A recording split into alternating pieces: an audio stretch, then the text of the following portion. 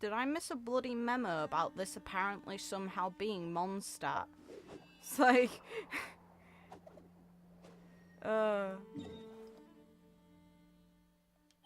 It comes up with the quest location being in Mondstadt. Last I bloody checked, that is not Mondstadt. If I've missed some kind of memo, let me know, but I'm pretty sure I'm right. Now, let's go. All I've done since coming online here is buy some nets to capture the local wildlife to put in my damn teapot, because that is what I should be doing. And I checked my teapot just to get the currency. And then moved and got the waypoint here. Ooh.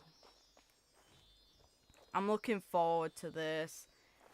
There's such a huge... Whoa, no. No.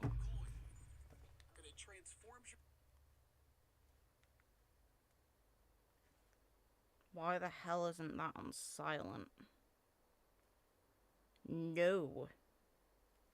Get off. Ugh.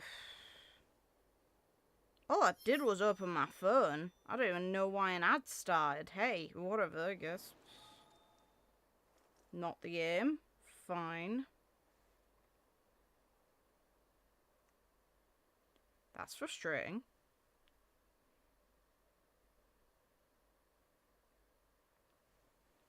This scenery is wonderful. Surely enough Good, to convince Kazuha. anyone I'm to glad you become a think wanderer. so. Now let's go.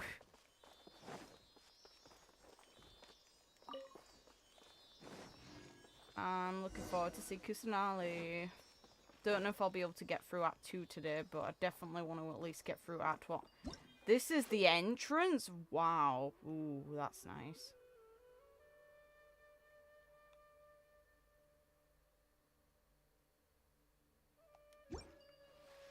Ooh.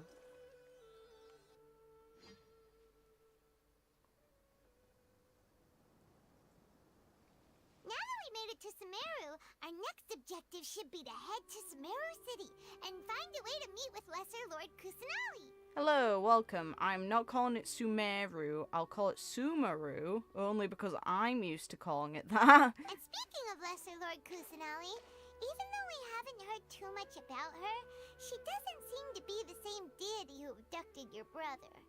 I'd like to think not. That deity looked actually tall for one. But even so, people call Sumeru the Nation of Wisdom, you know.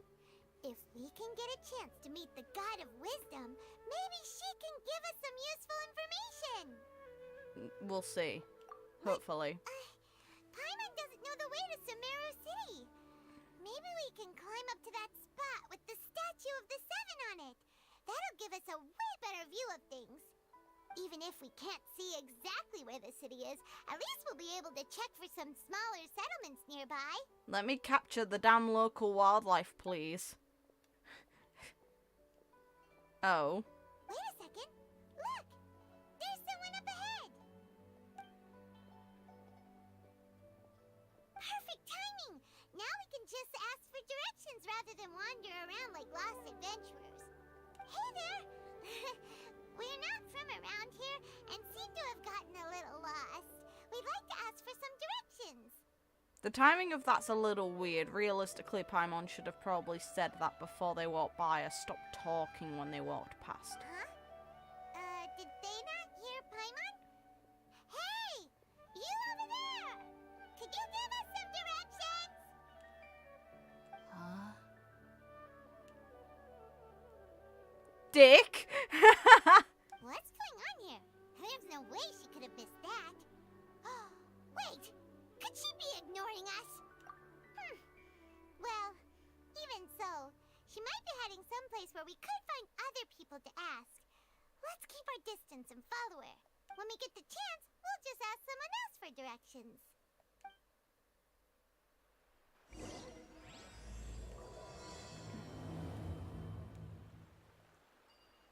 Come on, let's follow No! her. Just I keep wanted to quiet. capture you. Make sure she doesn't notice us. God damn it. Ugh. Thanks, game. Meh. Listen, I You want just to smell capture it the to my local face. wildlife. Don't cook me from doing it.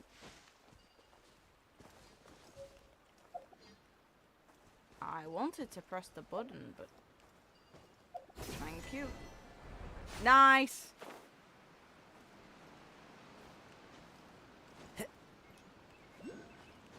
Let me up. Faster. Oh god, yeah, there's more. There's more elemental fucking things to collect around the areas. God damn it. Yes, I know. Open the world to me. There we go. At some point. Well, now I know where Sumeru is, so we don't need to follow that asshole anymore.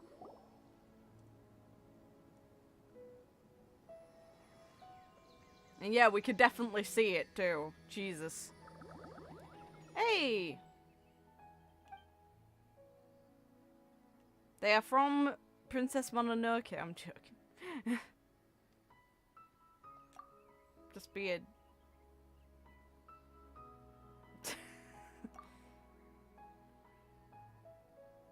And you're not.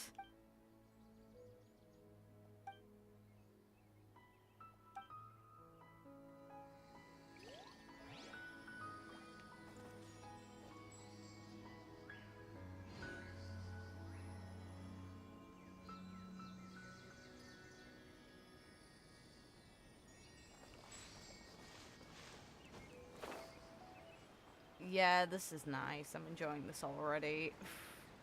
All I know is I want the giant flowers to be available in the damn teapot. That's all I want. Time to go. Huh? She just walked near that small waterfall and then suddenly vanished. Let's go take a closer look.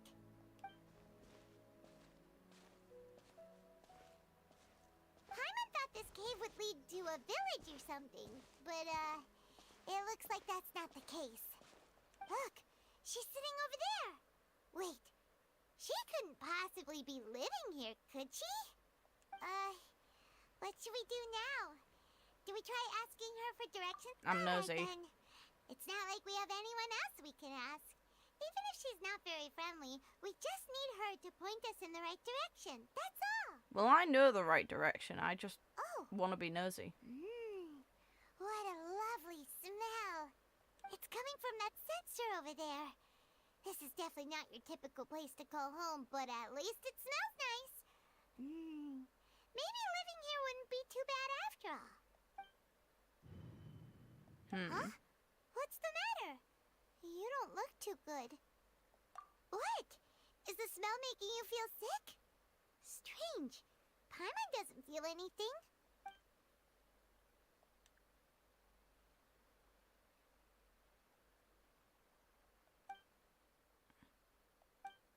Why the smell hitting only... Traveler? This is no time for a nap. Oh, come on, wake up. How come the smell only hit us?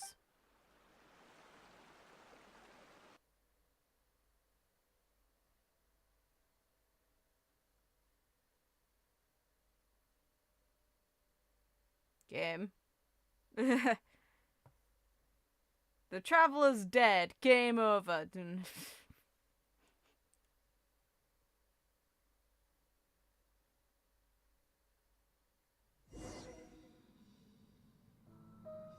Ooh. Well, that's pretty. What voice? I saw that. I heard no such voice.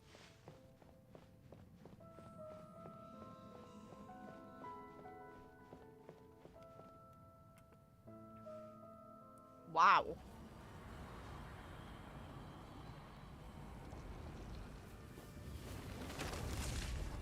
And okay, we're gonna die then. Fair. Convenient floating rocks.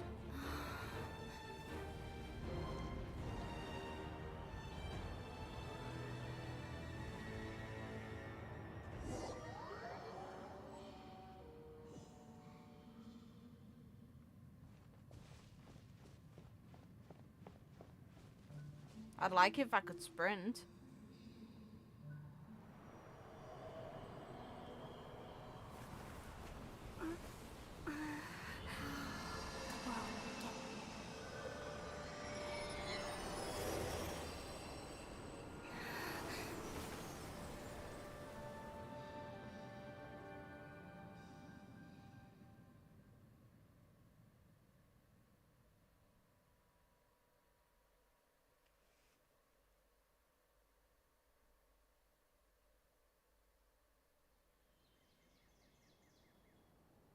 Thanks, random person, for basically drugging us up so we could have a hallucination of probably Kusanali or the old Dendrakon. Very insightful.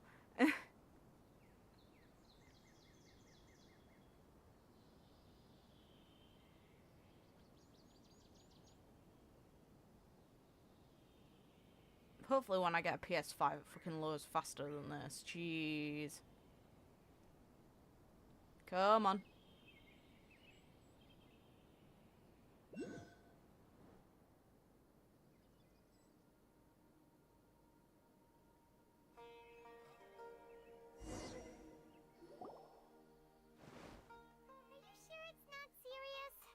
Traveler's been out for a long time now.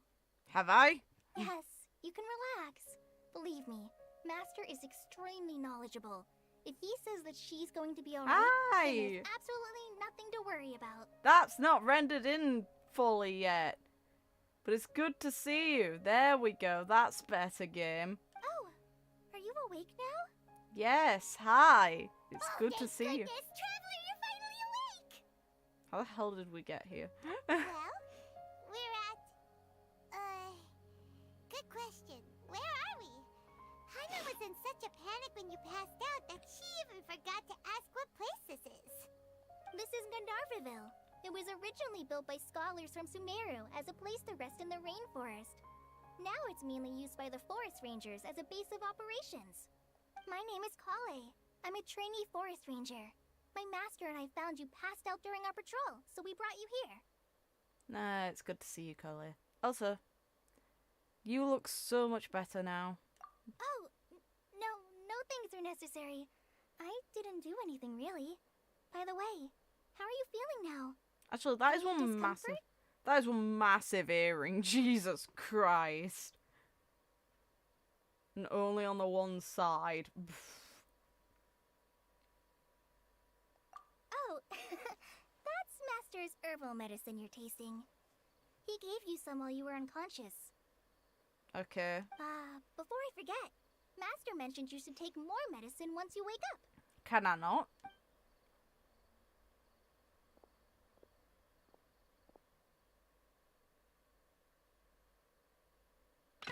Whoops!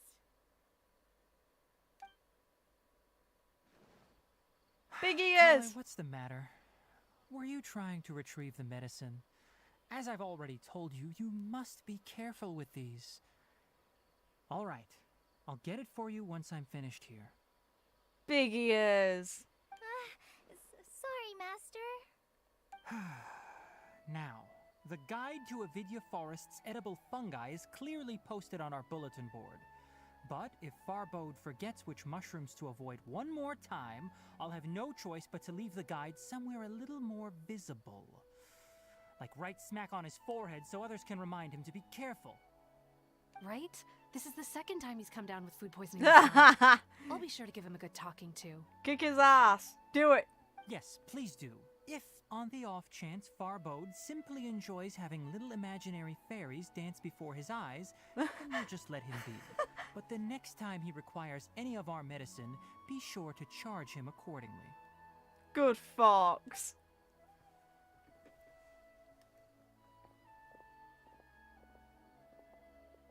Big ears. So, how are you doing? Feeling better? Yes. Especially now I've met you. Oh, this is my master, Forest Watcher Tainari. He is chief officer over all the rangers here in Gandarvaville. I already informed Paimon about the reason you fell unconscious earlier. But now that you're awake, let me explain it for you as well. It is common practice for Sumeru scholars of certain darshans to dedicate themselves to training and meditation in isolated areas, particularly the nearby forests. While meditating, they use a certain incense known as spirit borneol to help calm their minds as they enter a state of deep rumination. In hopes of asking directions, you two followed a scholar named Hypasia into her cave. The incense you smelled inside was the spirit borneol I just mentioned. That incense typically has no effect on most people, but for a very select few, it can have profound effects on one's cognition, as you experienced firsthand. Does that make sense? Yes. Very good. Now, answer me this. Did you feel anything after passing out? Yes. Say, any out-of-body experiences? Yes. Or did you see anything while unconscious? Yes, in a way of all three. Collei, let the others know to stop bringing their patrol logs here for now. Huh? Why? Because these two will be staying here for the next few days. They can have my room and I'll bunk with Amir. Now get a move on and be sure to do as I've said. Yes, Master Tainari.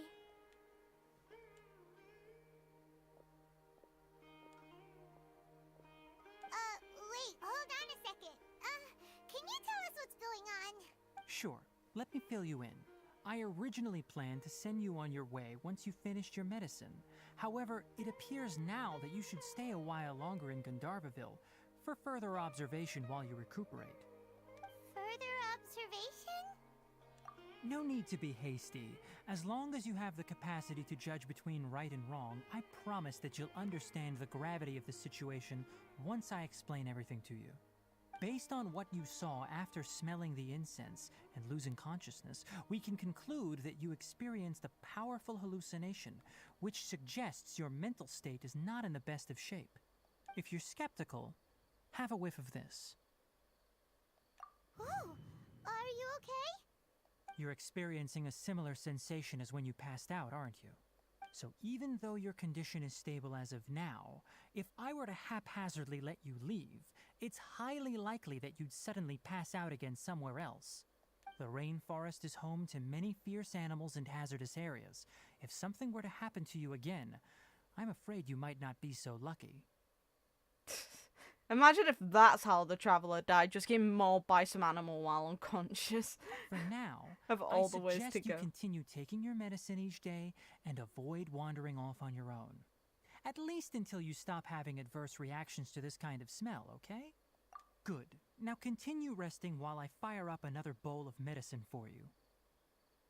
Thank you, Fox. Seriously? We just arrived in Sumeru and we're already having problems left and right. Paimon knows we're set on meeting Lesser Lord Kusanali as soon as possible, but you really don't look too good. It'd probably be best to let you recover first. Works for me. Hey! Are you even listening to Paimon? Paimon's over here worrying about you, you know. What's weird? You mean how you're feeling now?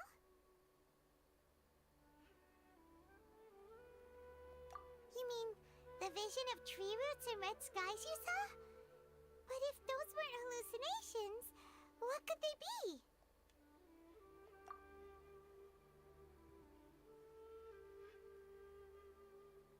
Well, considering how unique you are, Paimon trusts your judgment here. But why didn't you say anything about it to Tainari?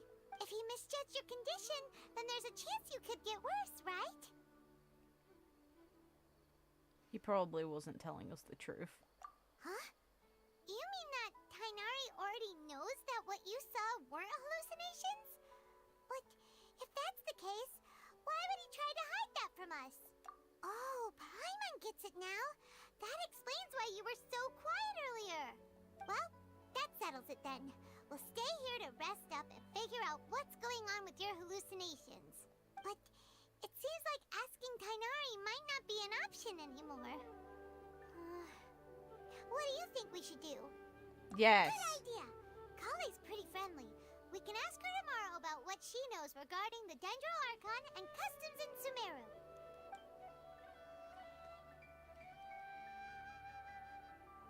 The music. Rise and shine! Come on, it's time to go find Collei!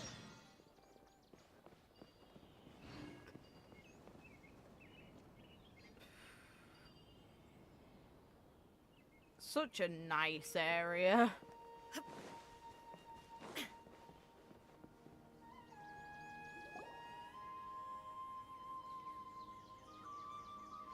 All right, next let's see. Right hand. Yes, not bad. But please remember that you still need to be careful. Understand? Yes, I will. By the way, Master, I still haven't received the patrol route for today. Look, Collei, today's patrol will be a long one, so you won't be coming along this time. Besides, there's a chance we may encounter... well, you understand. But I have a vision too! Am I useless to everyone now? No. Don't talk like that, Collei. This is not something you need to be worrying about right now. Ah, there you are. Feeling any better? Yeah, since we'll be staying here for now, we thought we might as well try lending a hand around here. Seems you're not the type to sit back and take it easy for a while, huh? In that case, perhaps Collei could take you two for a patrol south of Gandarvaville for the day. And if you're feeling up to it, you can be responsible for cleaning the Statue of the Seven. Tenari, we're ready to head out. Roger, I'll be right there. All right, we'll be heading into the forest now. I'll leave any further details to Collei. Yes, you can count on me. So, Collei, what exactly are we going to be doing today? Tenari mentioned cleaning the statue just now, but, that doesn't really sound like the job for a ranger. Well, a forest ranger's responsibilities can be pretty diverse. They handle a variety of tasks, like checking the condition of outlying roads, maintaining forest facilities, ensuring fire prevention standards are met, and providing assistance to travelers and locals. As for Master, well, he has to handle more dangerous areas of the rainforest. Today we can perform routine checks on the pathway lamps as we make our way to the Statue of the Seven. How fun. Paimon, traveler, this way! Okay. You can leave the task of checking the lamps to me. In the meantime, you two can keep an eye out for anything unusual. The hell's a Vanara? Okay. Nothing wrong with these. Pretty. Oh, this lamp seems to be getting a little wobbly. Let me make a note of it. No problems with this lamp. Good.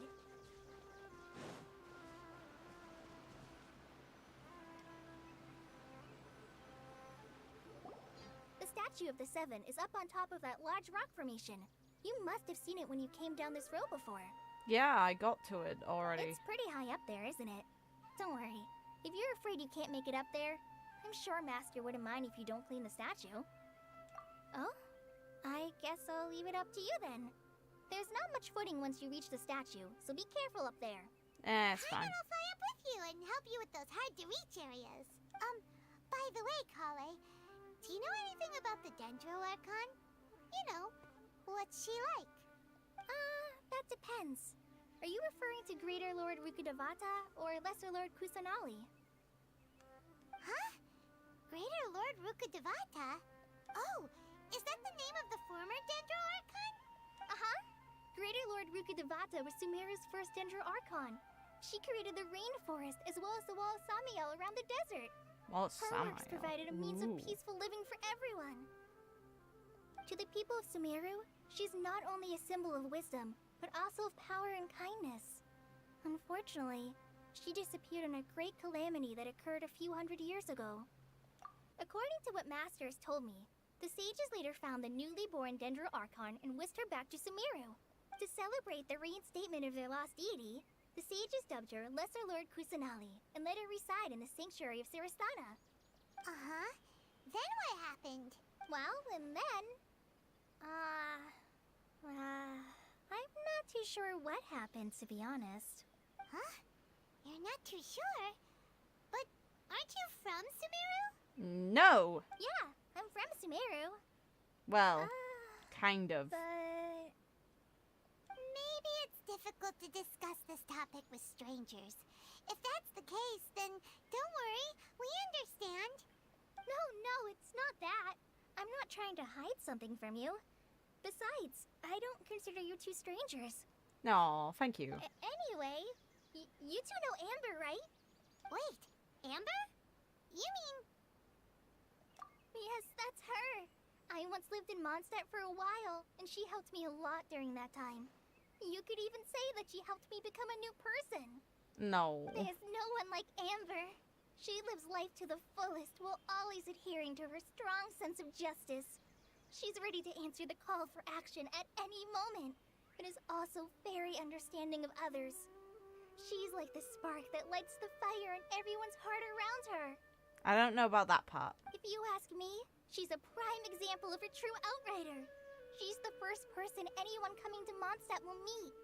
You can't help but be enthralled by her charm and enthusiasm, causing you to fall in love with the lands of Mondstadt and... Yeah. This is probably the opinion that the actual Amber Simps have. Judging. Sorry. Judging. Paimon thought the work of Outriders was a little different from what you just described, but one thing's for sure, you really like Amber. Sorry.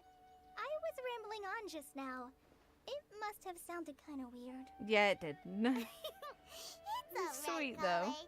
Knowing that you're a friend of Amber somehow makes Paimon suddenly feel a lot closer to you. So, how do you know that we've met Amber? Well, after I returned to Sumeru, Amber and I have stayed in touch by writing each other letters. In one Aw, letter, good. she mentioned that Mondstadt was attacked by a fearsome dragon, but the city was saved by a mysterious blonde traveler and their floating companion. Blonde needs an E in it, but hey, and yes. I knew you two were the ones she mentioned in the letter the moment I saw you. But, considering everything you've been through that day, I thought it'd be inappropriate to bring it up. Consider it. Ah, so that's how you knew. Yep, so please know that you two have my complete trust. Really. I wish I could tell you more about the Archon, but I have been away from Sumeru for some time, and I haven't read any books. Sorry. That's alright. You've already helped us a lot. We had never even heard of Greater Lord Rukkhadevata or the Sanctuary of Surasthana until you mentioned them. Oh, I'm happy that was helpful. There is one thing I want to ask, though. Why do you two want to know about the Archon? Because we want to talk to them like we've talked to all the other Archons of the places we've been to so far. So that's why you're here. Thank you for telling me your story. Don't mention it. We are friends after all, right? Alright, we have a statue to clean. You both have my thanks. While you two are up there cleaning, I'll go ahead and inspect the forest canopy. Let's meet back here shortly. Yes, let's climb. That's what? Okay.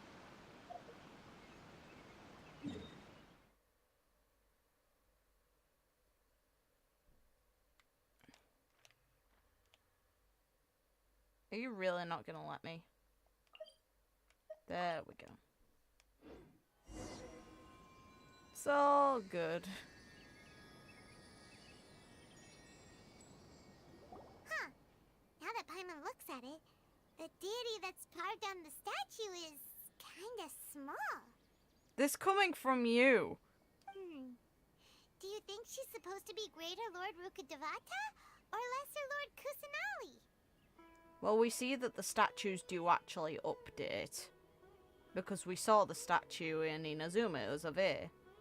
The name does seem to fit the statue somehow.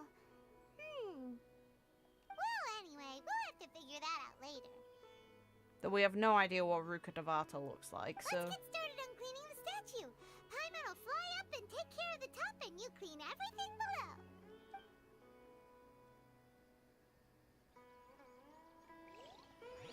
Nice work. That's one clean statue. Let's head down and meet up with Collei.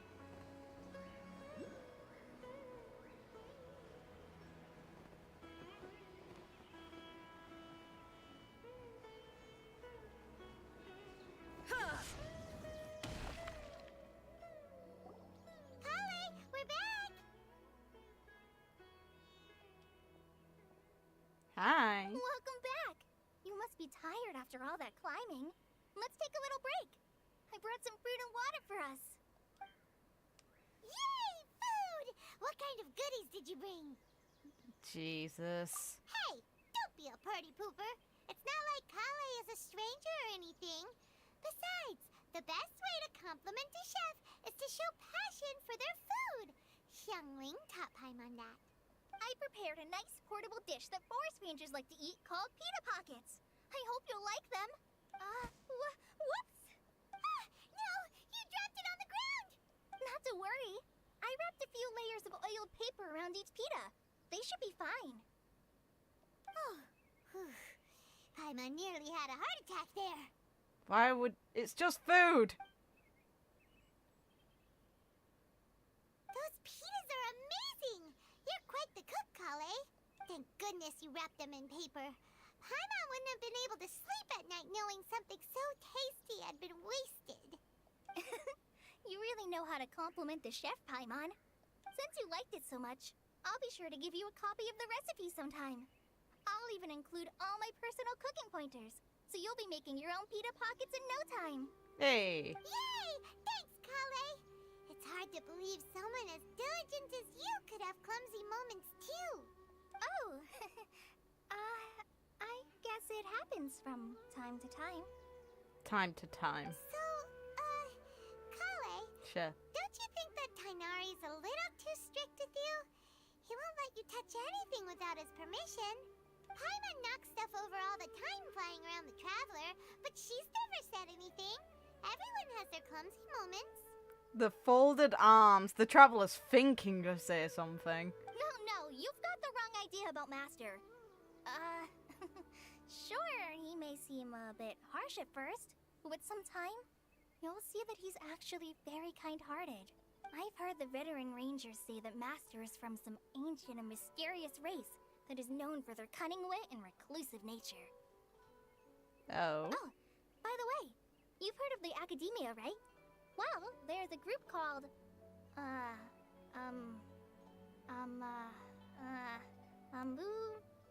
well, anyway, because Master does a lot of research on plants, sages from the Academia have written him many times, inviting him to take up an official position there. But Master declines their offers every time, saying, Sumeru City is too noisy. It'd be bad for my ears. Real. I know, right? They've always wanted to pet them, too. Anyway, Master could have easily left the rainforest to take up a position at the Academia, but he chose to stay here instead as a forest watcher, helping the locals every day and passing on his knowledge to trainees. In fact, Master's the one who taught me how to make pita pockets. Really? Paimon would have never guessed that. Oh, speaking of Tighnari, he was the one who took care of you after finding you passed out yesterday. He even carried you all the way here. Of course he did. There's no way in hell you did. Paimon's still kinda upset, though. He kept scolding Paimon the entire way here. Oh no, I'm sorry. Master might have been overreacting a little. But, it's mostly because Paimon wouldn't stop yelling, Why, oh why? Is she going to die? It probably started to get under Master's skin after a while. Hey! Cute. Don't laugh! Cute. Paimon was genuinely concerned about you. That's cute. Hey! Now even Collei started to laugh. Ugh, that's it! Paimon won't forget this. It's time for some Paimonial wrath! No! Don't touch me! Oof. That was a reaction. Fucking hell. Not surprised though. Sorry, Collei. Paimon didn't mean to scare you. No, I just... I didn't mean that. Collei, are you okay? What's the matter? She's traumatized. No, I'm... I'm fine. I'm sorry. I must have startled you both reacting like that. Oh, well, it's getting late now. Let's hurry back to Gandarvaville. I think Master and the others should be back by now, too. No. Pot girl. Huh? What was up with Collei just now? And why is she in such a hurry all of a sudden? Look, she's practically running back. Paimon can't even see her now.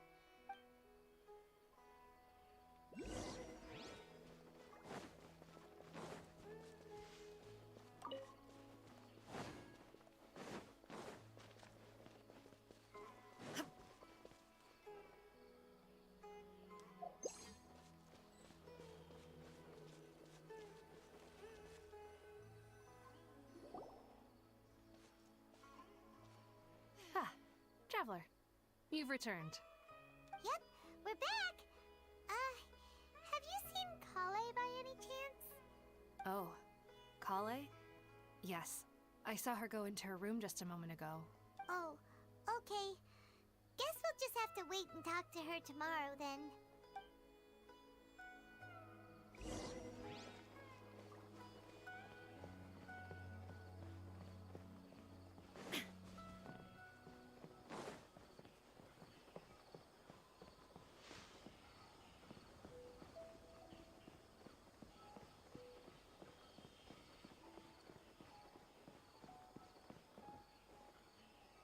The rainforest is the best place.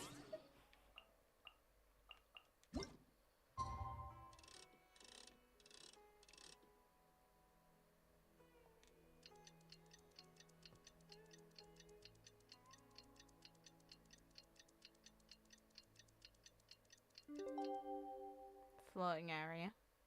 Fine. Paimon was thinking all night about what happened with Collei, and still can't figure out what the problem might be. Maybe she's in a better mood now. Let's go check on her.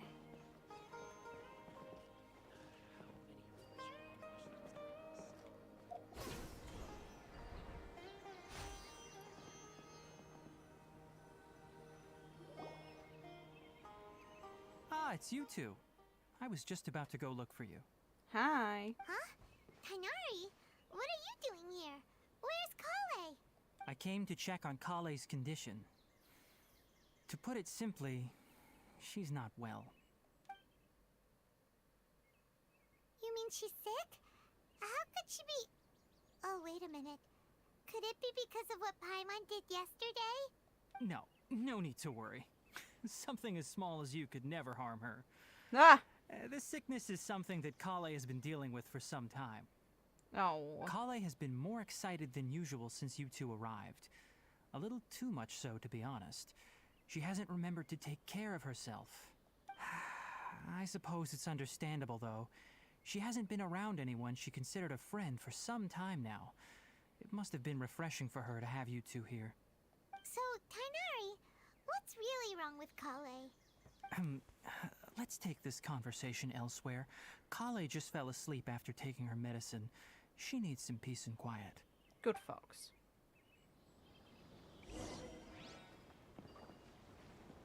So, where the fuck are we going? Not this way. Got it.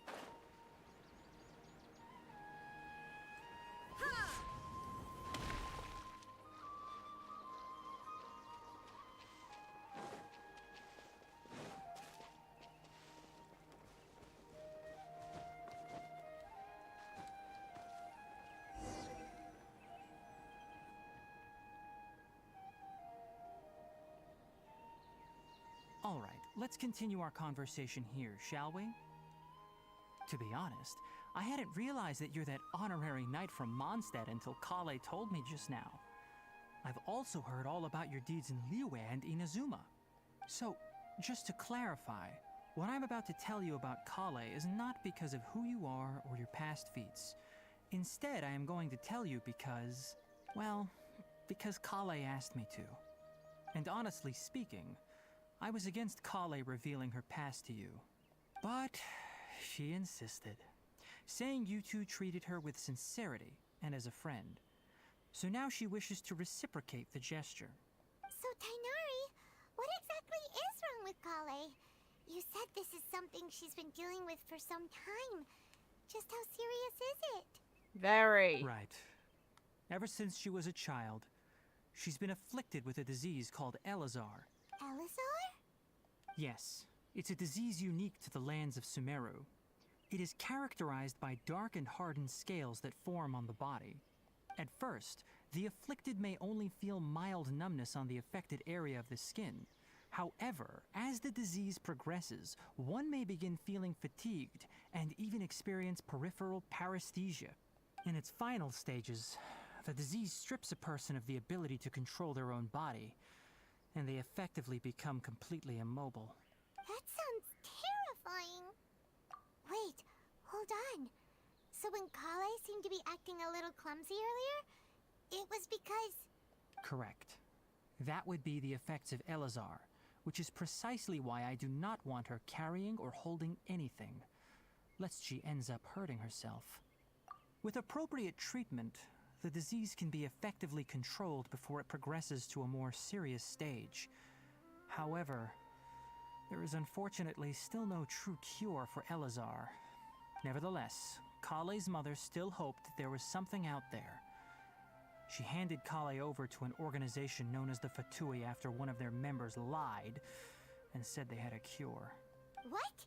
The Fatui? Ah, it appears you are already familiar with them. That'll save me some explanation. Anyway, the person who eventually rescued Collei and brought her to me for care said that she had been given to a harbinger known as the Doctor. I have no idea how this doctor managed to do it, but her case of Elazar was completely stable for all the years that Collei was with them. However, Collei's days with the Fatui were anything but pleasant. Collei is a resilient individual and always tries to appear cheerful, but her experience with the Fatui has left deep scars. Even now, she can still feel deathly afraid of someone touching her.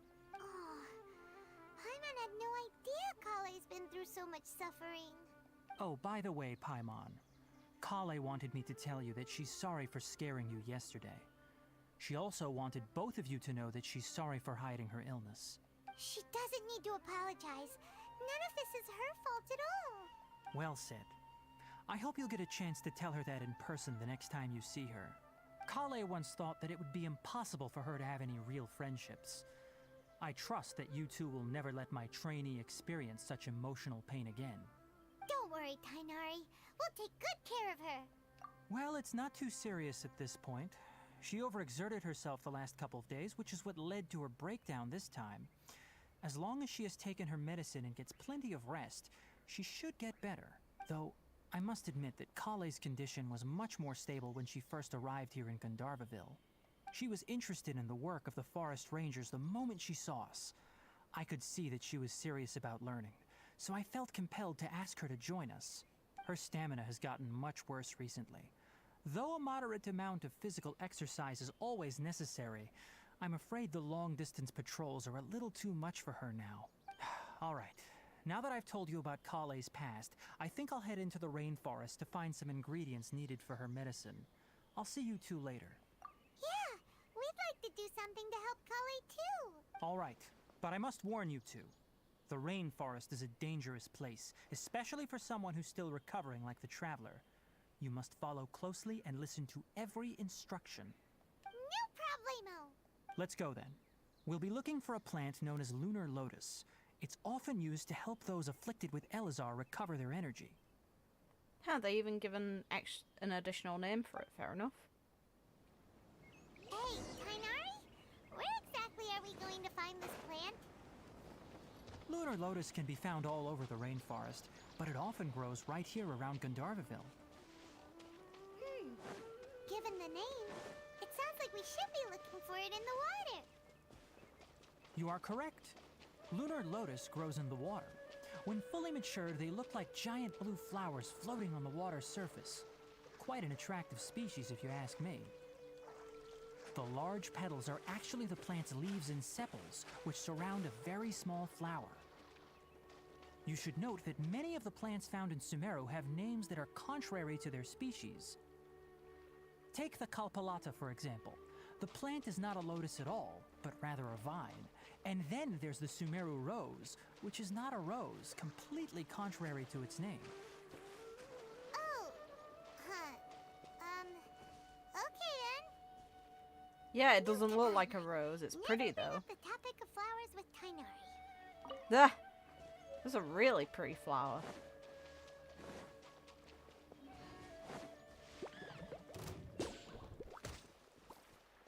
Can I not? Why not? That's annoying. Fine. No trigger on the special. Fine.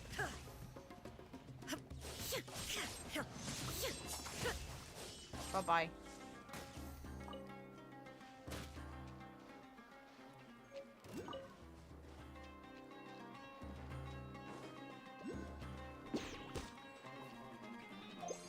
I get that explains a lot. Fine.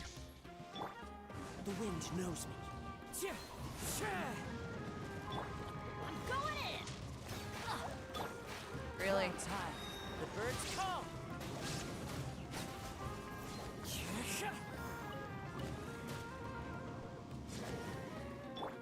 Right now. Right here. Right now.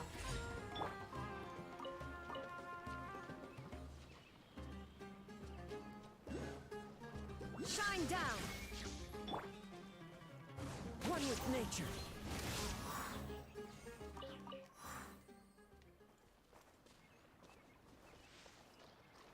What the hell are those?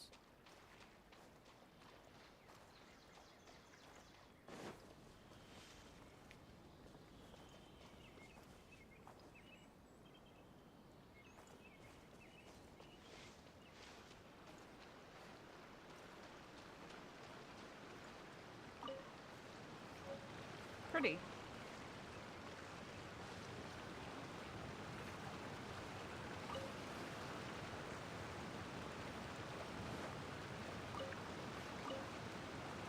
I'm going to have to gather a ton of stuff anyway. I'm going to need some stuff for when I eventually get Kusanali. There should be lunar lotuses growing somewhere in this area.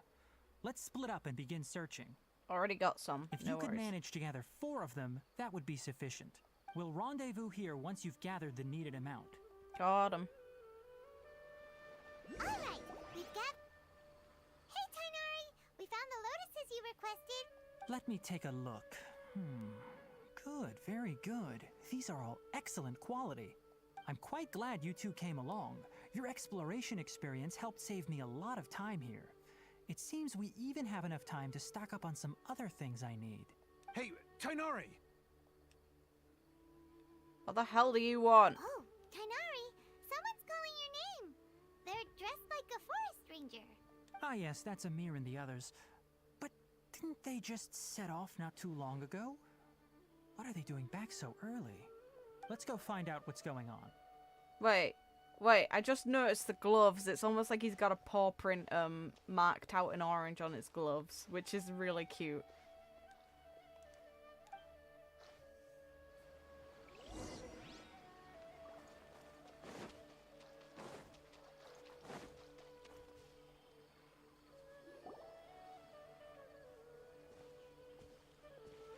Tainari, thank goodness we found you here. We were just about to head back and find you at Gandarvaville. What's going on? We just discovered a withering zone. The Withering is back? But the patrol route you were on should have been already clear just a week ago. It reappeared so quickly. Can you tell me the exact location? It's up ahead, deep in the river valley. It's appeared in a spot that blocks nearly the entire narrow part of the valley area, so we decided to come find you as quickly as possible. And the radius of the contamination? Sorry, I couldn't get a clear enough view to tell. No one in our patrol team had a vision, and it appeared to still be spreading. So we didn't risk getting any closer. Okay, I understand. You made the right decision. I'll go deal with it right away. In the meantime, please guide these two back to Gandarvaville. Wait, Tainari, why don't you let us help you? You two have only just arrived in Sumeru. You're still unfamiliar with many things in these lands. There's a unique type of anomaly that occurs in the Sumeru rainforest. It's called the Withering. The affected areas not only cause nearby vegetation to wither, but it's also lethal to wildlife and even people. If you don't carry a vision, then you should think twice before approaching such places. Yes, Amir is absolutely right. I wasn't kidding when I said the rainforest is a dangerous place. As Amir said, only someone with a vision, that is, the power to manipulate elements, will be able to resist the Withering's corrosive effects for a time. That's right. If any of the forest rangers without a vision come across a Withering zone, we first make a record of the location and then have a ranger with the proper abilities deal with it, like Tighnari here. Only someone with a vision can venture within a Withering zone and find a way to deal with it. But you don't seem to carry a vision. Yeah, I'm special. Now Don't let worry, me go. She may not have a vision, but she's a real pro at using the power of the elements. It seems the rumors about you are true. In that case, all right, you two may accompany me. We typically only teach visitors how to identify the Withering as they're about to leave Gandarvaville. We'll make an exception today and show you what it looks like up close.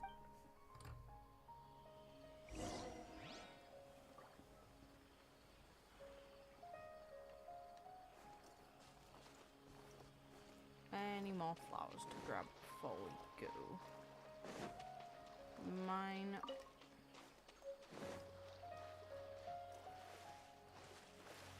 I'll take the fish too. Mine.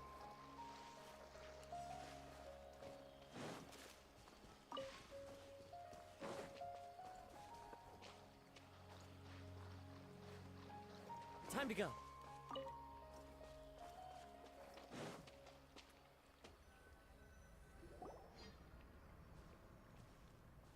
Stop.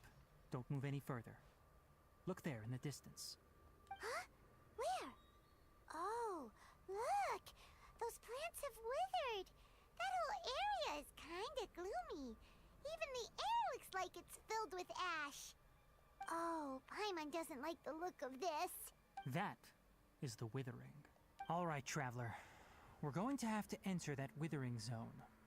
Once inside, we'll need to look for what we call tumors of the Withering. If we eliminate those, then the area will be saved. Thank you, but I must warn you. Don't push yourself. This is your first time handling this sort of thing, after all. Even with elemental powers, once you step inside the Withering zone, you may experience extreme discomfort. If at any point it becomes too much, return outside the zone and take a breather. It could become a matter of life and death. You ready then? Let's go.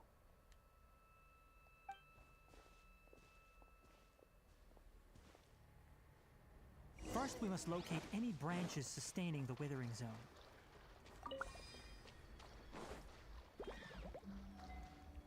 Into the wind. Illusion shattered! Emerge. Right here. Right now.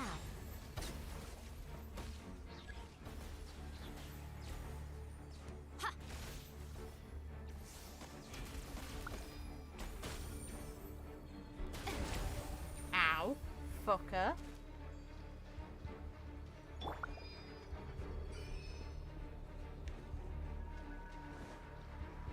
There is no escape!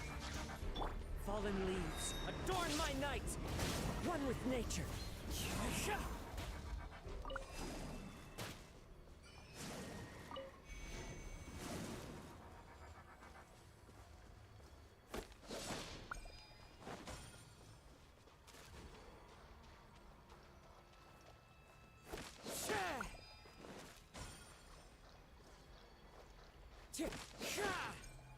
Great work. Now that all the branches have been cleared, we'll need to take care of the tumor. Right Ah, here. Emerge. okay. Right now. Fine. Let's go. Now you shall perish! Now, Bye-bye. destroy the tumors of the Withering.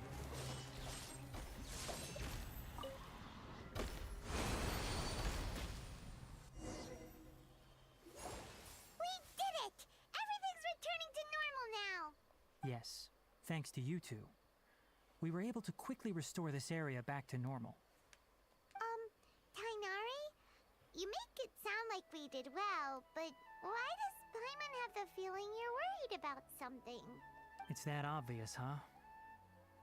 Alright, it's like this. Recently, the rate at which the Withering zone appears has been increasing. Even though we were able to quickly clear that Withering zone, it won't be long before another one appears. If that simply meant more work for me, then that wouldn't be an issue. But it's far more severe than that. The Withering is leaving lasting effects on the rainforest itself. For instance, even though we cleared out the Withering Zone, many of the plants that were affected will not recover. This presents a crisis for the ecosystem itself. Many plants in the rainforest are already in decline, directly impacting the wildlife that depends on those plants. And most disturbingly, as the appearances of Withering Zones have started to increase, Collei's case of Elazar has also become more serious. Huh? But why is that? I'm still not sure of the exact reason. However, I've received word from acquaintances at the academia that similar cases are being reported for patients with other conditions. No, none that we know of. The Withering has been recorded in Sumeru for millennia. It's said that it originates from the depths of the world. By the way, have you heard of Irminsul before? I think so. Irminsul is a tree located deep beneath the surface. Although it isn't like any tree we know in a biological sense. You can basically think of it as a large tree that grows downwards rather than upwards. In the context of this game. I'm sure you've heard of ley lines, right? They're like the roots of Irminsul, spreading and extending from a massive cavern deep underground, all the way up to the surface. Ley lines continually absorb the memories of this world, which are then funneled into Irminsul, allowing it to collect knowledge and wisdom from ancient times to present day. The Dendro Archon is known as the God of Wisdom because her consciousness is directly connected to it. It is also said that the Dendro Archon's power is a manifestation of Irminsul. Okay, that's cool. And as for the Withering, its emergence is related to a disease that's affecting it. That's right. My ancestors learned of this from Greater Lord Rukkhadevata's familiars a long time ago. But even those mysterious creatures did not know of a cure for Irminsul. I'm afraid we Rangers will be battling the Withering Zones here for a long time until a cure is found. Alright, that's enough on this topic for the time being. Now that we've taken care of things here, it's time for us to head back to Gandarvaville.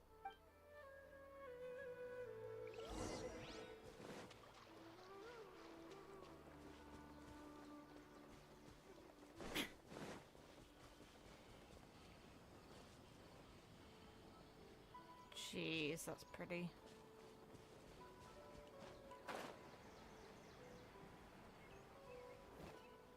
Oh, you can even land on them. In all of them. Okay. I expected it only to be major ones, but fine, I'll take that. That's neat.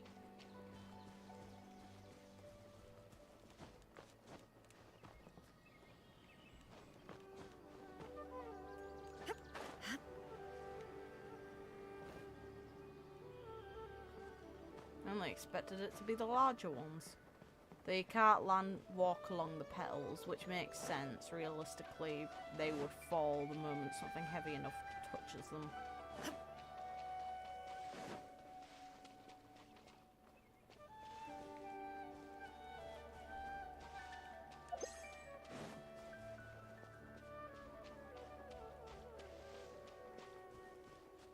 I'm just nosy now.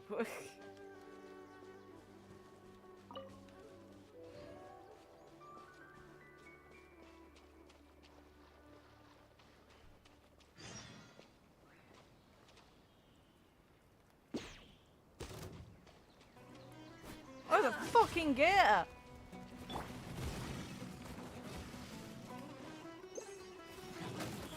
Right here, right now. Teamwork is dreamwork! That's cool. And an easy source of meat.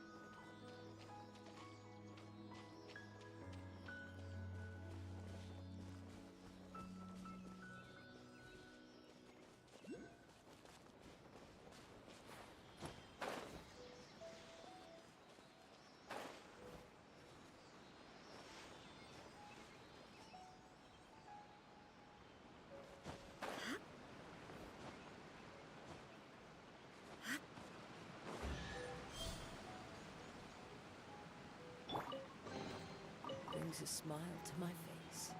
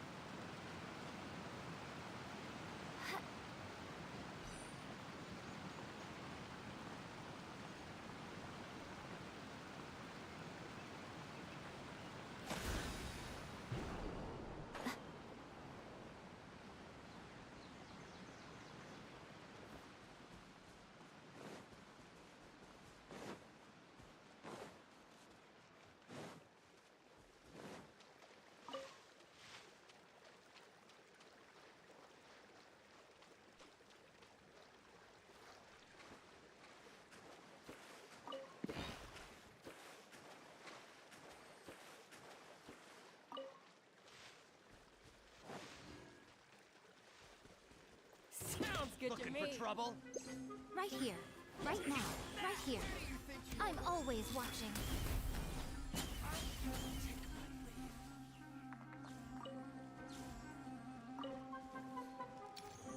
Shine down!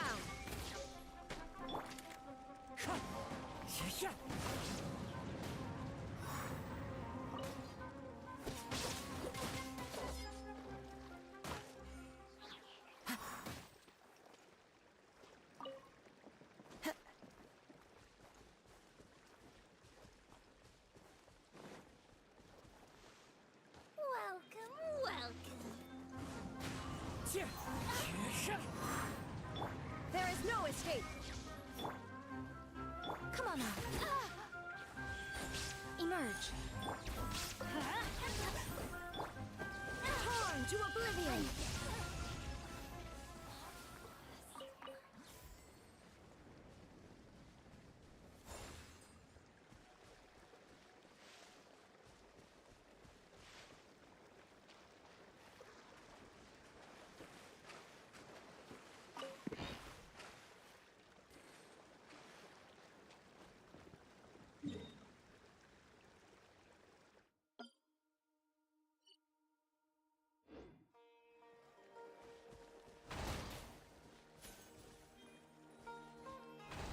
Illusion shattered!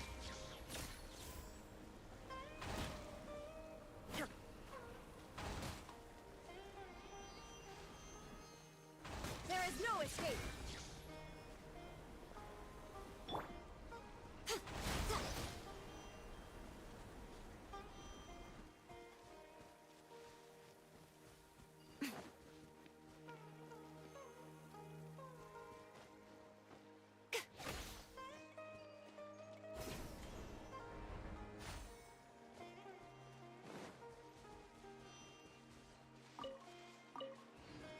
Everybody stand back.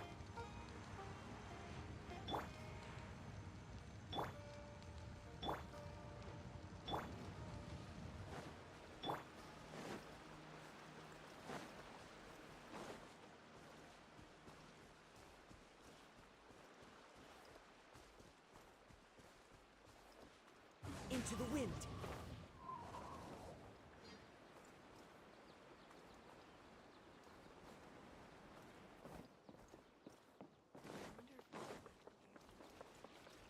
Time to go.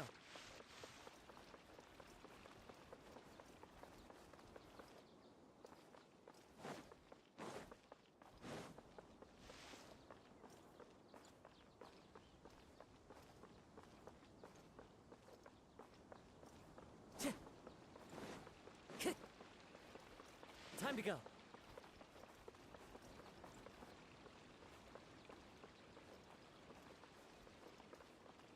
The wind knows me.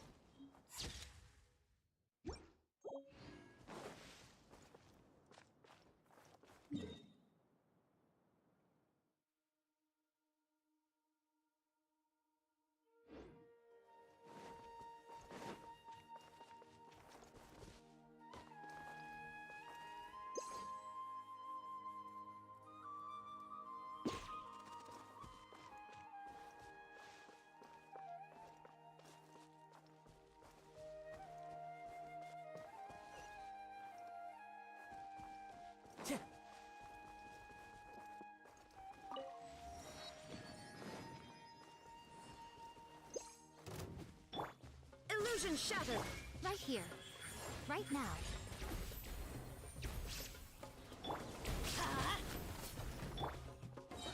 One with nature. As one with wind and cloud.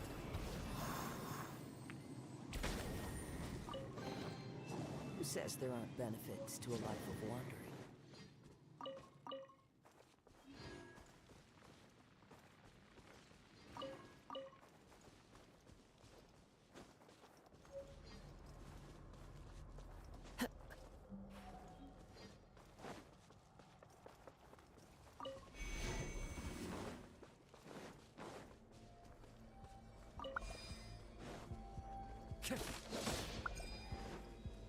Time to go.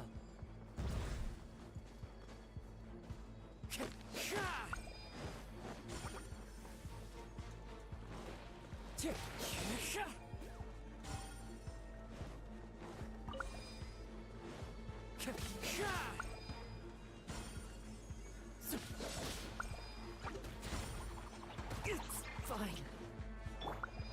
Inazuma shines eternal! Ha!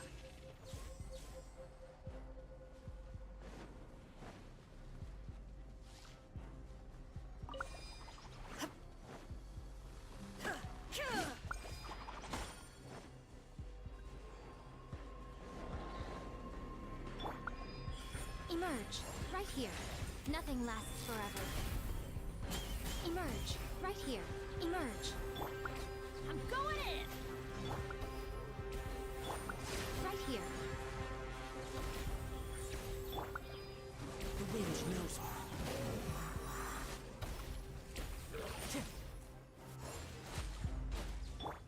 Torn to oblivion!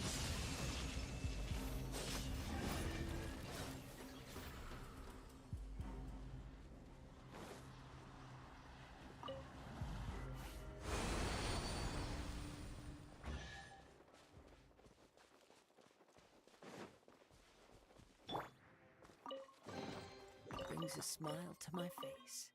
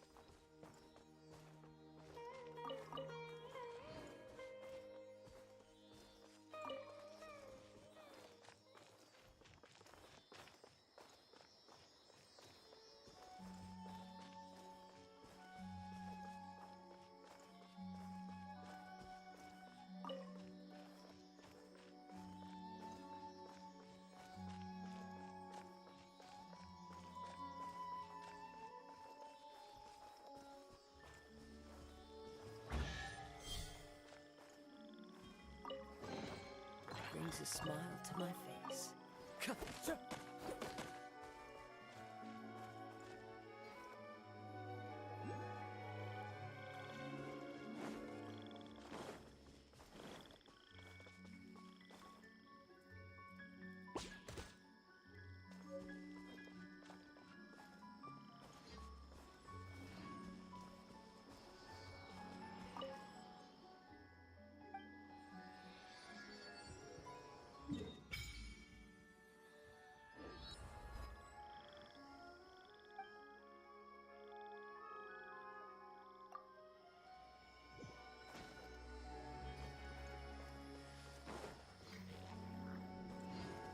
Clouds high. The birds call.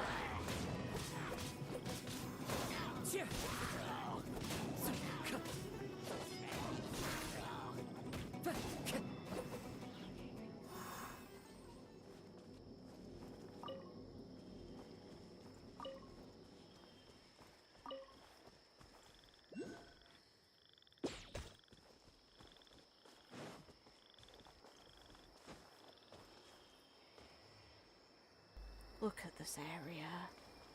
Bioluminescent plants and everything just... What the hell?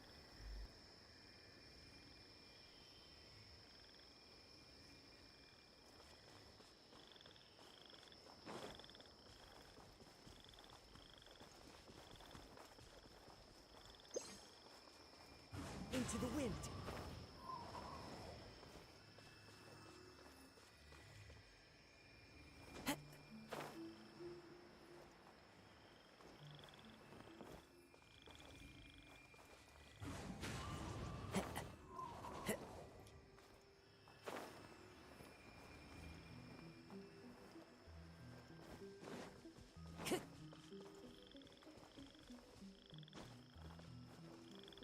The wind knows me.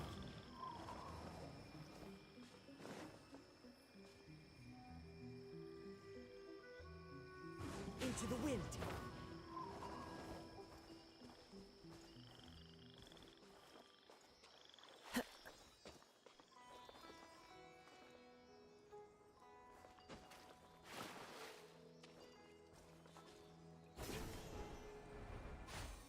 Follow the wind.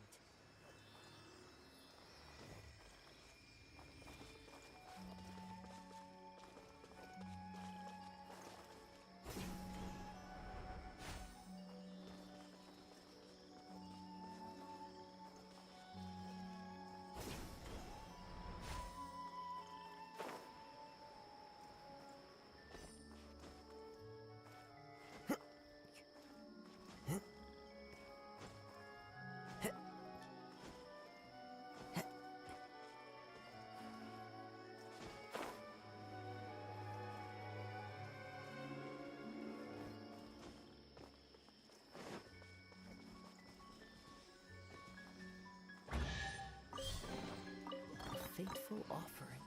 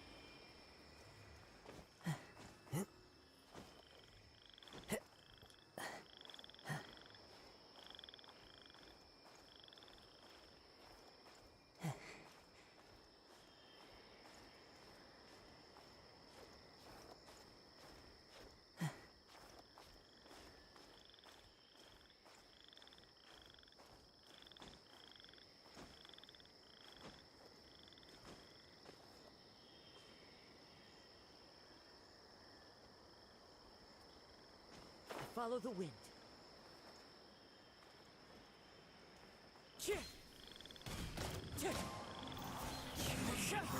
There is no escape. Teamwork is dreamwork.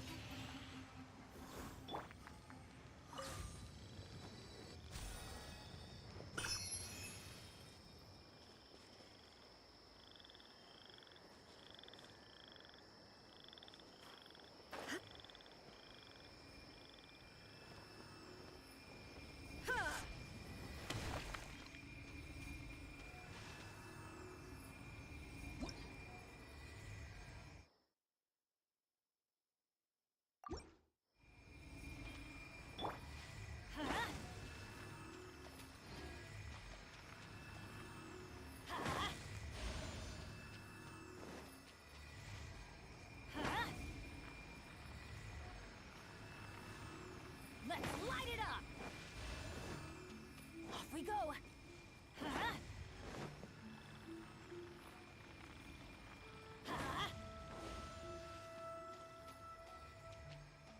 Let's light it up!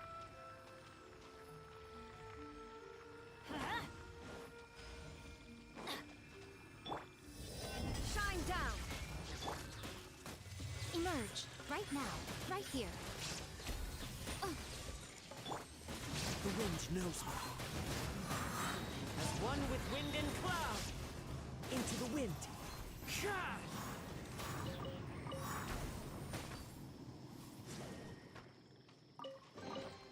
Who says there aren't benefits to a life of wandering?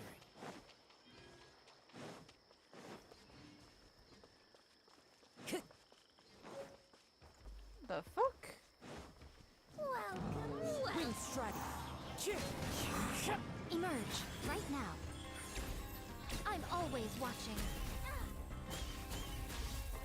I'm getting sick of this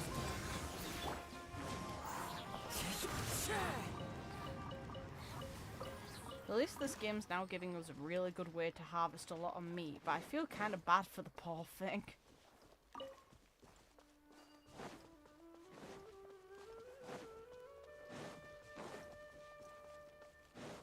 Time to go. Like, it's not doing anything, it's just kind of there. Yeah, this one's not doing anything. It's passive until I hit it. right here.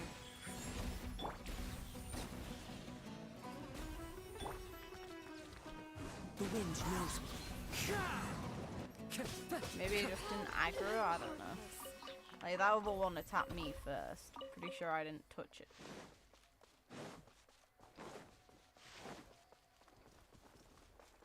Where am I now? A place has been taken over by bandits, it seems. Okay. Into the wind. How's this?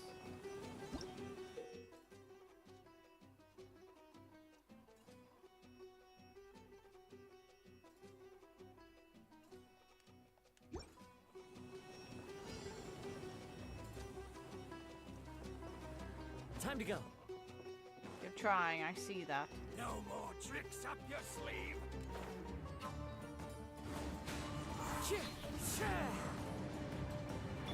Right now. Emerge, right now.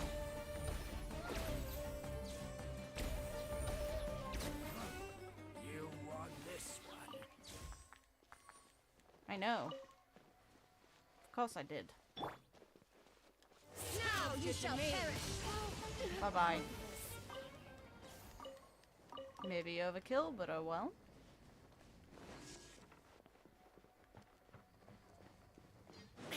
Sucker for a punch, huh?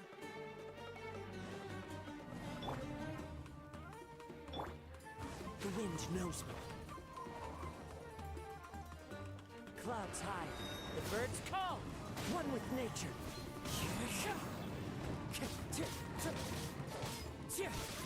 Everybody stand back.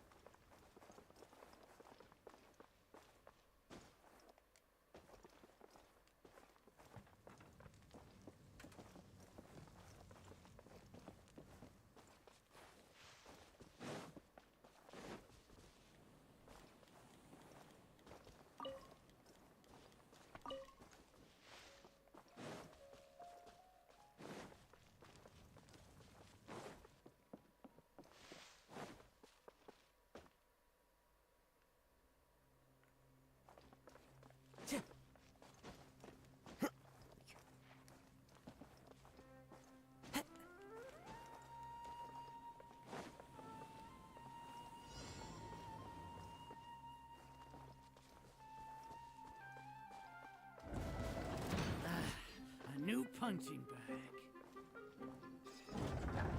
Happy to oblige. The wind knows me. Illusion shattered. Where do you think you're going?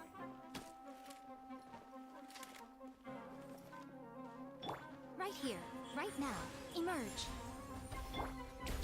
Let's light it up! One with nature.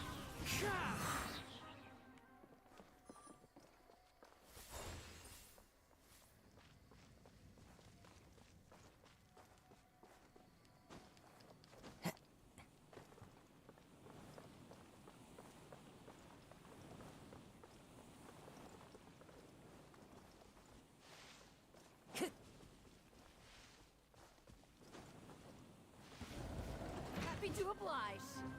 The wind knows it. Torn to oblivion. Neat effect though of them turning into sand.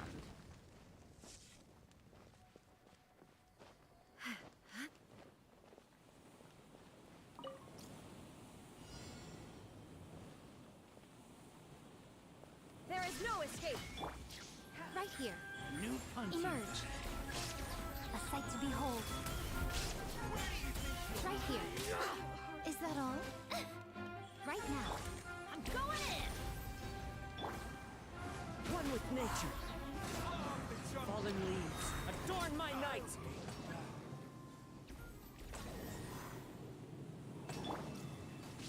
Happy to oblige. Emerge. Right now. Right here. I'm getting sick of this. Now you shall perish.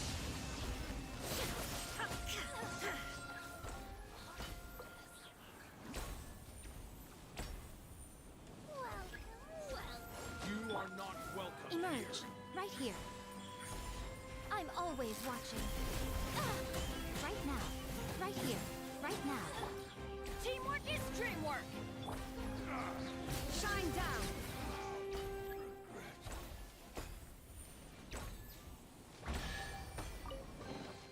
But a momentary distraction.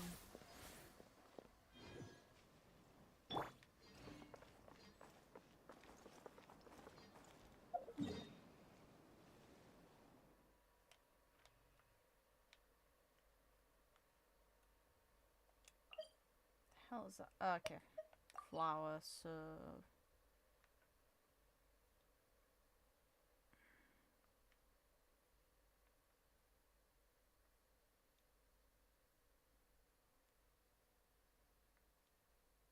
I'll return here and continue on. God damn it, though. Failing to capture multiple local wildlife. God damn it. I just want them. I just want them in the teapot, damn it. Their rightful place.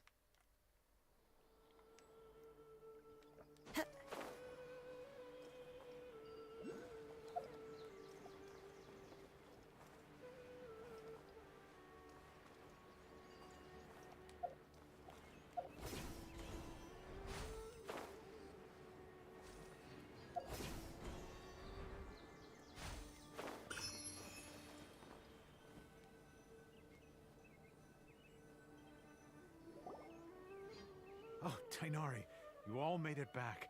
How did it go? It was easy. I even cleared another one in the The forest. withering zone you reported has been taken care of. No need to worry. Huh. Wait, is that? Oh no, Hypasia!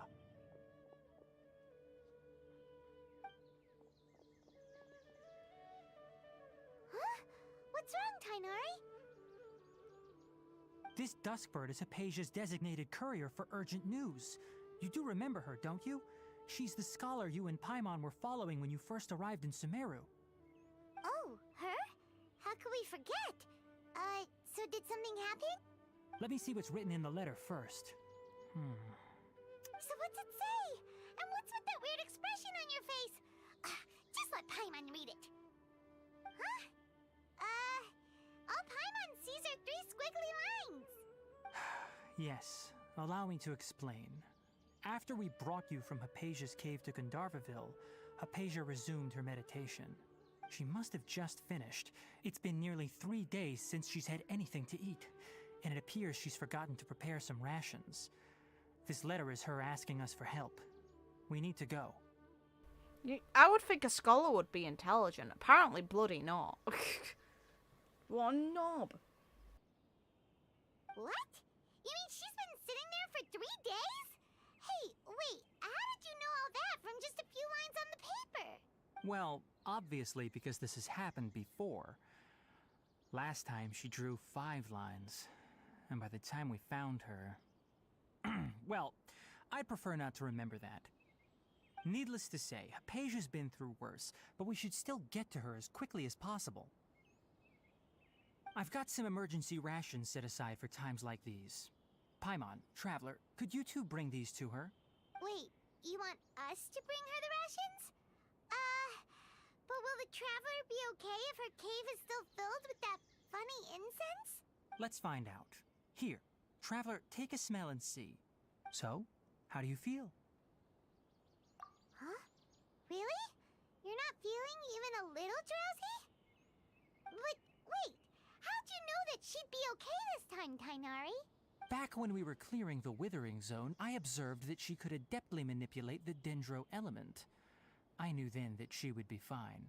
And if I may ask, when I was telling you two about Irminsul's ley lines, was what I described similar at all to what you saw while you were unconscious? That's correct. Those weren't hallucinations at all. Though I don't intend to apologize for deceiving you. Because what you saw is of significant importance. Not just for the nation of Sumeru, but the entire world of Teyvat. My forefathers were shown much favor by Greater Lord Rukkhadevata. We took an oath to protect this nation together with her. Now that that duty has fallen to me, it was part of my responsibilities to ascertain whether you could be entrusted with the fate of Sumeru. Now, after seeing you in action with my own eyes, you have earned my confidence, and I no longer feel the need to hide any secrets from you. When you passed out, your consciousness had connected directly with Irminsul. What you witnessed were actually real memories contained within Irminsul itself. I could try to tell you more, but it would be better if you went to ask Hypasia instead. Her focus on meditation and use of Spirit Borneol are aimed at establishing a connection with Irminsul, just as you did. That sounds nice and all, but will she really help us? Seriously, she completely ignored us the last time we tried talking to her. That was because when you ran into her, she was in a special phase of her training.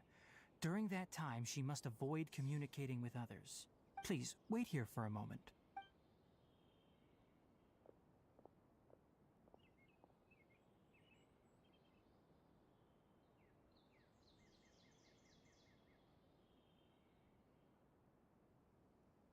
Can I catch the bird?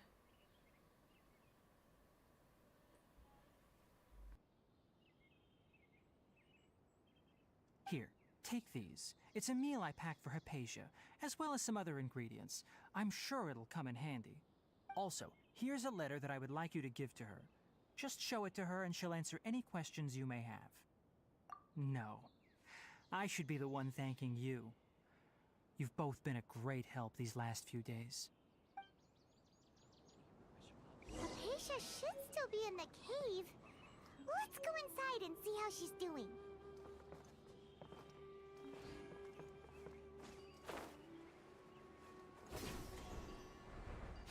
Follow the wind.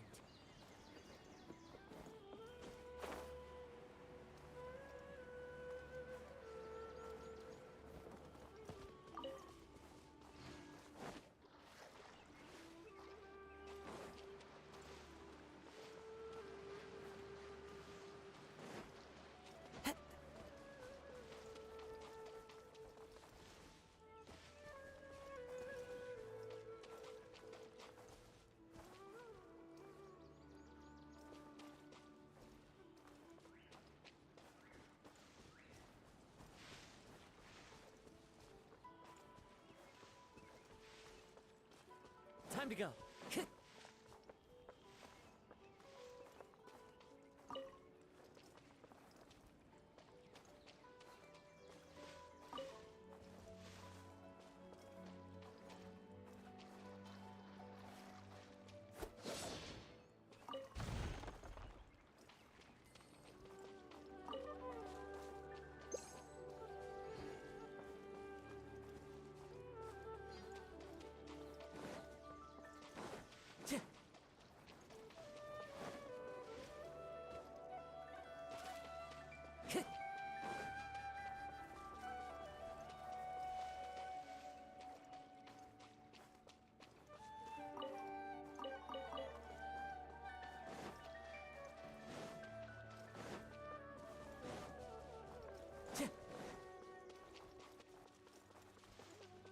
Time to go.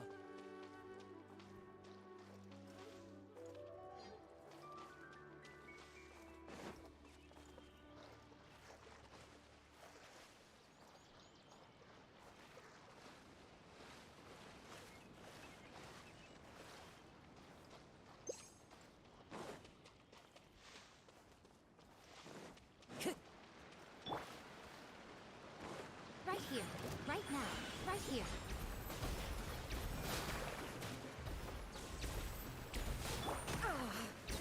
Inazuma shines eternal! There is no escape!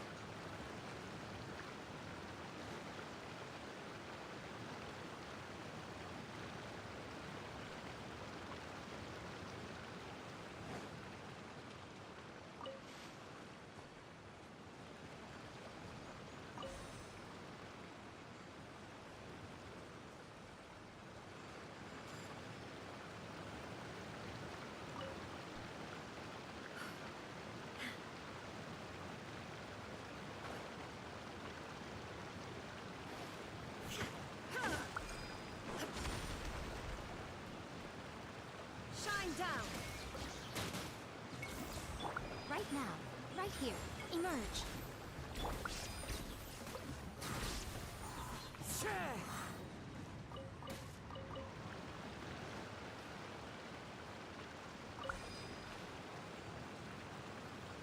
Time to go.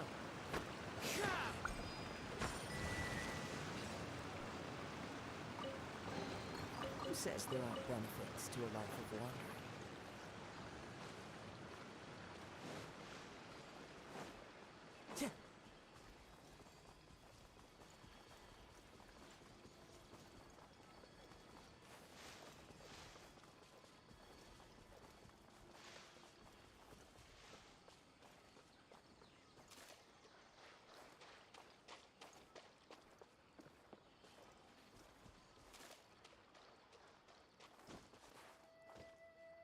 Into the wind.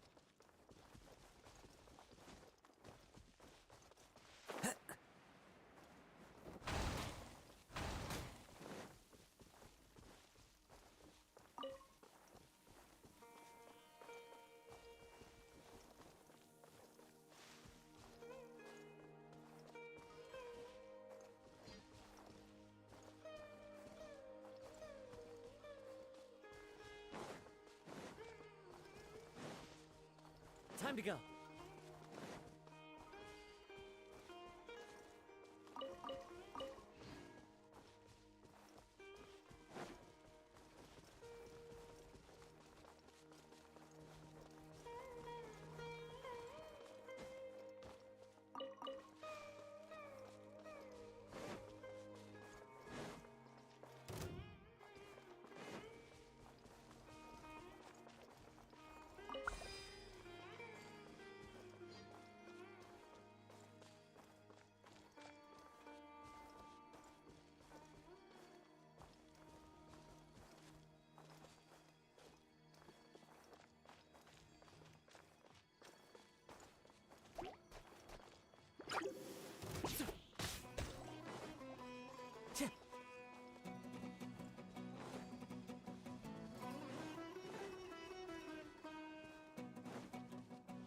Time to go.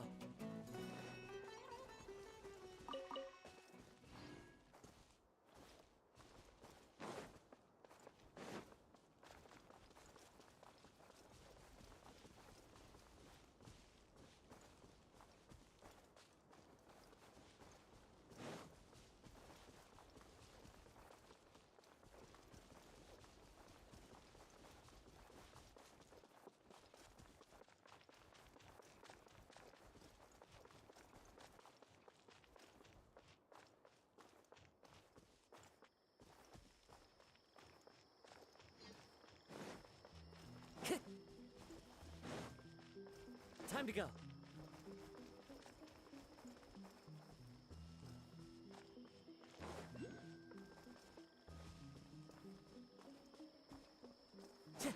Time to go.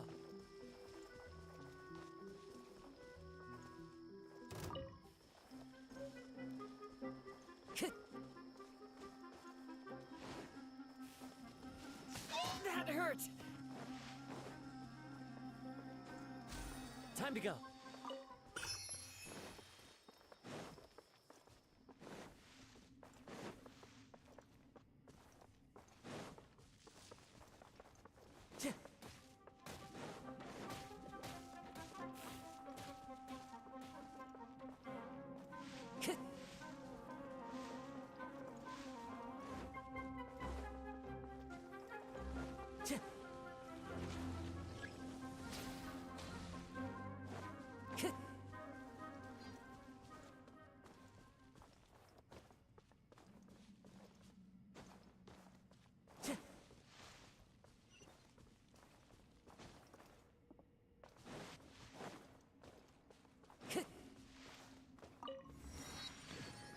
Time to go.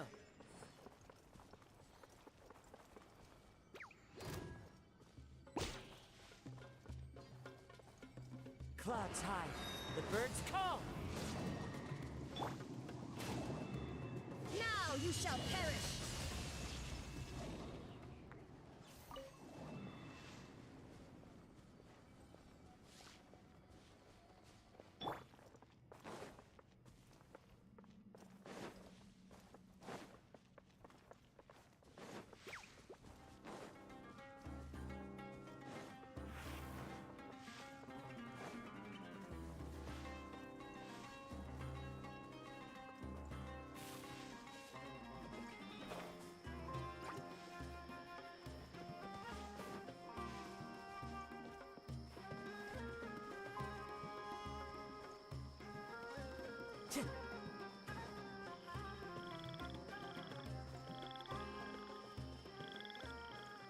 Time to go.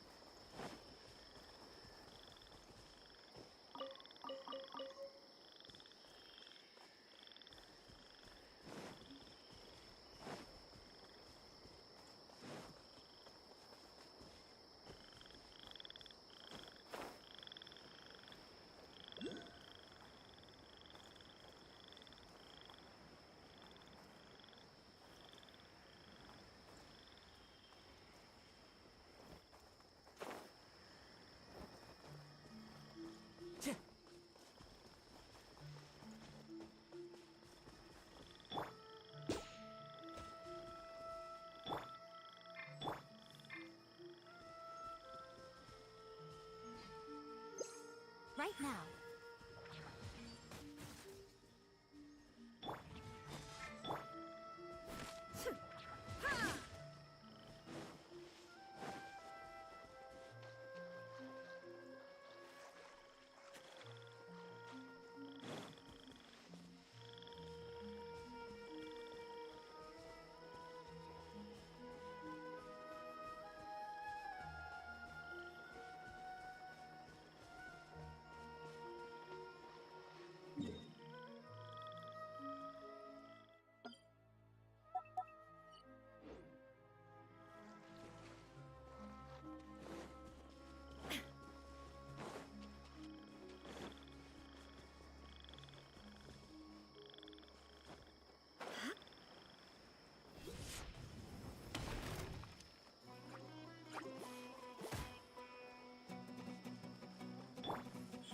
Emerge, right here.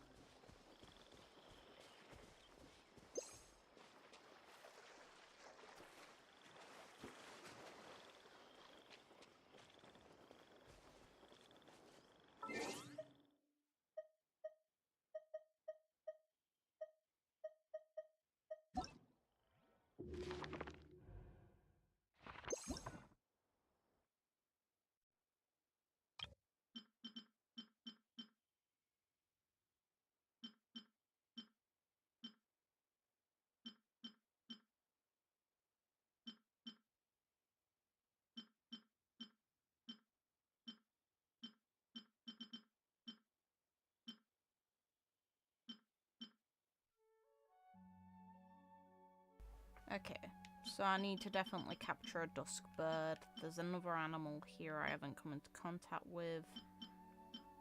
And then there's a bunch of fish, which I expected anyway. I need to find another red-tailed lizard because I completely ignored it the first time around. And it's some kind of frog.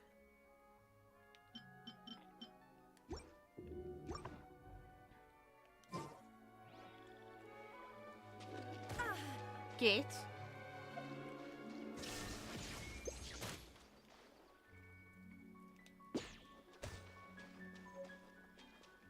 Ha! Fuck you. No.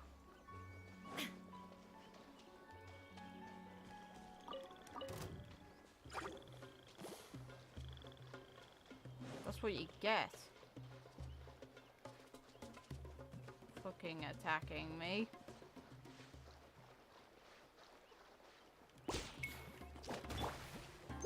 Emerge, right now, right here. Nothing lasts forever. Emerge, right here, right now.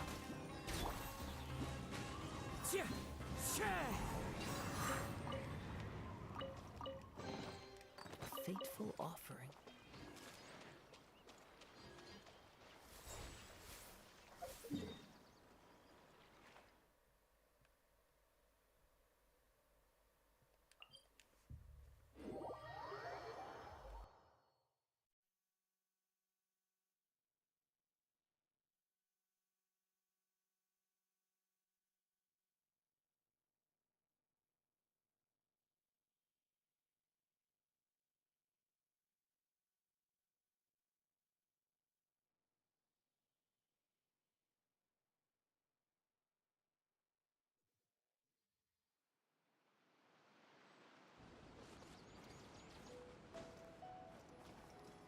Okay, I just almost walked totally into the tree.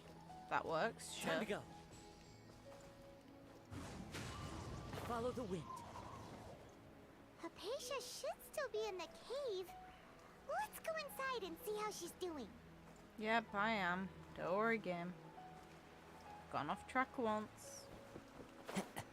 Well, twice now, actually. Hello? Hypasia?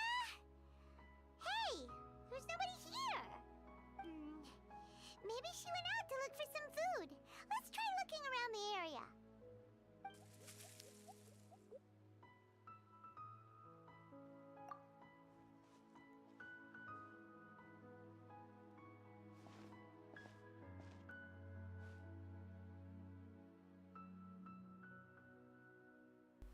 Are we gonna see more sprite things?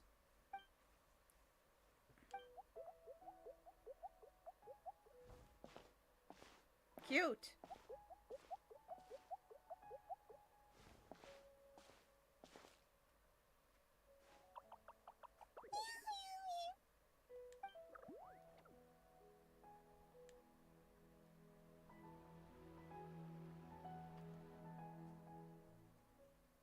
So what's happened to the traveler just then?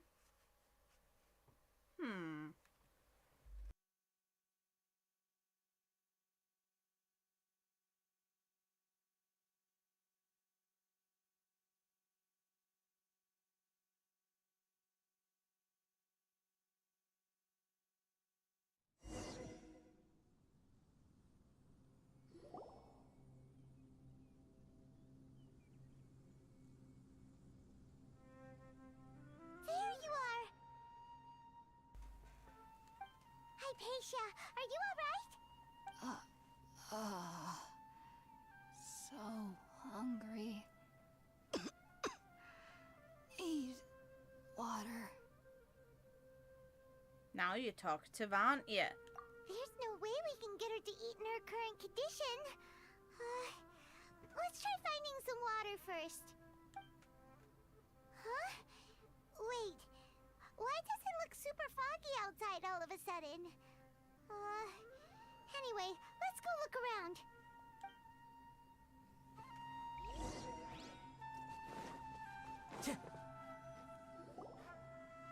Huh? Is it going to... How'd things out here end up looking like this? What happened? And where are we? Huh. Pretty. Neat. Let's go. Oh, maybe you're right. Let's go investigate the area. Game, let me capture them and keep them in the teapot. I promise I'll take care of them.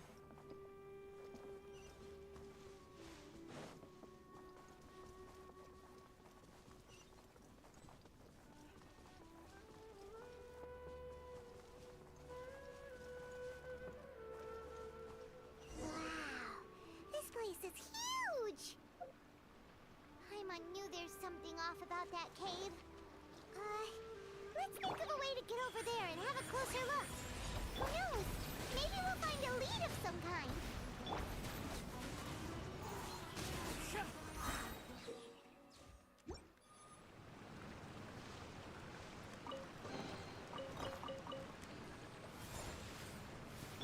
There is no escape.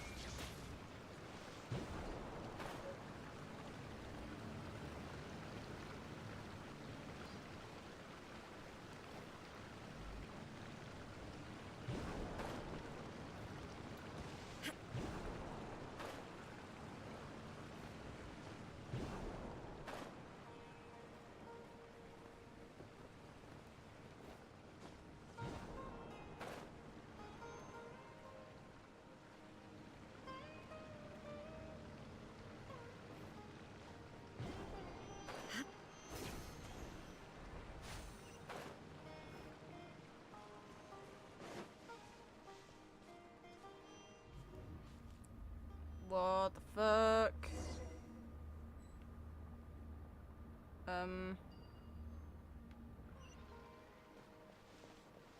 What's this?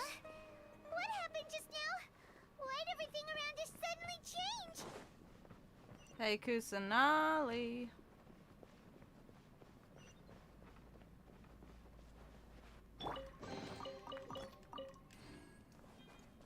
I'd like an introduction.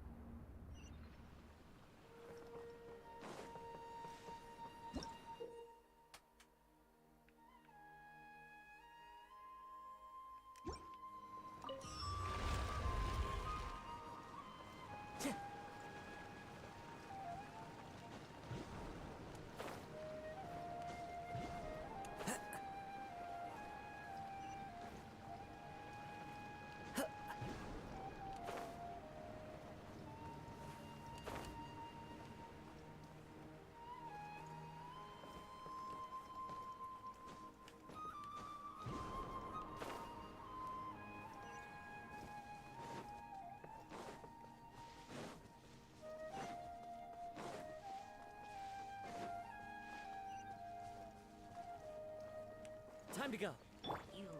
Wow. Right here. Right now. Fallen leaves, adorn my night. The wind knows me. Inazuma shines eternal.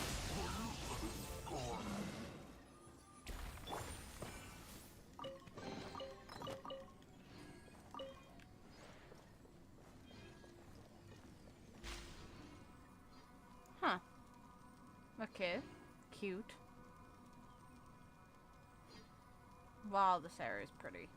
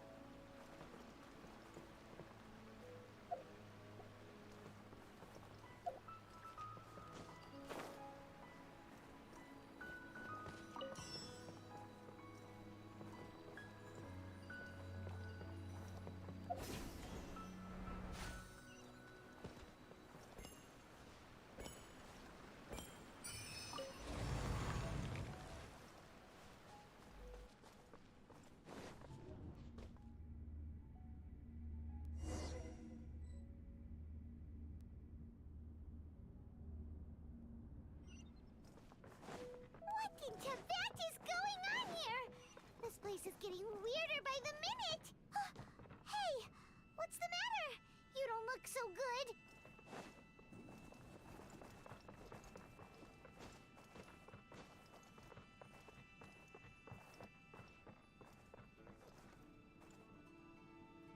One with nature.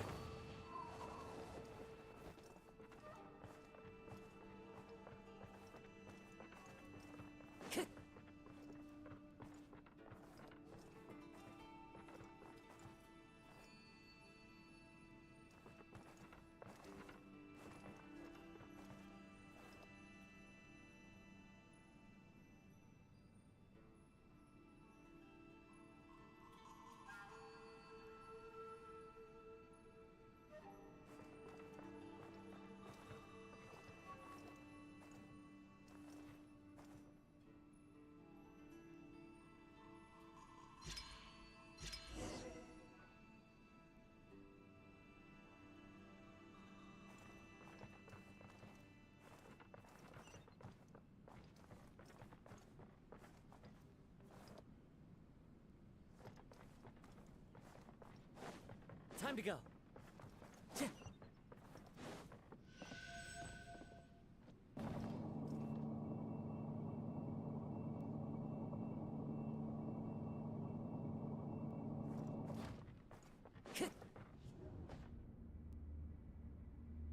Welcome back. We're on a drug trip hallway, it seems.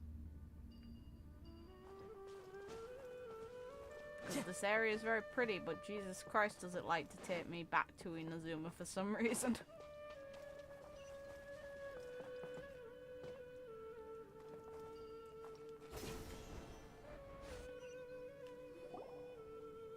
So, Kusanali? I'd like it to be. What the fuck are you doing here? Well. Looks like we meet again, traveler. The Abyss Herald! What are you planning to do in this strange place? Strange place. Plotting.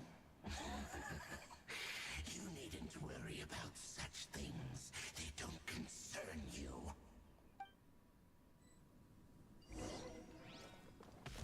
Bow before the abyss! Right here. A sight to behold. Clouds high. The birds come. It's fine. Into the wind. I'm going in! Now you shall perish!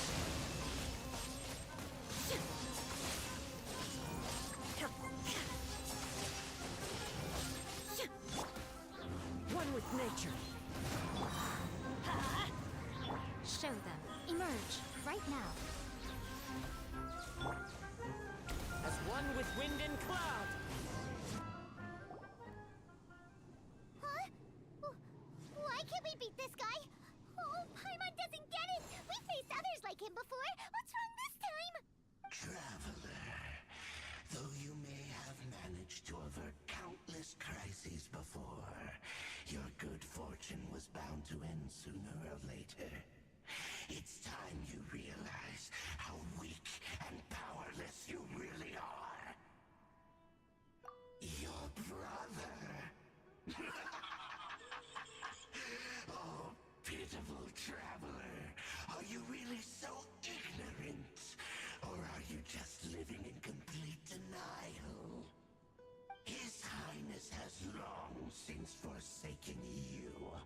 Your meager existence in his eyes is that of an annoying bug, only to be stepped upon. The bonds of love and family which drive you to find your sibling are utterly gone. Your journey is meaningless. But don't you fret now. Today will be your last. Now die!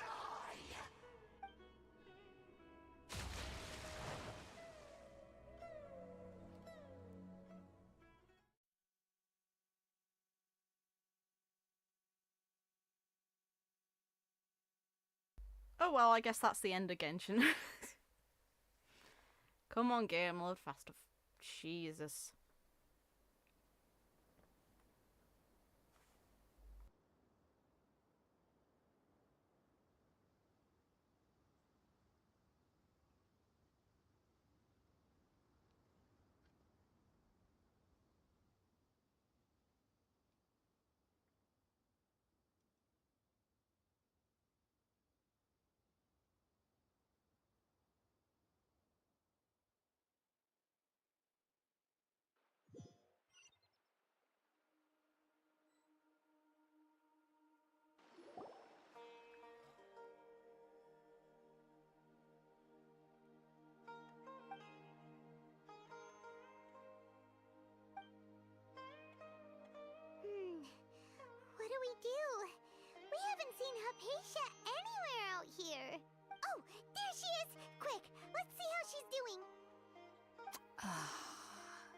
So sweet. Well, the good news is that she's still conscious. Hey, why'd you drop her food on the floor like that? Oh, guess that makes sense. She does look kind of rough at the moment. Anyways, we can talk about this later. We better make sure she's alright first.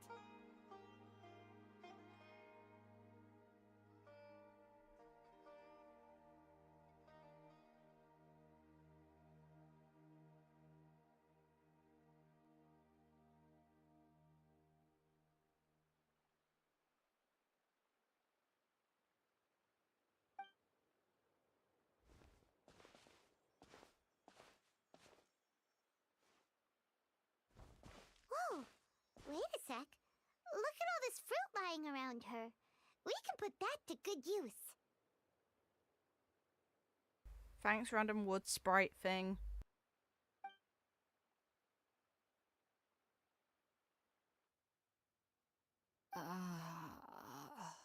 Who is there? Tighnari, is that you?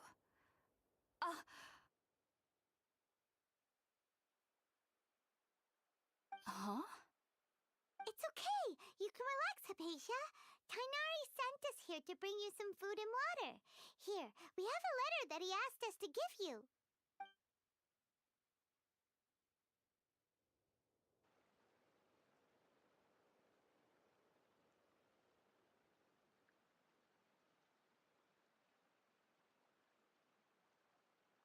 I see. So, you're friends of Tighnari. I apologize for all the trouble I've caused you. I'm grateful that you came so quickly to save me. You even brought all this fruit. Well, actually, no, we didn't. Well, actually, we didn't bring the fruit. It was already here when we arrived. We were kind of wondering about that, actually. When we found you here, there was all this fruit lying around and even some juice dripping from your lips. How did you end up like this anyway? Oh, really? I seem to understand now. All the fruit was likely from my, neighbor. Must have come by and saw me like this. Your neighbor? You mean there's someone else living nearby? Oh? So you're able to see them too?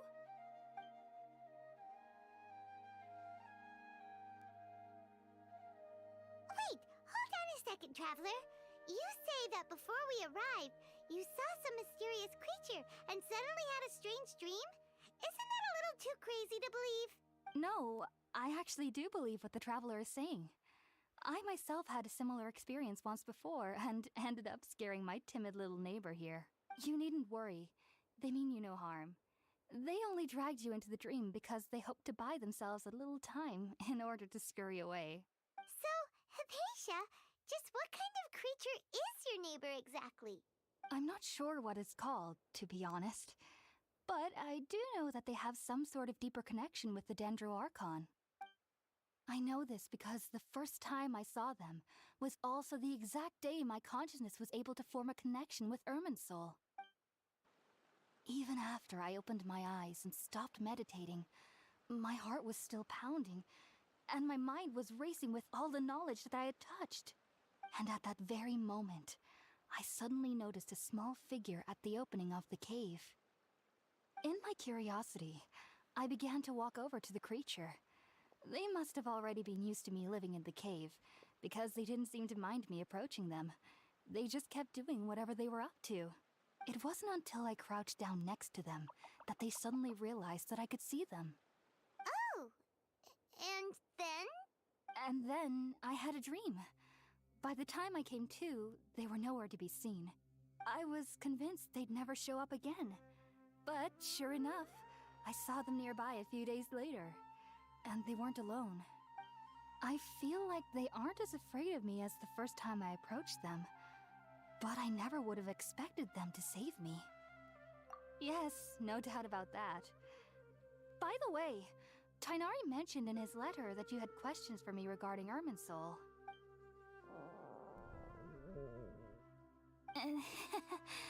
Sorry about that.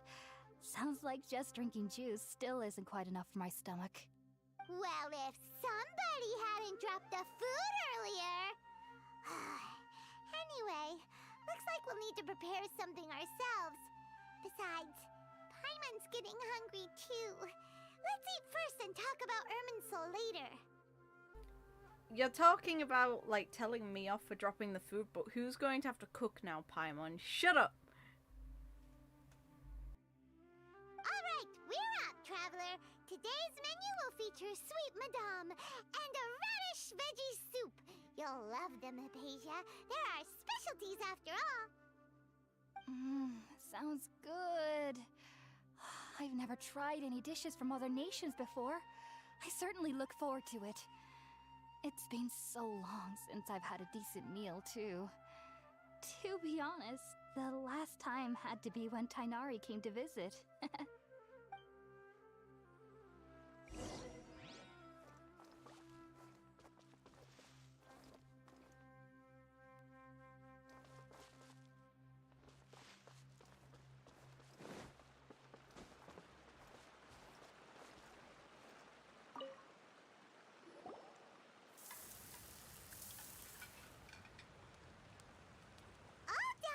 Let's use the empty box that Tighnari gave us since we already washed it. Oh, it smells amazing. And the box is a nice touch too. Let's go serve this up and start eating with Hypasia.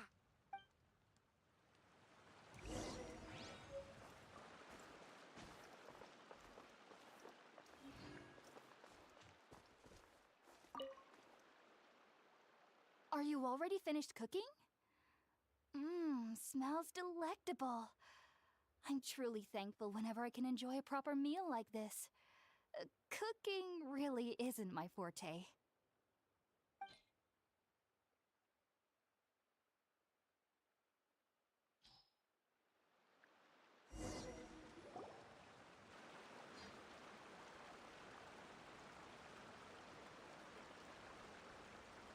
Even though everything you mentioned was in Tighnari's letter, it's still hard to believe you were able to connect with Irminsul immediately after smelling Spiritborn eel for the first time. It took me nearly 3 years before I could do so. And everyone at the Academia even lauded me as a genius. You should know that some researchers spent their entire lives without ever successfully connecting with Irminsul as you have. So why does this incense allow people to connect to Irminsul? The ingredients used to make Spiritborn ale primarily consist of plants created by Greater Lord Rukkhadevata. These special ingredients are conducive to heightening our senses to the Dendro Archon's power. Since the root of the Dendro Archon's power lies within Irminsul, we can occasionally tap into her powers to peer into the depths of the earth. Naturally, anyone who can establish a connection with Irminsul in their first ever attempt must be a person of great understanding. Don't know about that. Makes sense. But Paimon's got a question. Why was she sensitive to the smell of those plants for such a long time? That was primarily due to her body's unique constitution. Stimulated by the incense, she could perceive the Dendro Archon's power and experience the sensory overload, hence the adverse reactions. Taking in any scent similar to the ingredients of Spiritborn ale would cause adverse effects. Not to worry though, it appears you've already fully recovered. Technically, your body should still be sensitive to the powers of the Dendro Archon, but unless you're using intentional meditation techniques, the scent of Spiritborn ale should no longer trigger such reactions. Whew. Well, that's a relief. I must admit, I am quite envious of your abilities. Even if it meant suffering from pounding headaches for the rest of my life, I'd consider it worthwhile so long as I could connect with Irminsul at will. Whoa, you're really serious about this whole thing, aren't you? I am a researcher after all. As a member of the Ritawe Starshan at the Academia, my main area of research is the stars and their connection to the fate of living beings. But there is still so much we don't know, especially regarding the mysteries that lie in the starry skies. Which is why I must turn to the all-knowing Irminsul for answers. If only my perception wasn't so limited. Unfortunately, I cannot guarantee that my every attempt to attune with Irminsul will be successful, or that doing so will leave my consciousness intact. I am currently in the stage of training known as Satyavada life. Many researchers in Sumeru have lost their minds while seeking to attune with Irminsul during this stage. Sages have said that Irminsul contains divine knowledge, and touching such knowledge without the proper preparations and abilities will only lead to one's mind caving in on itself. That's why we meditate alone. We need to ensure that our minds will be calm while minimizing the possibility of involving anyone else. Whoa! So knowledge from Irminsul can be super dangerous. Aren't you afraid of the risks, Hypasia? Of course I do. Especially during nights that are pitch black with no moonlight, and dead silent without even the sound of insects. However, I've been feeling better as of late. I don't get as scared anymore knowing that I have a little neighbor living nearby. I believe that being able to see them is a sort of blessing from the Dendro Archon. But what's strangest of all is that they're clearly an envoy of the god of wisdom herself, and they have the curious power to make people dream. What's so strange about that? It doesn't sound so out of place for a divine being, does it? Well, it's strange because nearly nobody in Sumeru can ever dream. Huh. Oh, is that true? Yes, well, to an extent. Only children can dream in Sumeru. Adults, however, never do. The sages say that wisdom implies rationality, but that which occurs in dreams is often neither rational nor logical. Yes, if one struggles with anxieties, those emotions could influence their dreams. The fact that the people of Sumeru do not have dreams is seen as a blessing by the sages. They believe that Greater Lord Rukkhadevata, the god of wisdom, is keeping us away from the foolish delusions you encounter in your sleep. Dreams, though, the way that the mind stretches. They're actually a healthy thing to have. I was born into a family of scholars in Sumeru City. Ever since I was a child, my parents would always tell me that I'll know I've grown up once I stop dreaming. I studied hard, enrolled as a student in the academia, and went on to become a researcher. Sure enough, I never dreamed again. But then, on the day I scared the little Aranara, I suddenly saw a dream again. It was incredible. Though I don't exactly remember what I saw, I clearly recalled the feeling. I suddenly felt like I was a child again. Back then, I was foolish and ignorant as any youth would be, but I was free of fear. Maybe dreaming isn't as bad as we've made it out to be. Just be sure not to speak of this if you travel to Sumeru City. They'll look at you as if you've lost your mind. So, do you have any thoughts about the things she saw when she connected with Irminsul? Sorry. I'm afraid I don't have any answers as of now. All I can say is that what you saw is a memory contained within Irminsul itself. World forget me. What could that possibly mean? If only I could ascend past Satyavada life and begin Paripurna life. I might have some more answers for you. If you two are ever in the area again, please be sure to come and see me. There's no need to be thanking me. You two are my saviors. Besides, I'm already looking forward to tasting some more of your cooking.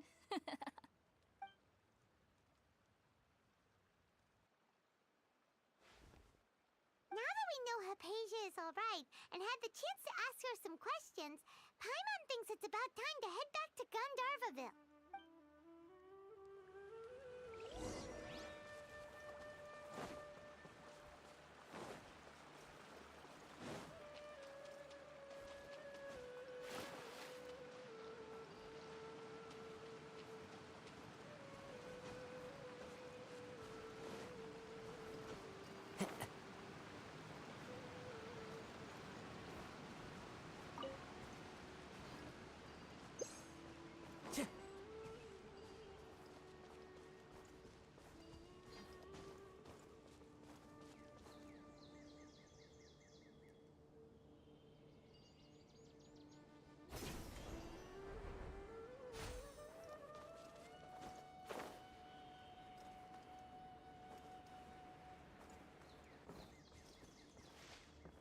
Time to go.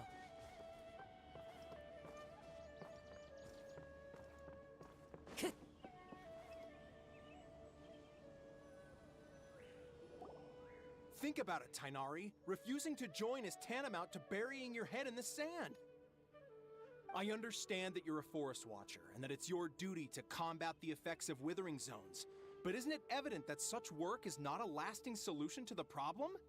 As Sage Kage clearly stated, your presence and guidance in Sumeru City is pivotal in finding a cure for Irminsul. How could you possibly refuse? Keep your emotions in check, Ghulam. Let's at least listen to Tighnari's reason for declining. We're here to invite him to the Academia, not to cause a scene. The fuck is going on with your mustache, man? Sage Kage, I am truly honored that you came here in person, but I'm afraid I must still decline your invitation. I am merely a forest watcher. How could the great minds of the Haravatat have any need of someone like me? Well, it turns out that your refusal letter had some implications on your master's reputation.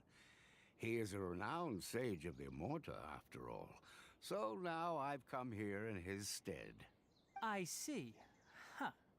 And I figured that given his temper, he would come here and berate me personally.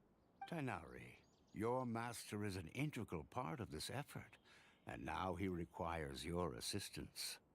And what exactly does my master need of me, Sage Kage? You'll know once you've arrived in Sumeru City, that is. And how long will I be required to stay? There's no definite answer as of now. Do you mean to tell me that despite coming all the way here to Gandarvaville, you still can't answer the questions I laid out in the letter to my master? If that's the case, then I'm afraid I cannot give you a definite answer either. Tighnari, but you... So be it. Come, Ghulam, we're leaving.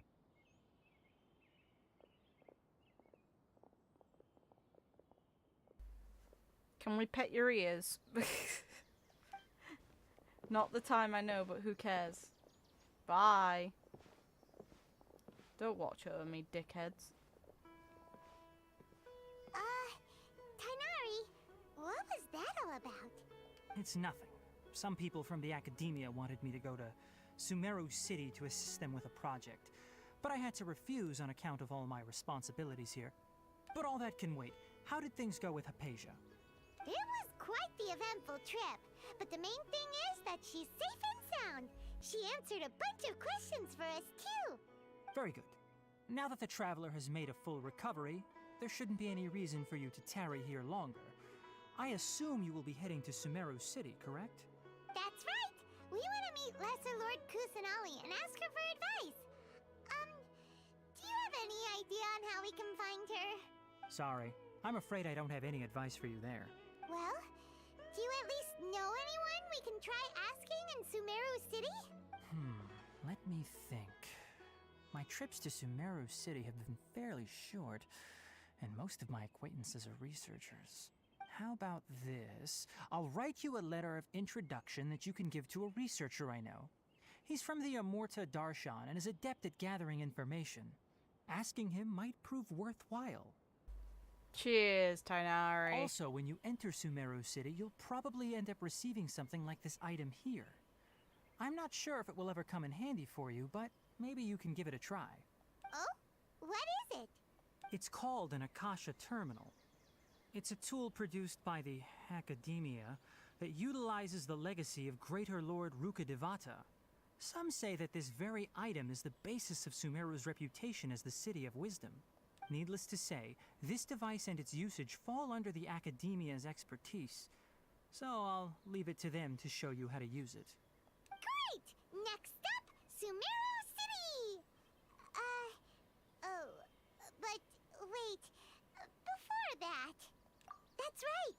Tighnari, we have something important to say to Collei before we leave. Is she doing better now? Yes, she's doing much better. After being confined to her bed all this time, I thought a little walk would do her some good. Last I saw her, she was taking the path towards the North Crossing.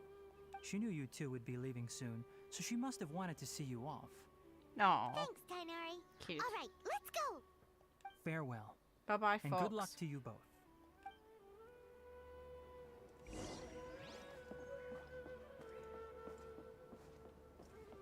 Time to go. Hi. Come with us. Thank you. It'd be fun. I've been waiting for you two. Good.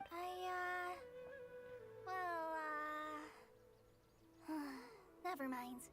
I guess I should just wish you two a safe and successful journey. Thanks for waiting here just to see us off, Collei. We're headed to Sumeru City.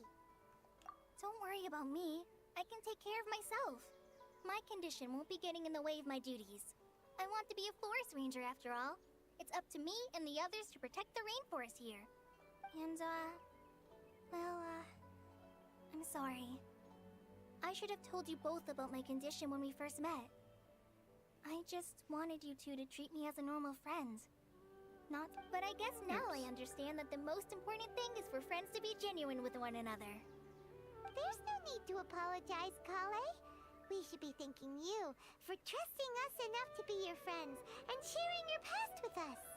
We're probably still gonna worry about your condition, but that's because we're friends and we care about you. Thank you. That means a lot.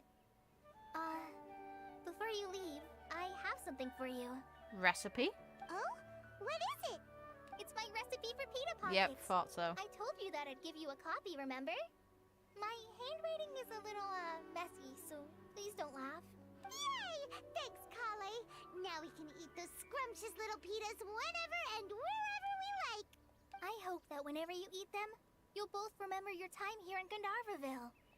Well then, I, trainee Forest Ranger Collei, bid you both farewell. Please visit Gandarvaville again. The Rangers will always be ready to assist you here. I don't want to leave without her. Come with us. I'm gonna snatch these though.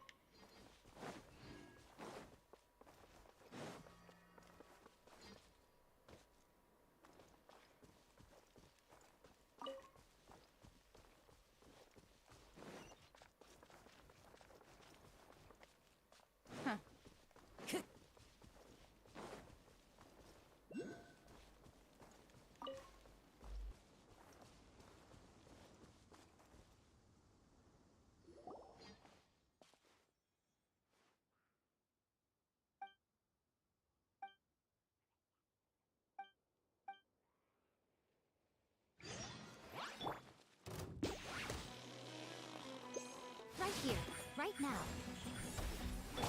Let's light it up! Into the wind.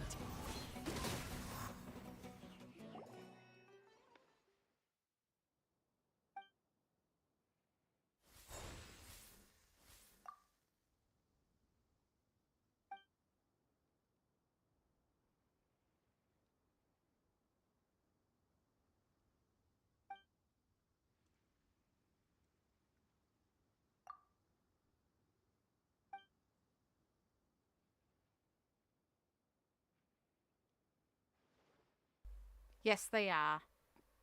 We need to pet them.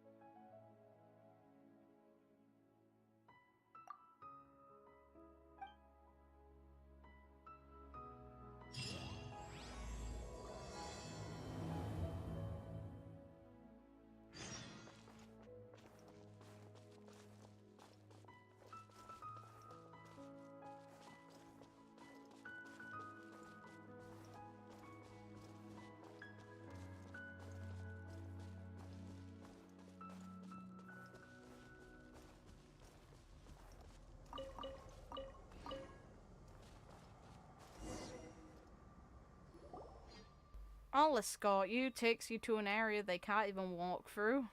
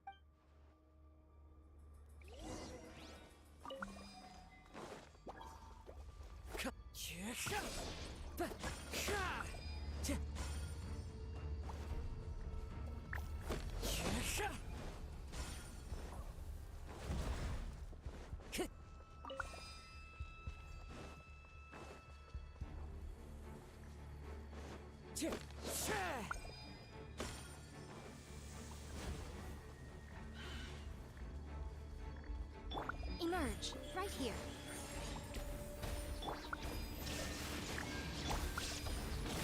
Teamwork is dreamwork! Inazuma shines eternal!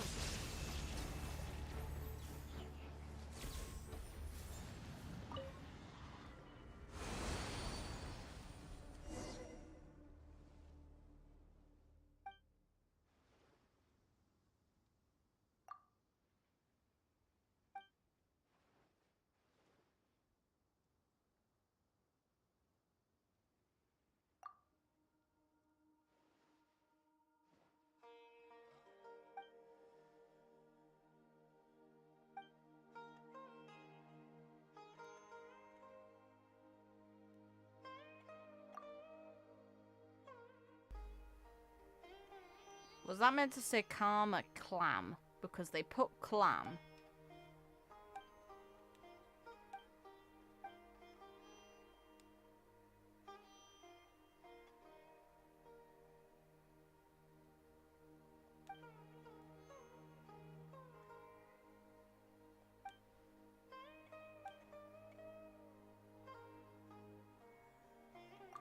It's just passively flying. What the hell?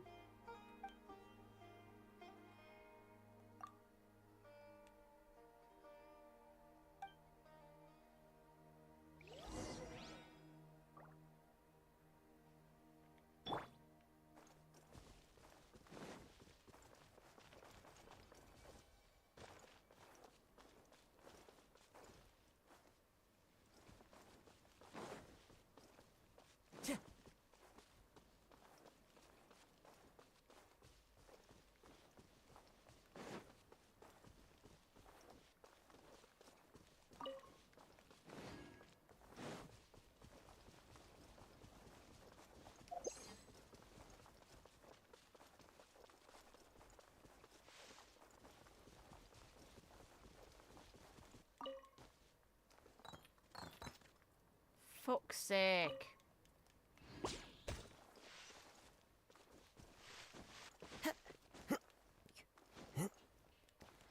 Okay.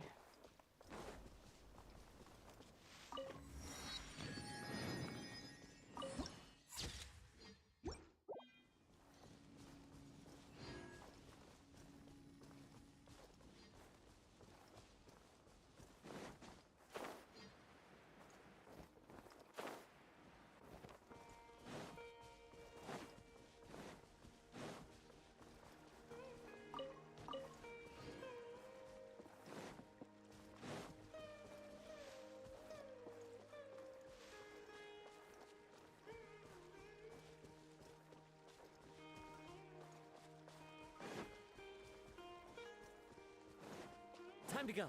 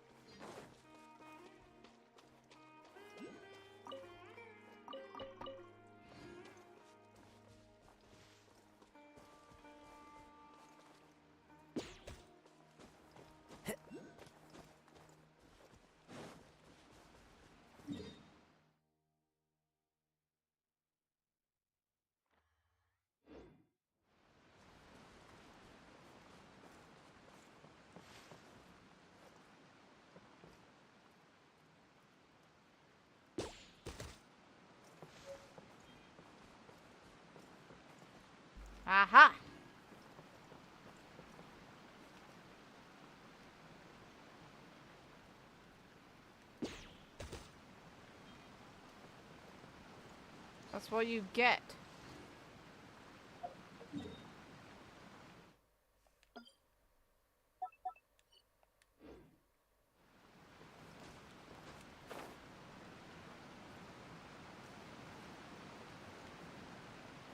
Thought so. Cost. Give.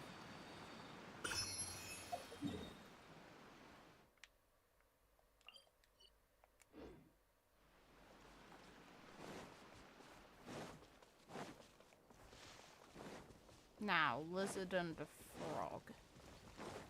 And then fishing. Which could take a lot bloody longer.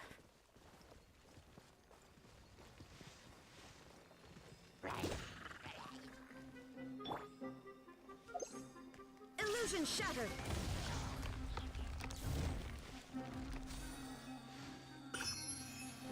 Bye-bye.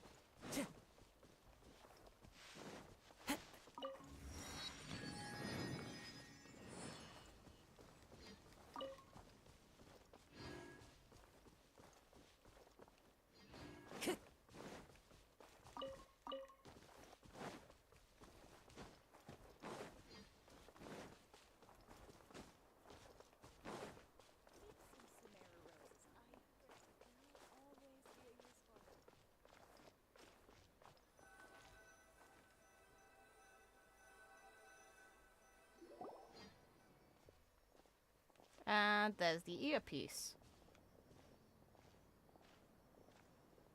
Sumeru City!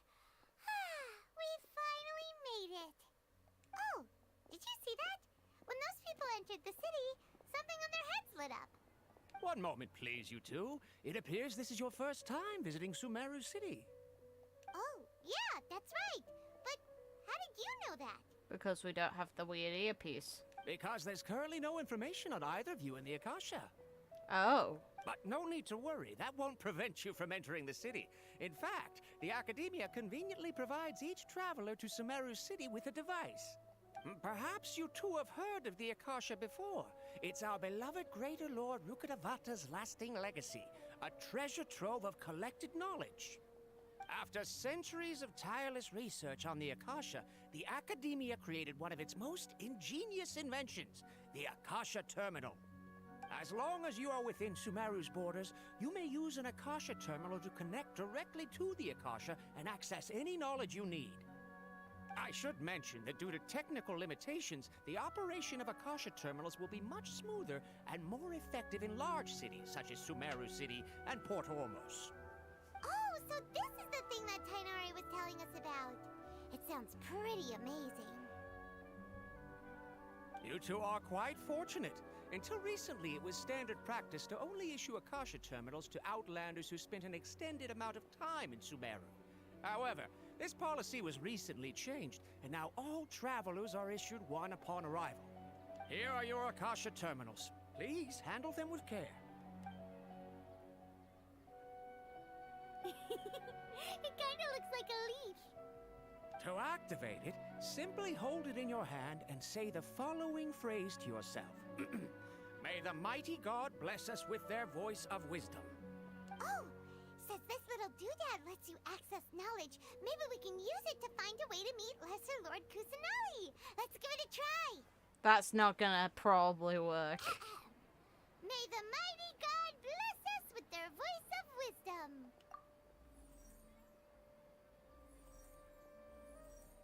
That's a visor too. Whoa. Just now, something clicked. It's And AR. Paimon suddenly knew how to use this thing. Oh god, that's Seems uncomfortable. all we need to do is concentrate on what we want to know. And bam! You get it. That's a That'll come privacy in real invasion. handy. Exactly. That is the power of the Akasha. And with that, let me officially welcome you both to Sumeru City. May the wisdom of the Dendro Archon always be your guide. Okay, now that we're in, we can check the Akasha about Lesser Lord Kusanali. Let Paimon try. 500 years ago, the sages found a newly born deity from within some scorched ruins. The deity now resides in the sanctuary of Suristana.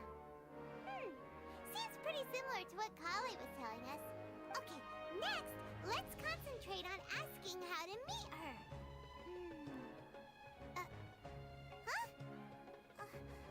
Paimon doesn't sense anything. The Akasha didn't respond to Paimon's question. Because why the hell would most people know how to meet and get an audience with her? Oh, come on! Ugh. Focusing on this question feels like when you have something you're trying to remember and it's on the tip of your tongue, but you just can't think of it. Ugh. Paimon's brain is exhausted.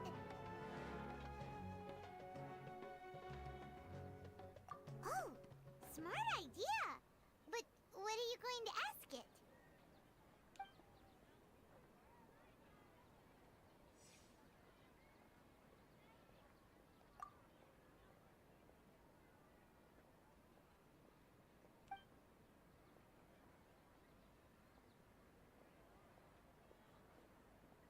Uh-oh. Paimon's getting all teary-eyed all of a sudden. It feels like the people of Sumeru really missed their Archon. Yeah, but at the same time, none of the living people knew the Archon, so fucking...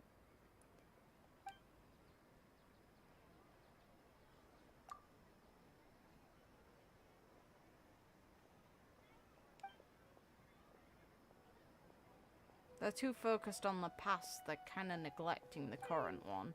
You too? Well, glad it's not just Paimon.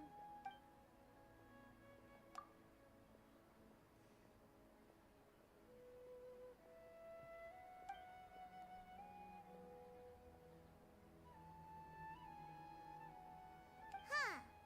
Could it be because we're Outlanders and we've only just arrived in Sumeru?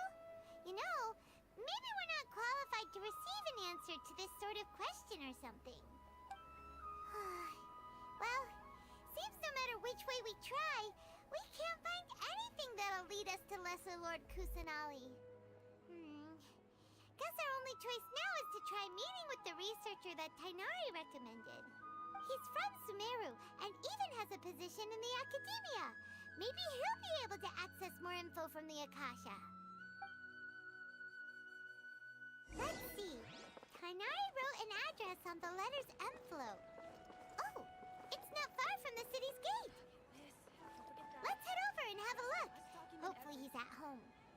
How can my own brother say something like that about me?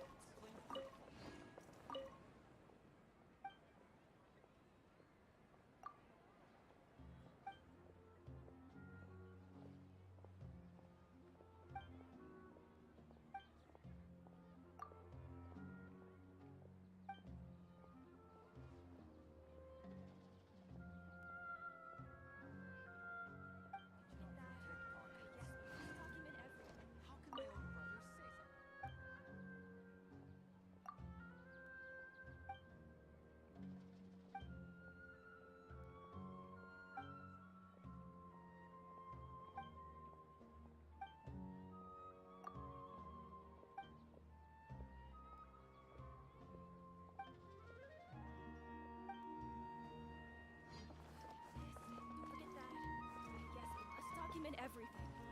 Watch out for pig. Hello, are you Rohawi? Yes, that's me. Can I help you? Great! You see, Tighnari sent us here and... What? Tighnari? Please, there's no need to say anything, really. Sure, I admit that the article I published last month wasn't my best work, and maybe the data didn't produce... Here! This is a letter from Tighnari! Oh, let me see. Oh! Ooh, what a relief. You two nearly scared the life out of me. So you two just have some questions for me?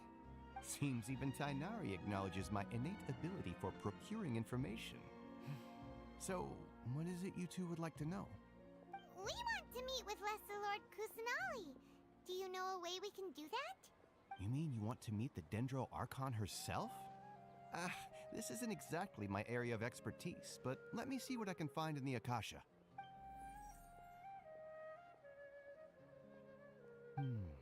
Sorry, the Akasha didn't respond to my query. What? You too? But what about your abilities for getting information and all that? Paimon was sure you'd be able to access more info than we did. Well, as I said, this isn't my area of expertise. I am but a lowly researcher, so the Akasha doesn't see a need for me to know more about the Dendro Archon. All I know is that ever since Lesser Lord Kusanali returned to Sumeru, she's never left the Sanctuary of Surasthana or made a public appearance.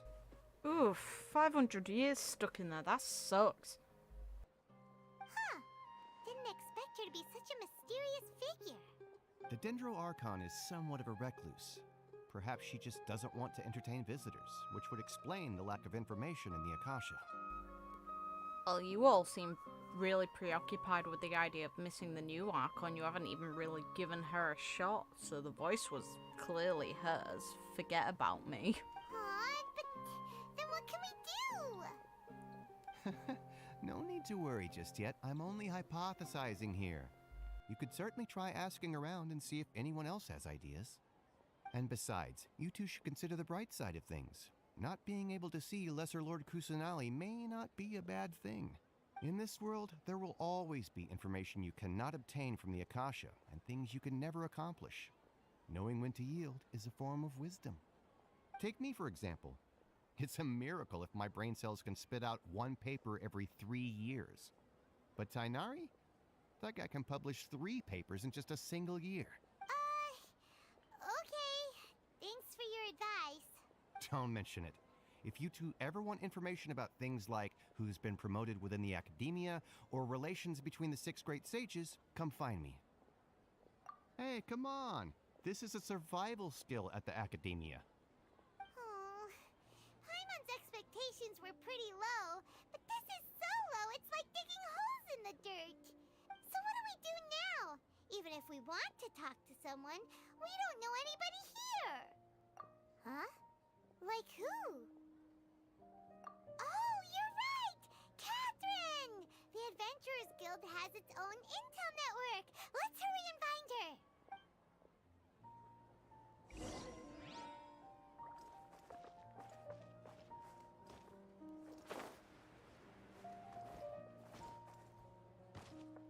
Time to go.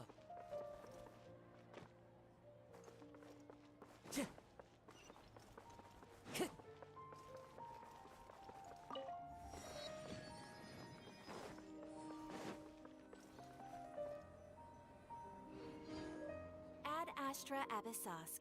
Hello, Traveler and Paimon. Catherine, we need your help with something. Understood. The Adventurers Guild is always ready to serve you. With what do you require assistance?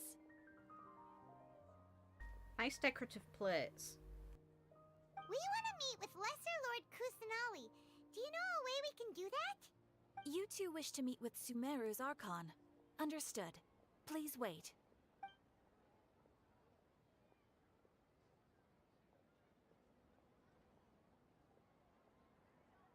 I apologize, but I am unable to call up any relevant information in the Akasha. I'm also unable to locate any pertinent information in my personal memory. Aww, another dead end. Well, if Catherine can't help us, then we really don't know anyone else to ask now. Please do not worry. I may know of someone who can help you two. In Sumeru, the Adventurers Guild does not serve as the vanguard of information. Rather, there are numerous active mercenary groups collectively known as the Eremites. They take on various contracts and work all across Sumeru, so they naturally accrue intelligence. An Eremite brigade called the Corps of 30 is in charge of Sumeru City's defenses. Not only are they the oldest brigade, but they are responsible for managing and coordinating the affairs of all other mercenary brigades. Corps of 30? What a weird name. Supposedly, they are named as such because their ranks numbered 30 at their inception. Asphont, an advisor with the Corps of 30, maintains good relations with the Adventurers Guild. Though he's already retired, he and his words carry great weight within mercenary circles. If you'd like to get in contact with him, You can find him at the core of 30's headquarters, the Citadel of Rexar. You're welcome. I wish you two the best of luck. We look forward to your exploits in Sumeru. Alright, off to the Citadel of Rexar we go!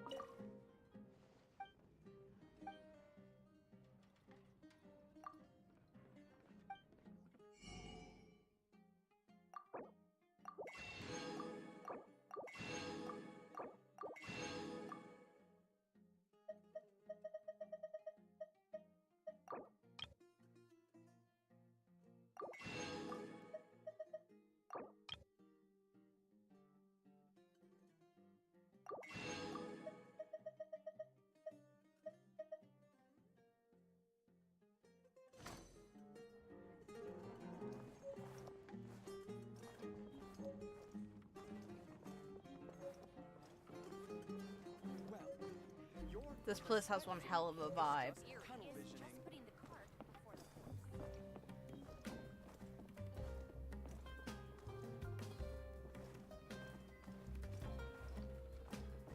Hell yeah.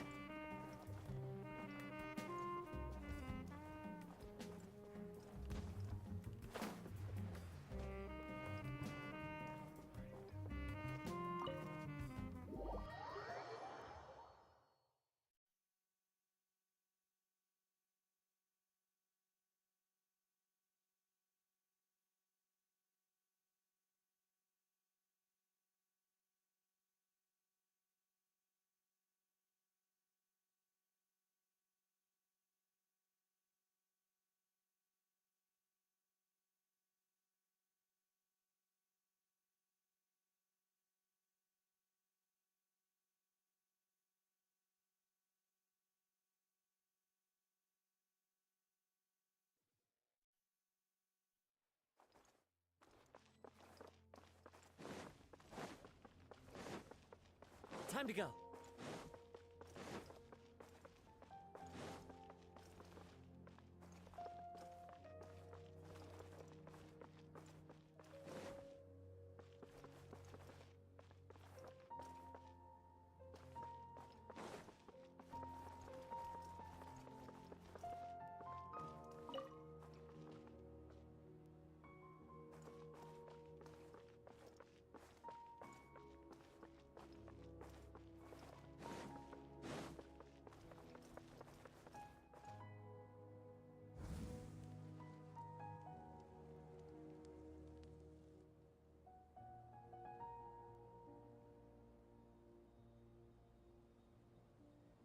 Welcome.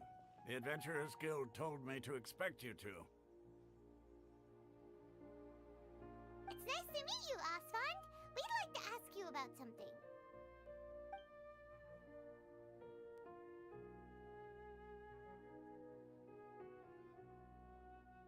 I see. So, Catherine's the one who sent you this way. Ha! It's true that the Eremites network is vast, but even I can't help you meet the Dendro Archon. Wait, seriously? That's it? Afraid so. The Eremites aren't terribly religious, so we don't know much about divinities. As far as the Akasha goes, we can access even less than you. We originally came from the desert. The gods there died off long ago. Since those days, we've used our own two hands to carve out a living. We don't beg gods for their aid. It isn't just us, though. If you ask me, I think most in Sumeru aren't interested in Lesser Lord Kusanali. Which is why no one knows how to fucking meet her. Oh? Why's that? Just take the Academia, for example. They're the ones who truly rule Sumeru. Although they believe in gods, most of them only care for the late greater Lord Rugadavada. In their eyes, she was the one who founded Sumeru and gifted us with the Akasha. Lesser Lord Kusanali just happened to inherit her legacy. Because of the Academia's influence, most citizens are more familiar with Greater Lord Rugadavada and hold her in greater esteem. Not to mention that Lesser Lord Kusanali never makes an appearance, and the Academia never announces anything about her. As far as the people of Sumeru are concerned, she's just a god that exists. And that's all. And that's likely why none of them dream. Really? Aw. After hearing all of that, Paimon sort of feels bad for Lesser Lord Kusanali. Stop calling a lesser lord, for one. Ha! But who knows? We're all just guessing when it comes down to it. Besides, I'm sure the God of Wisdom doesn't worry about her reputation among people like us. Alright. Well, thanks for the info, Osfond. No problem. Always happy to help out the Adventurers Guild.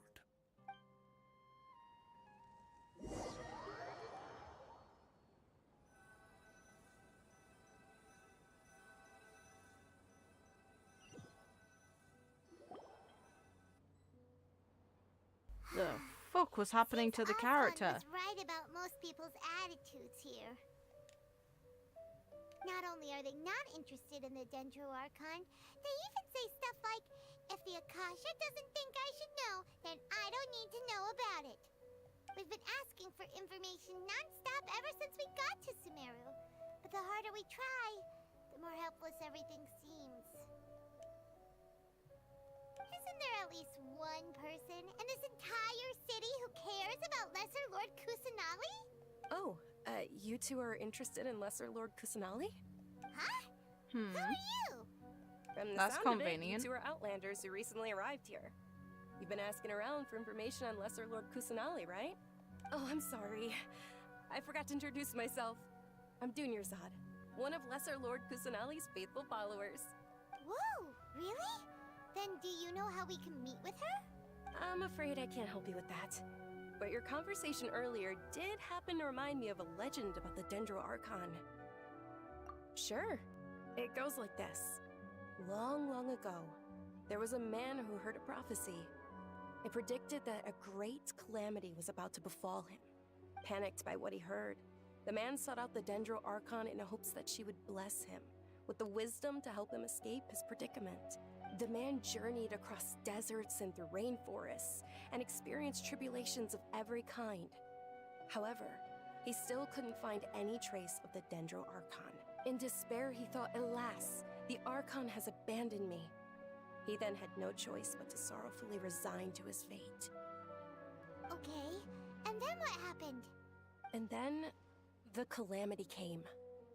But to his own surprise, the man felt somehow emboldened by the trials of his journey. By relying on his own strength, he managed to overcome the adversity. At that moment, a bird perched upon his shoulder. This bird was, in fact, an avatar of the Dendro Archon. She said, Well, isn't that familiar? I'm just a little bird. "Oh, Archon Seeker, do you now understand? She and her wisdom have long been found by you. Along your journey, we were in every flower and blade of grass, every ray of sparkling sun, and every breath of dancing wind. So long as you continue to think and ponder, we'll be wherever you go." Yeah, thanks for the story! Paimon feels all warm and fuzzy inside after that. In a way, it seems like this story is also one of the Dendro Archon's avatars. Dunyarzad, since you worship Lesser Lord Kusanali, can you tell us anything else about her? Of course. So did you two know that, I'm terribly sorry, but it seems something's come up now. Let's chat another day.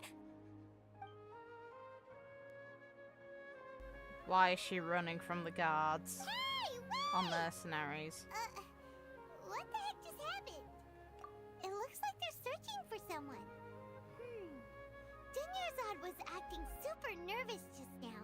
You think they're looking for her? Ugh, this stinks! We finally managed to find a lead about Lesser Lord Kusanali! We can't let them get in the way now! Let's see if we can get rid of them. Then we can catch up with Dunyarzad! Hey, have you two seen a brown-haired girl wearing a purple top and a long blue dress? We're looking for her. Did she have bandages wrapped around her wrists? Yes, that's her.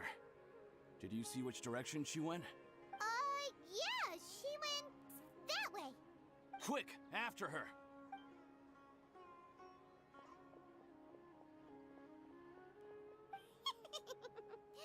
That should keep him busy for a while. Let's hurry and find Dunyarzad.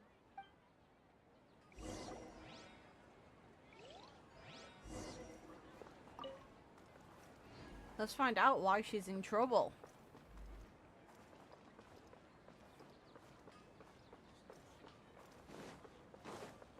There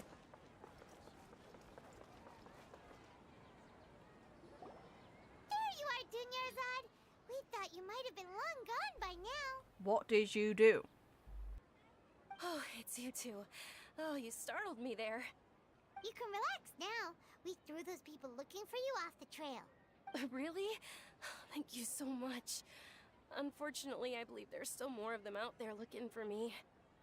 Uh-oh, looks like there's some coming this way. Huh? More of them? Then what are we standing here for? Run! No, wait, my body isn't in the best shape. It's difficult for me to run. Okay, sounds good. There's a tavern on the other side of the port we can go to. They probably wouldn't expect me to hide in a place like that. All right, let's move out. Stay behind us. We'll keep an eye out for anyone looking for you.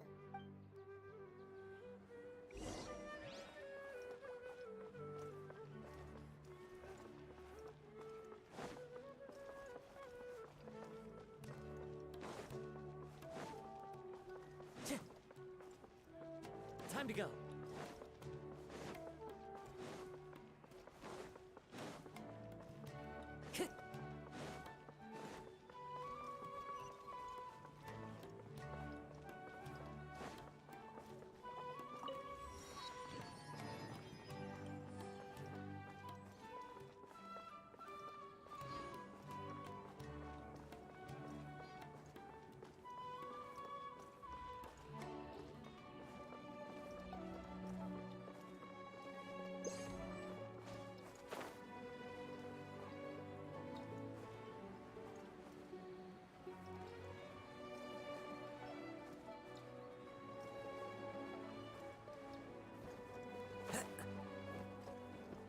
Follow the wind.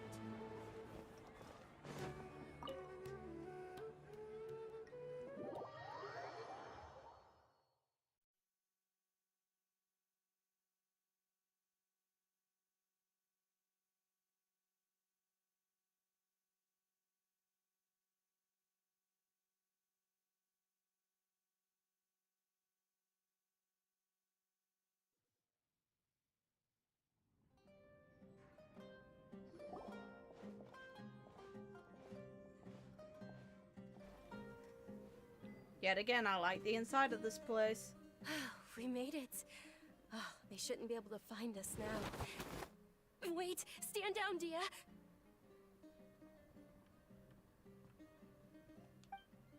If you put those nails against my head, I'm going to fucking clobber you. My lady, who are these two? They're travelers that I met on the street just a moment ago. They happened to notice that you were all searching for me, so they helped me hide. I see. In that case, you two should scram. There's nothing here for you. Wait a sec! Who the heck are you? And why are you shooing us away? I'm Miss Dunyarzad's bodyguard, here to see that she returns home safe and sound. My lady, let's get going. You've been gone for so long that your parents are worrying themselves sick.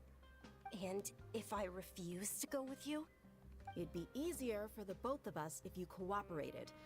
But if you insist on not going, then I'll have to carry you like a sack of potatoes. Hey! Dunyarzad already said she doesn't want to go back. Why are you still pushing her? Stay out of this. You don't understand the situation. Sorry, my lady. Even though I'm your bodyguard, your parents are my employers. I have to answer to them. How much? Wait, what? How much Mora do I have to pay you to become your employer?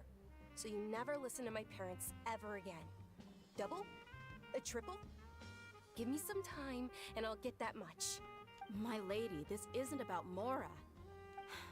I don't know what you think of us Eremites, but let me say this. I like Mora, but I'll never go against my principles. That's why I'm here looking for you.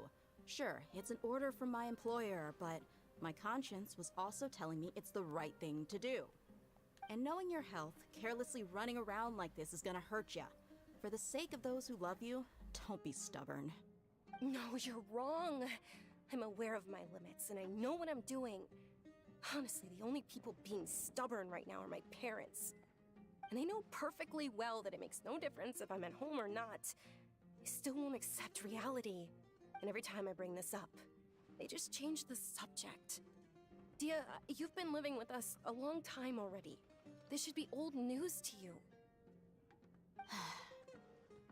Dia, I know it hasn't been easy for Mother and Father, and I'm grateful for everything they've done for me. But there's someone else in this world I'm also grateful to, because she saved me. The love I have for her is the same I have for my parents. This is my life and my last chance. So I want to do something meaningful. My lady, are you sure what you're doing now is meaningful? Yes, I'm sure. At least, it is to me. Fine, I won't ask you to return home anymore. But let me make something very clear. I'm only doing this because I respect your determination, not because I agree with you. Thank you, Dia. Sorry for being so rude just now. My nerves were acting up. And I even brought up your payment in such an offensive way. Don't worry about it, my lady. I did say that I like Mora. Besides, that's our next topic of conversation. Today's little excursion caused such a ruckus that every single bodyguard at the estate was deployed. It wouldn't be easy to hide things from your old man. Since this definitely won't be your last escapade, here's a little tip. You should at least make it look like your room and things are still in order when you leave. Also, you'll need someone to cover you for when you're out and about. So, I'll let you hire me, my lady. This way, everyone wins. As for the pay, let's say half of what your father pays me. We can settle the bill when we return to the estate. Okay, deal. Nice! Yay! Looks like they've reached an understanding. I'm fine, really. I just feel a little tired now that things have calmed down. My lady, stop trying to look tough. We're already in a tavern, so let's rest up and grab some grub. I'm sorry for worrying you two. If you don't mind, I'd like for you to join us. Sure! After you rest up, we want to hear more about Lesser Lord Kusanali. You just can't beat the atmosphere here.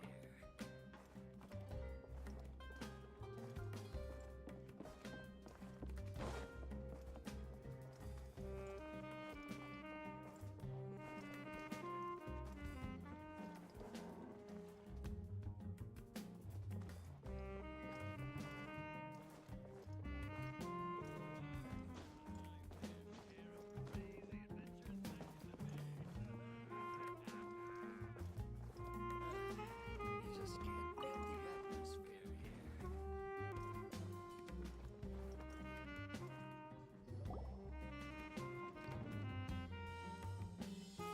Ha! Well, if it isn't Dia.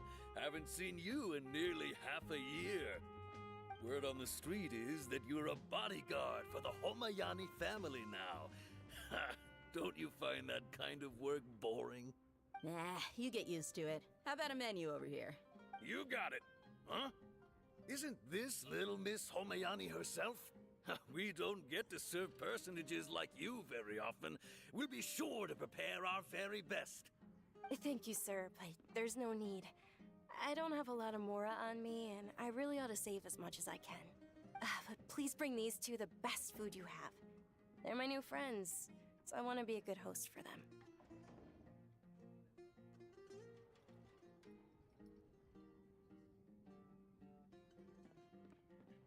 Wait, we're paying for ourselves now? Aw, Paimon kinda wanted to try something fancy, but we aren't exactly loaded. Guess Paimon will settle for something ordinary. How about our coconut charcoal cakes? They're our signature snack, and they run cheap. Look, other customers over there are eating some now. They look kind of burnt and dry. Paimon will pass.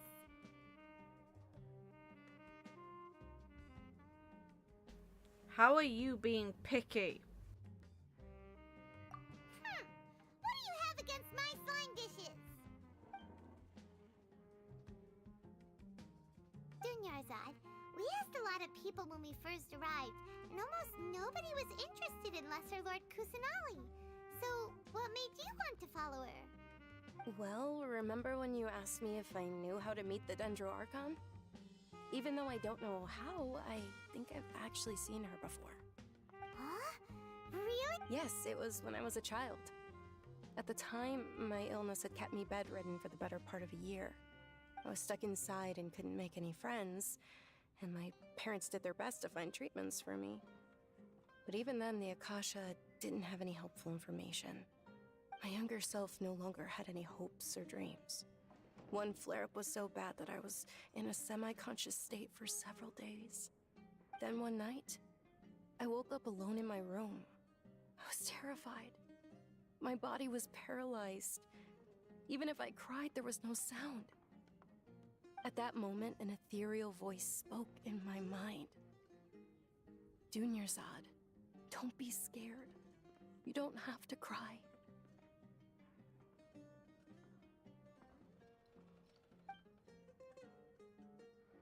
Dunyarzad, don't be scared. You don't have to cry. Who are you?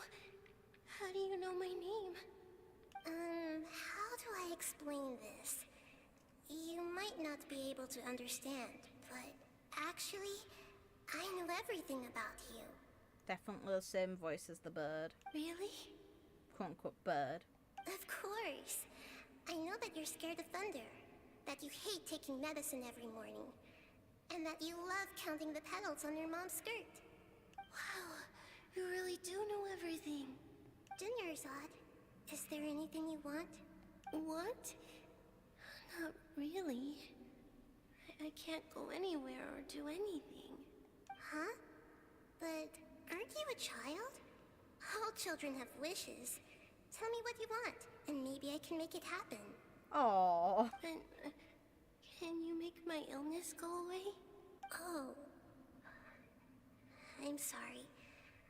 But I'm not powerful enough to do that right now. Then, can you be my friend? Oh. After that, the voice said, "Okay, I'll be your friend." Although my body was suffering during those days, that voice encouraged me and told me many wondrous things. Beyond my window was the flourishing Sumeru city. Beyond the city was a lush rainforest. And beyond that was the wall of Samiel, deserts, and all of Teyvat. Once I finally made it through that bout of illness, I couldn't hear that voice anymore. I told my mother about it, but she said that I must have been dreaming. But I know that that voice wasn't a figment of my imagination. Before that, I had never heard of Teyvat. Yes, for sure. If it weren't for that voice, I would have never grown curious about the outside world, nor would I have learned how to read and enjoy so many books. That voice sparked a desire for wisdom. It had to have been the Dendro Archon. I've been hoping for a chance to repay her kindness. In fact, I was running around today to help prepare the Sub-Zerus festival for her. What's the Sub-Zerus festival? It's Lesser Lord Kusanali's birthday, which was the day that she was found by the sages. It's actually an old holiday that originally celebrated Greater Lord Rukkhadevata's birthday. When she passed away, the holiday eventually became a celebration of the Lesser Lord's birthday. I heard everyone was overjoyed when they welcomed her back to Sumeru. In those days, the festival was a huge deal. But because of the Academia's influence, people have gradually lost interest in the festival. The Academia actively participates in Sumeru's many holidays dedicated to Greater Lord Rukkhadevata. But when it comes to the Sub-Zero's festival, forget any funding. They practically act like it doesn't exist. Maybe they see Lesser Lord Kusanali's birth as confirmation of Greater Lord Rukkhadevata's death, so they're reluctant to celebrate it. Aw, but that's awful. It is. It's absolutely terrible. Sure, the Greater Lord founded Sumeru, but hasn't Lesser Lord Kusanali been the one quietly protecting us for the past few hundred years? Just remember that we're still out in public. Don't get too carried away now. I know that people over by the Grand Bazaar still hold the Sub-Zero's festival to this day, but I hadn't met any of them before, so I was never able to contribute. But recently, I made a friend there who also follows Lesser Lord Kusanali. I gave her my savings because I want her to throw a wonderful festival this year. That's the least I could do for Lesser Lord Kusanali. Hold on, my lady. Does this friend happen to be Nilou, the one who sends flowers to the estate? Yes, that's her. I saw her leaving the other day with a nervous look on her face. It seemed like she was hiding something in her arms. Did you give her something? Yes. Initially, I didn't have much Mora prepared, so I had Nilou sell one of my skirts. I've agreed with Nilou to meet up at the Grand Bazaar today, and see how things are coming along. Dia, would you accompany me? Sure. That's quite the trip, though. I'll carry you. No, that would be too much. Even for you. You might as well just accept the lift. If I let you walk, who knows how long it'll take us. And if anything happens to you, then I'd really never hear the end of it from your father. But of course. Yeah. And Nilou will be thrilled to hear there are more people interested in Lesser Lord Kusanali. And Kusanali is the god of flowers, so it well, in this game anyway. So it makes sense that she'd be selling or handing flowers to estates. It'd literally be a symbol of the worship.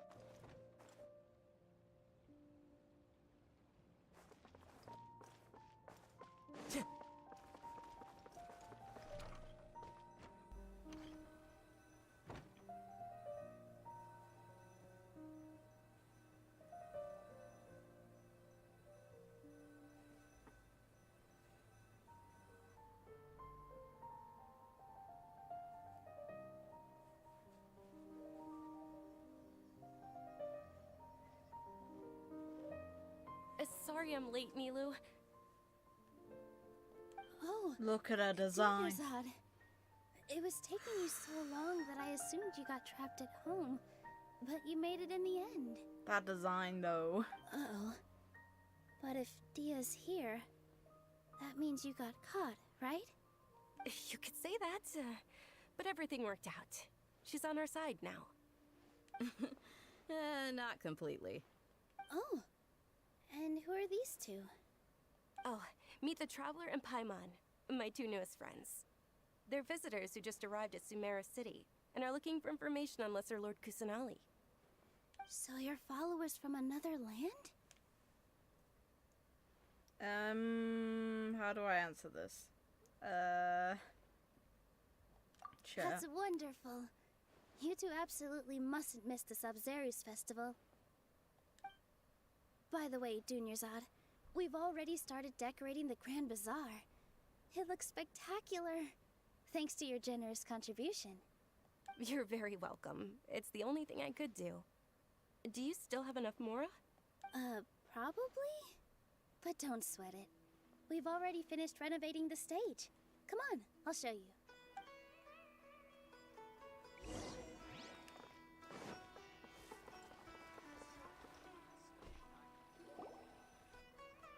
Wow! This place is amazing! Not bad. Huh. Last time I was here, the stairs were full of holes. The stairs were nothing. A little while ago, we discovered that the tree above the stage had a huge chunk of bark ready to fall off. Mr. Zubair was worried sick. We reported it to the academia many times, but they never sent anyone to deal with it. We didn't want anything bad happening, so we were going to cancel all the stage performances. Oh, probably because it was the theater asking. The academia looks down on performers like us. They probably think it would be best if the theater closed down completely. Yeah, but they're assholes. We can't let that happen, though. Not only would everyone involved in the theater go hungry, but then we wouldn't be able to hold the Sub-Zerus festival anymore. Thank the Dendro Archon for Dunyarzad. With the Mora she gave us, we hired someone to patch up the tree, and we also gave the stage a much-needed makeover. The stage is going to be even prettier when it's festival time. I can't wait for you to see it. And I can't wait to see you on the stage. You've been practicing so long already. It's almost time for your dream to become reality. It's our dream. I'll do my best for the two of us. Nilu, what are you gonna be doing at the festival? She'll be dancing the dance of Sub-Zerus, the most important performance at the Sub-Zerus festival. Dunyarzad, have you told him the origin of this holiday? I only told them about the Greater Lord and Lesser Lord so far. Okay, then I'll tell you two about how this holiday came to be. According to legend, the Sub-Zerus festival was originally the Goddess of Flowers' birthday celebration for the Greater Lord. A long, long time ago, on one of Greater Lord Rukkhadevata's birthdays, her friends threw her a celebratory banquet. Some of the gods got drunk.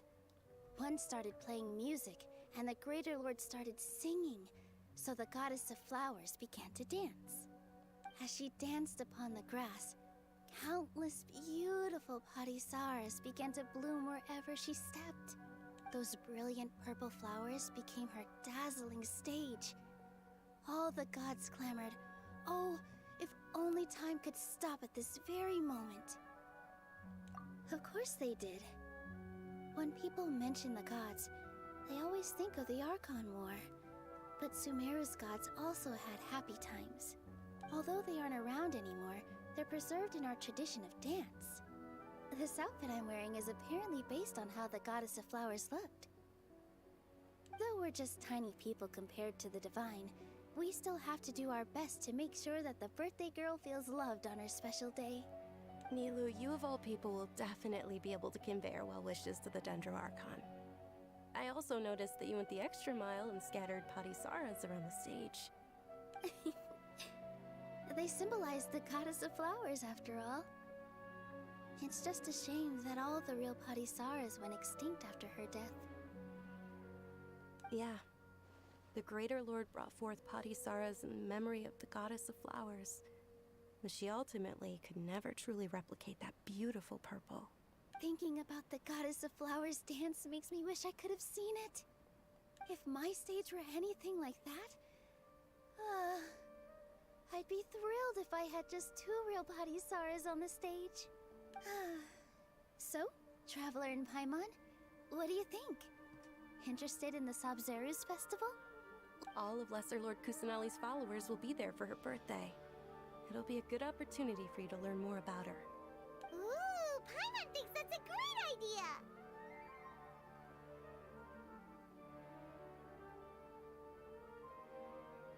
Of course Paimon wants to watch. Those two things aren't mutually exclusive, you know. So how about we all attend the Sub-Zerus festival together? Dunyarzad, let me show you which stage decorations we've picked out so far. Traveler and Paimon, if that doesn't sound interesting to you, then feel free to explore the area. Everyone at the Grand Bazaar loves Lesser Lord Kusanali, and we're all looking forward to the Sabzeruz festival. In that case, we'll take a look around. Finally. People we can actually... Why has the dog got a musical note above it? Alright. Whoa! What's with your yellow hair? And why do your clothes look so funny? Are you an outlander? Yes. Did you know that the Sabzeruz festival is about to happen?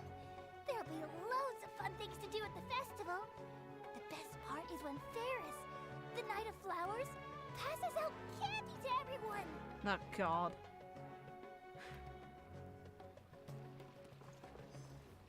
Swoof. What the fuck is that as a name?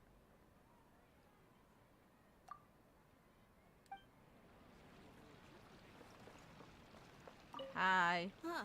Revamping the stage for the festival couldn't have been easy, that's for sure. I bet this year's festival will be one to remember. I don't know much about the Grand Bazaar, but I do know that the residents here have a penchant for song and dance. Two things that the academia doesn't particularly approve of. Oh, and the perfume sold around here is a lot better than what you'll find elsewhere. The fragrances are longer lasting and they're gentler on your skin and... I mean, that's what I've heard at least.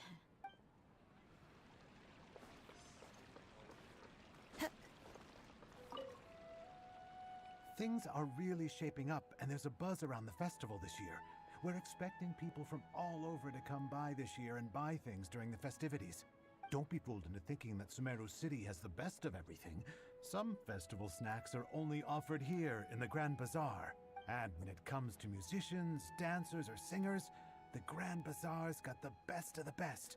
Sure, those folks at the academia might not like it, but what's a festival without song and dance?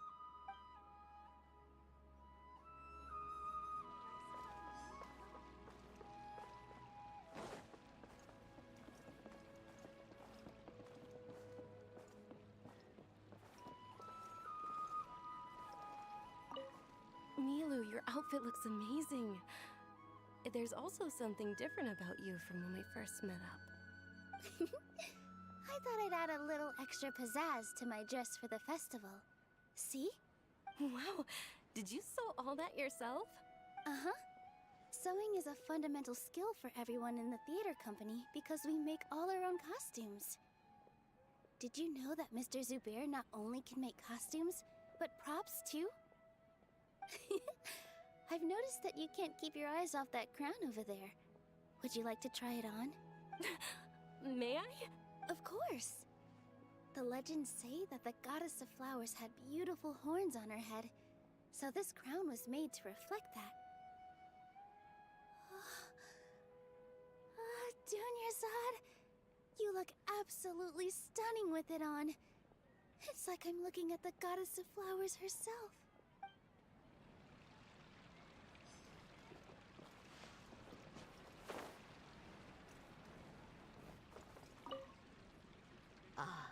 Dancing at the Sabzeruz festival.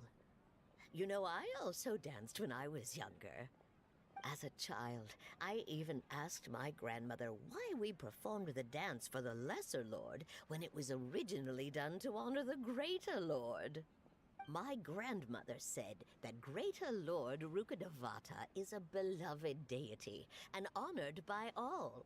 And Lesser Lord Kusanali is too. If the goddess of flowers ever knew Lesser Lord Kusanali, then she would certainly have wished to be her friend and hold celebrations for her too. The Sabzeruz festival has been losing its appeal over the years. That is, until a wealthy benefactor stepped in this year and brought the festival back to life. I heard she forked out a lot of mora to make it all happen. Huh, so okay, so Rukkhadevata's the goddess of flowers, but we've heard her with other titles, goddess of the wood, well, god of the wood. So I assumed that the goddess of the flowers title would actually be Kusanali's. Fair enough. My misunderstanding. Hey! Is that who Paimon thinks it is? It looks like Catherine.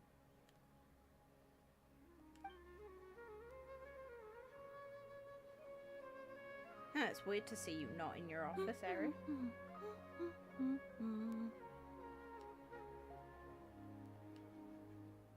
Huh. Come to think of it, Paimon's only ever seen her behind the counter at the Adventurers Guild. This is the first time we've ever seen her taking a break. Hey, Catherine! Huh? Oh, hey! It's the Traveler and Paimon! What's shaken? What the? Whoa. Break time Catherine sure sounds a lot less formal than usual. Paimon was still waiting for her to say Ad Astra Abyssosk. Sure. Standing behind the counter at the Adventurers Guild doesn't require any complicated functions. But saying and doing the same old things over and over again can get pretty monotonous. Like watching the same Fontaine movie day after day. But take you two, for example. You travel across Tevat to enrich your lives and gain new experiences. Well, we enjoy traveling across Tevat and all that, but we're mainly looking for clues about her brother. Yes, you should keep searching. Sometimes the answers we're looking for aren't necessarily at our intended destination. Instead, they're found along the way. Huh. Haven't we heard someone say something pretty similar recently? Anyways, what brings you out here, Catherine? No, not particularly. I guess you could say that I'm loving the recent atmosphere here. If festivals bring happiness to everyone, then that's where their true value lies. Oh, it looks like it's about time for me to be heading back now. Alright, we'll see you next time at the Adventurers Guild. Oh, by the way, thanks for connecting us with the Eremites. We've already made some great friends in Sumeru City thanks to you. I'm sure you two will get along well with the people here. You've already been blessed by the element of Dendro after all. See you around.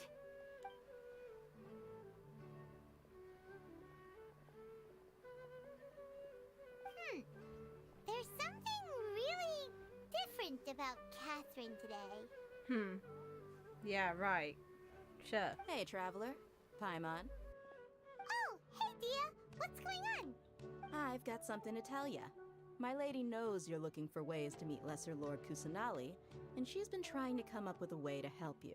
Well, I have an idea that might help. Are you serious? We'd love that! It might not necessarily pan out, so don't get your hopes up too much. I'll need to take you two somewhere and ask someone some questions. My lady is feeling a little worn out at the moment. Nilu's found a place for her to rest. After I take my lady home, let's meet in front of the Citadel of Regzar. Sounds like a plan! Let's head over to the Citadel of Regzar and wait for Dia!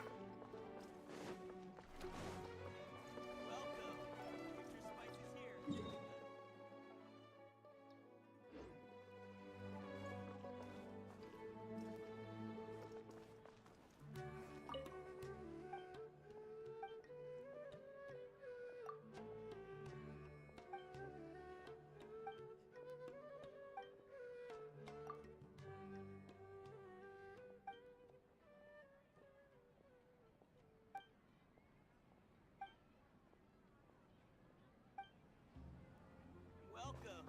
Get your spices here. We've got all kinds.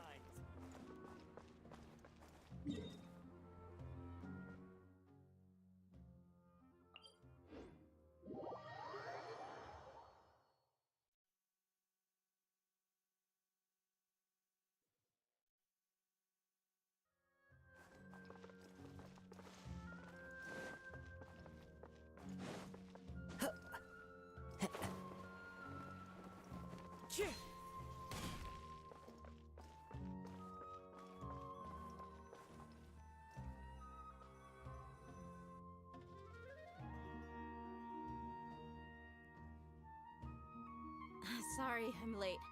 It took some convincing for the Master and Mistress to believe that Miss Dunyarzad was only sitting in the port for a while because she was in a bad mood. Anyway, I guess I should be thanking you. I haven't seen Miss Dunyarzad that happy in a long time. If it wasn't for you two, she probably would have been caught and dragged back much earlier. You sure sound a whole lot nicer than when we first met, Dia. Who would have thought you had such a soft spot for Dunyarzad? It's called being a professional.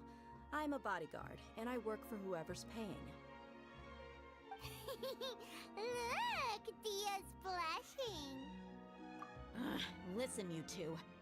I don't expect to be working for Miss Dunyarzad very long, but I hope to finish things on a positive note if possible. Let's cut the chit-chat and head into the Citadel. We'll see if the person I know has a way for you two to meet with the Lesser Lord.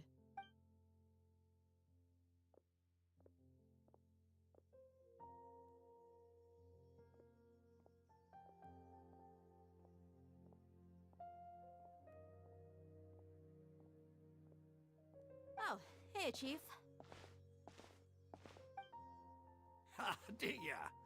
What are you doing here? And well, didn't expect to see you three together. I take it you all know each other already? Mm-hmm.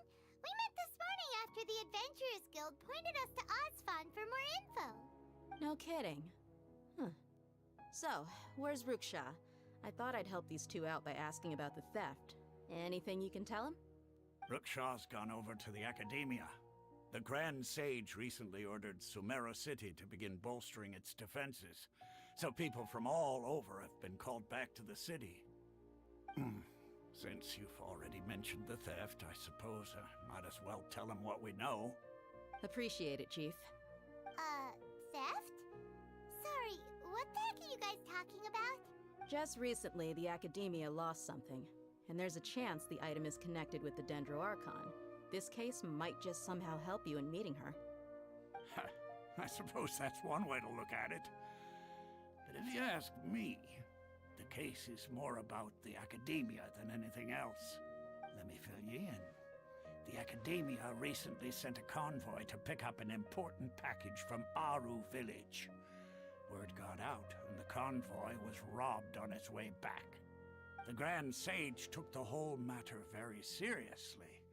Not only did he dispatch the Matra, but also enlisted our help in the search for leads. All we know so far is that whatever was stolen is currently in Port Ormos. You two have heard of Port Ormos, haven't you? It's the largest commercial port in all of Sumeru. You can travel there by leaving Sumeru City and heading south along the river. The Academia's grip isn't long enough to reach all the way to Port Ormos, so the city's a little more laid back, meaning the population's also a mixed bag. You never know who you'll meet there. Apparently what was lost has a great deal to do with the Akasha, knowledge, and even the gods. I'm afraid I don't have any other details for you, though. If you're interested, maybe you could head to Port Ormos and ask around yourselves. If you want my advice, try introducing yourselves as students of the Academia once you're there. Are you serious, Chief? All the Academia students are in Sumeru City, you know. Why should they pretend to be students in Port Ormos? If you're also interested, just go there and see what happens. Count me out. I've got plenty of work to do here for the Homayani family. And take it from me, if you two really do decide to visit Port Ormos, you'd best watch your backs. Let's just say that the Eremites there aren't nearly as friendly as those here in Sumeru City. There are even some extremists who go around shouting slogans like, "Retake Sumeru for the Scarlet King." Word is that more and more are joining their movement. They're becoming a real headache for Chief and the others. You bet they are. The Scarlet King's been dead for thousands of years. Now they start spreading rumors of his return. Ridiculous. Not everyone's like you, Chief. Even the desert natives who abandoned their homes in the wilderness still wish to have a god of their own. Well, Traveler, that's about all the information we have for you. Thanks, Dia! And you too, Ozfond! Since we've gathered all we could for the moment in Sumeru City, let's head to Port Ormos and see what we can find next. Miss Dunyarzad is looking forward to seeing you both at the Sub-Zeru's festival, so be sure to get yourselves back here in time for that. Good. Then we'll see you both at the Sub-Zeru's festival.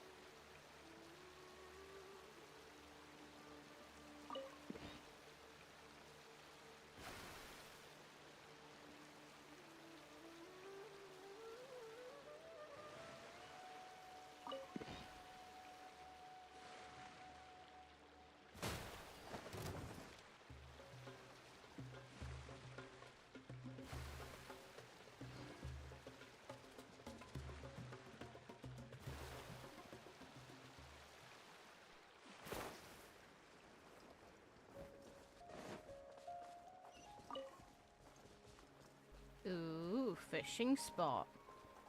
That's a new kind of fish. If anything, both of them are. Hell yeah.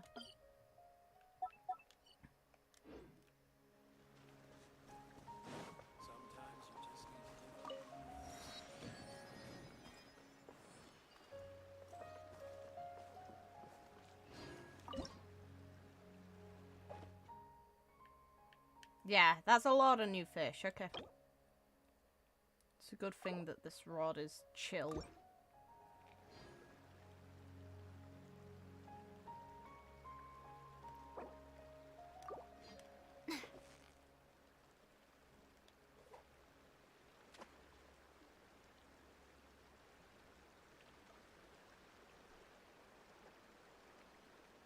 Not that fish, then. Will the other kind care? Come on. You fuckers.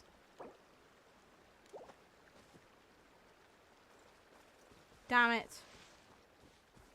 Okay, I guess I need to make new fishing bait. That's annoying.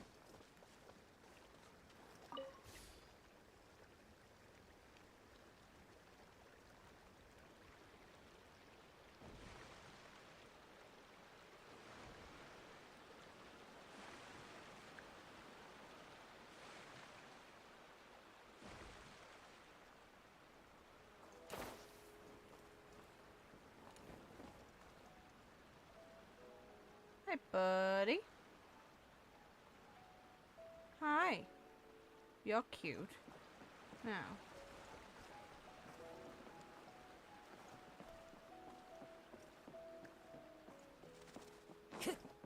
Time to go.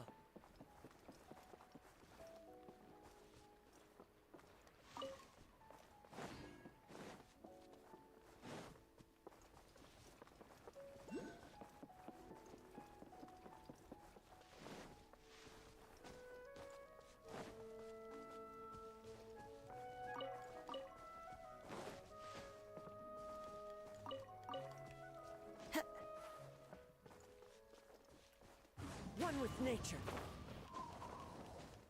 Speaking of being one with nature, I feel like this guy would be right at home here if he ever came.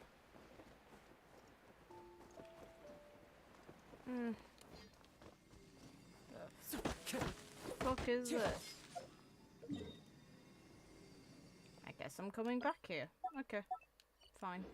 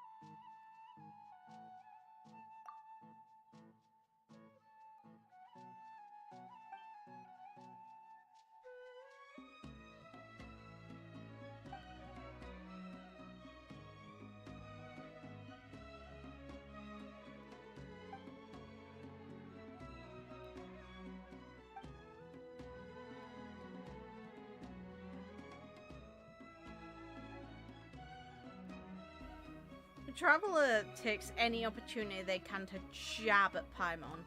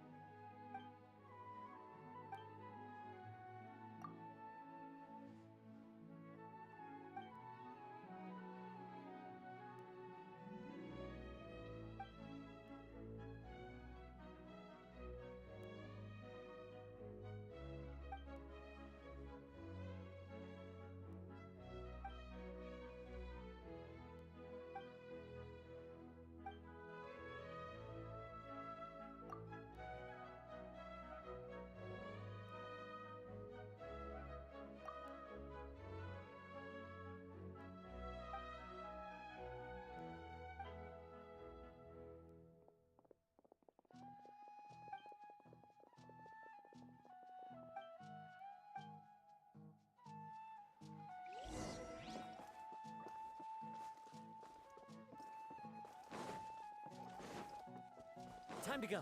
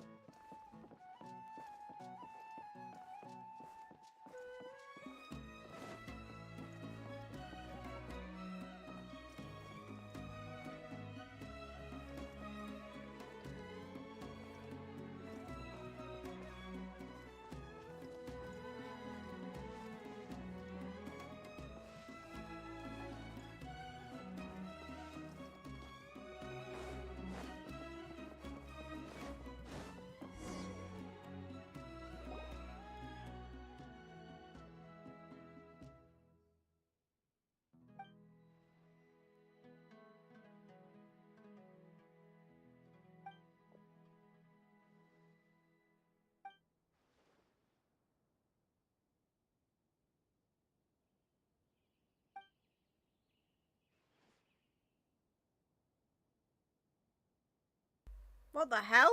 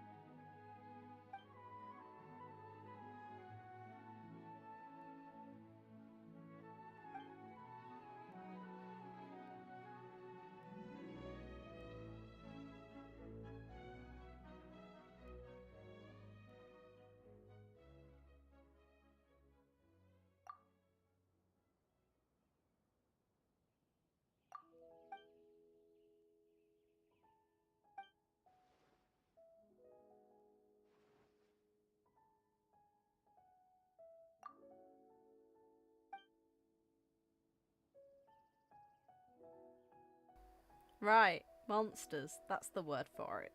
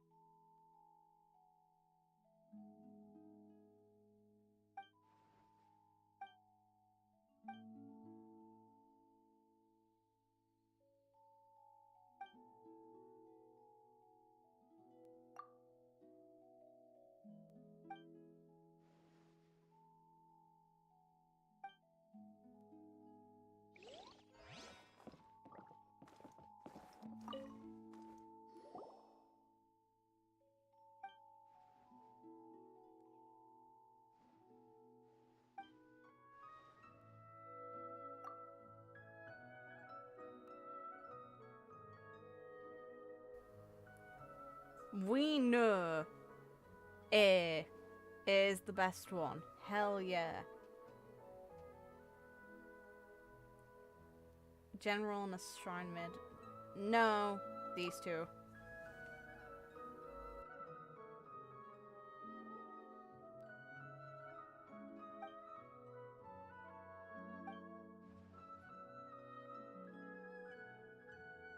I'm sad they didn't talk about A. I'm glad they're talking about Mika, but come on. Come on.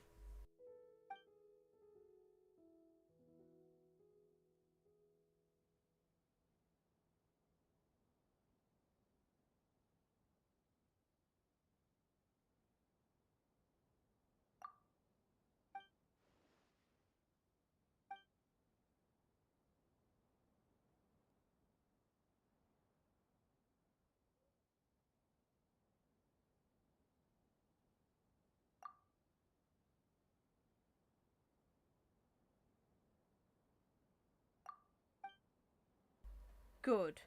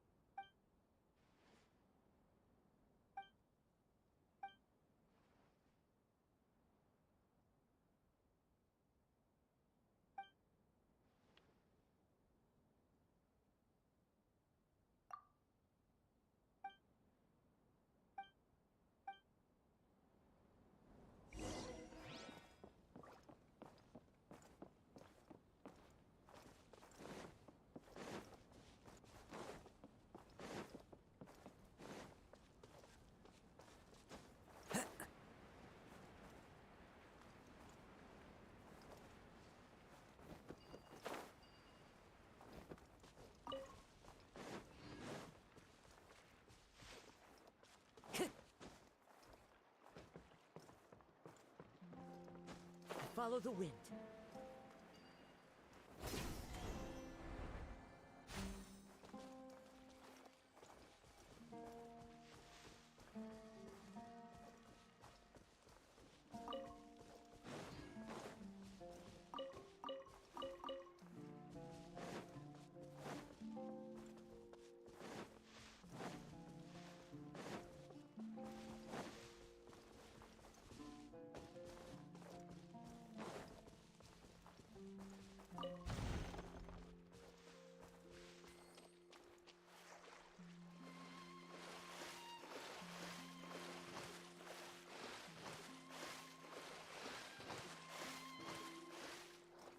Time to go.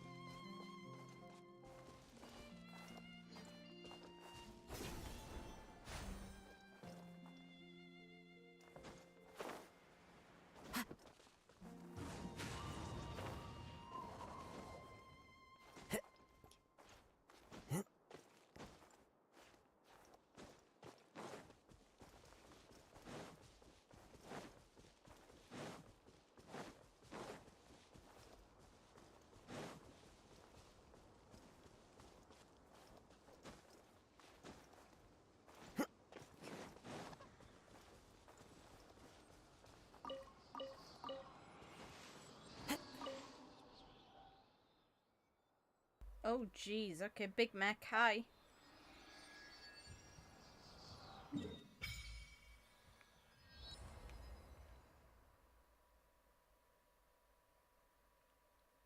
Here. Nope. Didn't mean to do that.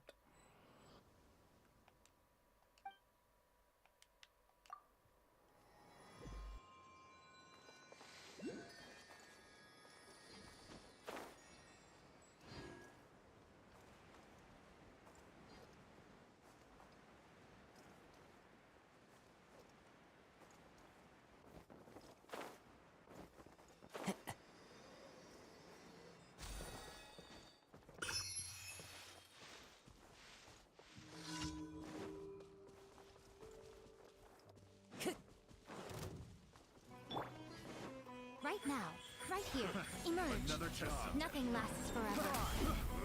Right here, right now, emerge. The wrong test subject.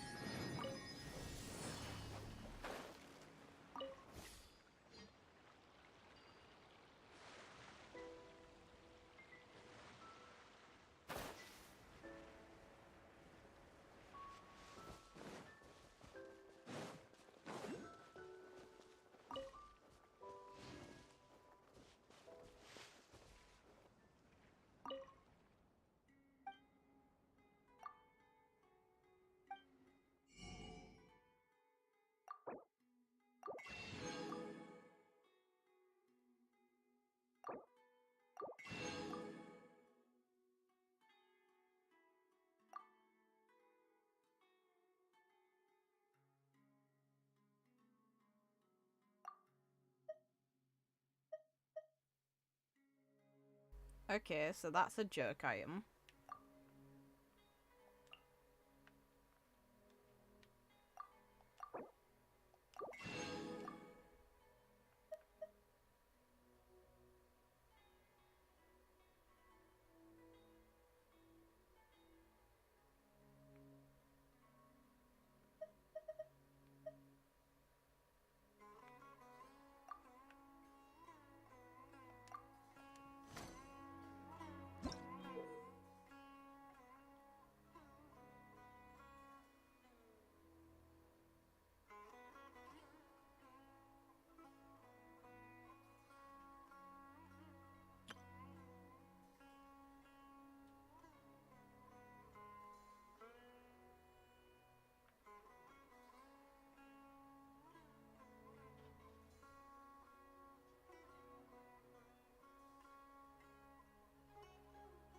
Sweet. Well, this is something for me. All the world holds dear is but a backdrop of constant motion. I stand before it, alone and unchanging.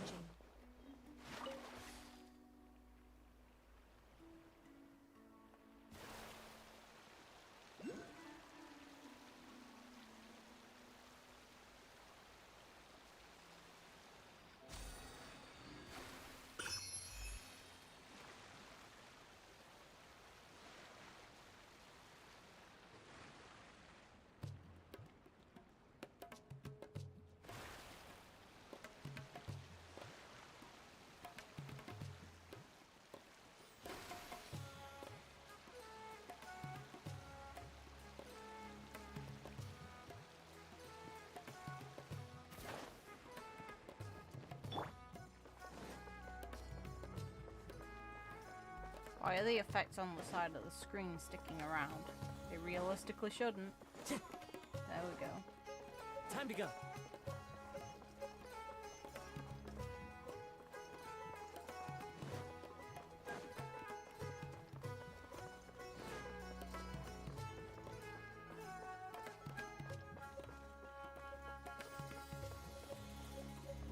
Same mate.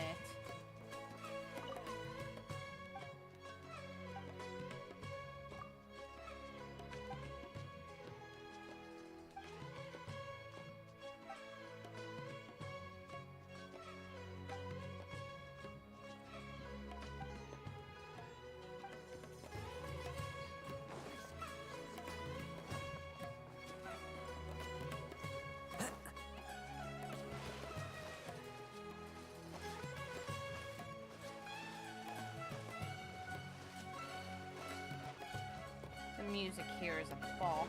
I like this.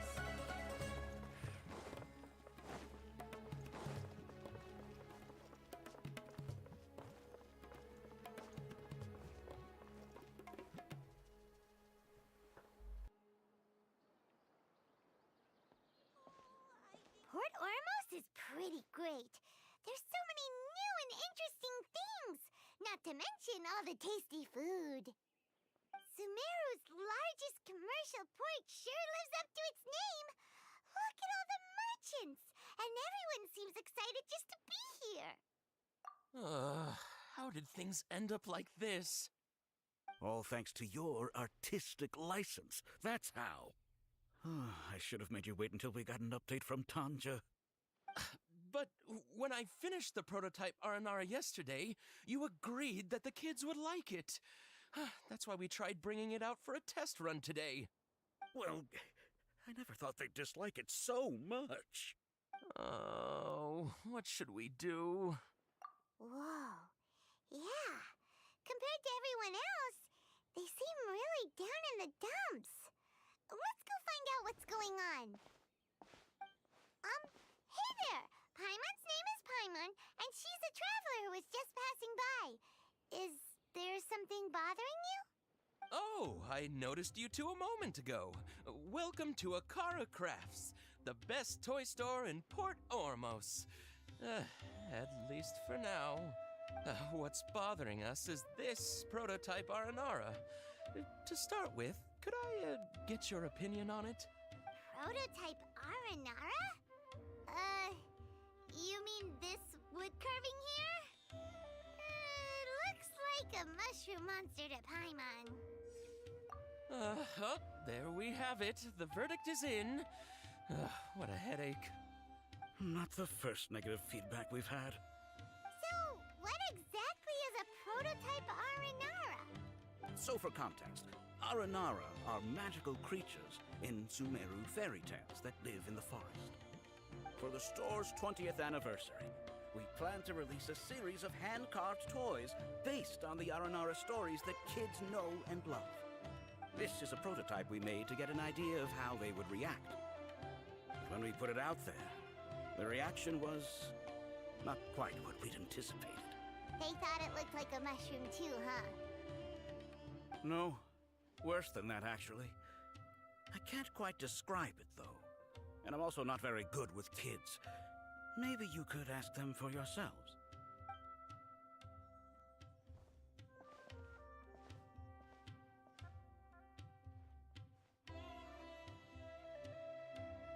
is not an Aranara. Huh, no way. I've read Uncle Tanja's Aranara and the Ill Little Fungus. It says that Aranara are supposed to be chubby and squishy. The carving looks nothing like that. Toys do look better when they're round and chubby. Uncle Tonder said in Aranara's vow that you can deceive the eyes, but you can't deceive the heart. This carving makes me feel lost and confused inside. I don't think the creator put his heart into it at all. It's nothing like an Aranara. Ooh, didn't put his heart into it, huh? Oh, sounds like one of those things that's easier said than understood. Kassid and Alia didn't like this carving, but I think it's okay. It doesn't look too happy, so it's kind of pitiful in a cute way. Oh, a positive review! Yeah, so I would totally ask my dad to get it for me, if it wasn't meant to be an Aranara.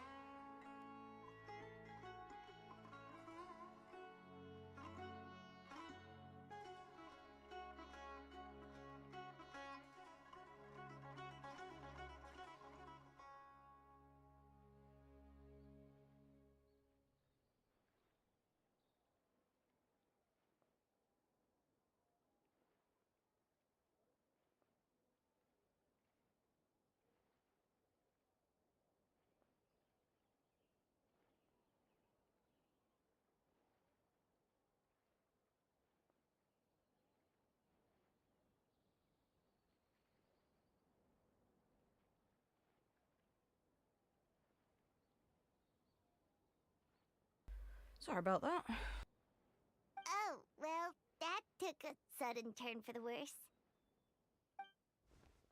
We asked the children for their opinions. Oh, how did it go? Has it maybe, grown on them at all? Oh, this is such a shame. Why isn't Tanger back from Gandarvaville yet? Oh, the kids kept mentioning an Uncle Tanger, too. Who is he exactly? Uncle Tanger is a famous children's author here in Port Ormos. He wrote quite a few stories in the past, but none of them were popular among children. Just like our prototype Aranara. But around a year or so ago, he suddenly had a eureka moment or something, and suddenly the children loved every one of his stories. That's right. My little Ghaffari loves his stories too. The whole reason we decided to make these carvings was because we saw just how popular the Aranara are among children. We asked Tanger for guidance, but right after he agreed, he went off to Gandarvaville with his son to look for inspiration. They haven't returned yet. We were running out of time, so we had no choice but to carve an Aranara based on our own imaginations. As you can see, this was the result. Oh, we have to do something. Hey, since you're the famous traveler, could you do us a favor and look for Tanger in Gandarvaville? He doesn't have to come in person if he's too busy. Just ask him to write down his suggestions and bring his notes back to us, if you could. Please, if only to put a smile on the children's faces. And, of course, you'll be well compensated for doing us the favor. They seem pretty desperate. Let's help them out. To see the kids smile. And also for our reward. Also for our reward. Yep, let's do it.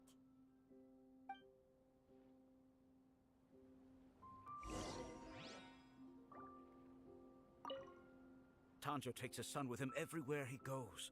The two of them are very close. Maybe that's why he was able to come up with such great stories. Anyway, we're count-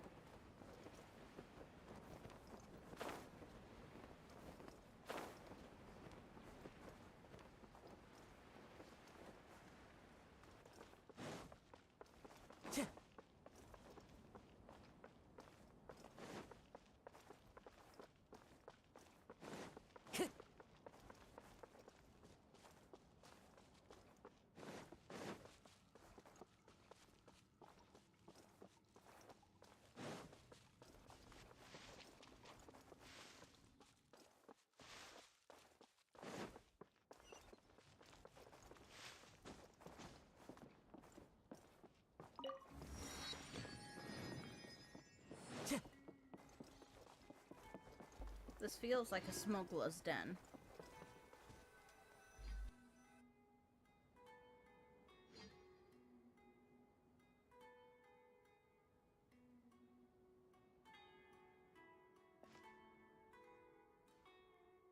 Come and have a good look yourself.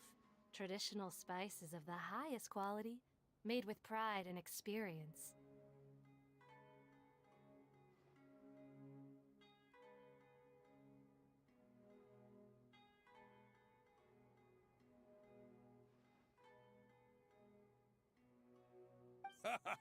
You've got a deal. I can't thank you enough for always looking after my business. Believe me, I'm not making this up. Several Eremite mercenary groups are nearly in open conflict, but does the core of 30 care? And that's not all. Did you know that... Wow! Talk about hurly-burly! This place is busy! Well, guess that's only to be expected for the largest port in Sumeru. Maybe it's because of what Dia told us earlier, but Paimon can't seem to shake the feeling that there's also danger lurking in these crowds. Ooh. Let's get our bearings so we can start looking for leads. We know that whatever the Academia lost is related to the gods. But other than that, we don't have much else to go on. Osford told us to try posing as Academia students while asking around. Paimon checked the Akasha on the way here, and the Academia doesn't seem to have any research facilities in Port Ormos. Paimon doesn't get it.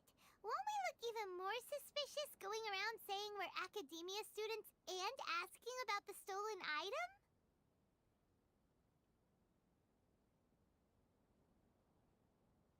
Well, given all the people that come through here every day, if there's any information to be found, Paimon bets we could find it in the market. Let's ask around and see what we come up with.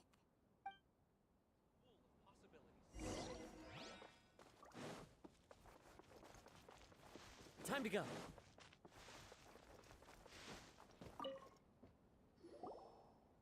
Welcome. Welcome. How can I help you two?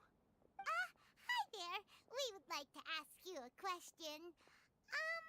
Do students from the Academia ever come to Port Ormos? Of course. Especially around this time of year. Students from Sumeru City that are about to graduate often come to Port Ormos to cut loose a little. Many people often talk about how hard it is to get accepted into the Academia, let alone graduate. But those who finish their studies and go on to become full-time researchers at the Academia have it even harder. Sure, we may not be Sumeru City, but Port Ormos offers beautiful scenery and a stress-free environment. Some even say it's good luck to come to Port Ormos, so students and researchers come flocking here when things get to be too much at the Academia. Ah, you see over there? Those are students from the Academia. They've been looking worried and miserable ever since they got here a few days ago. If you ask me, the life of a merchant is better. So long as the Akasha teaches us what we need, then life is good. Those students seem to be discussing something. Let's see if we can listen in.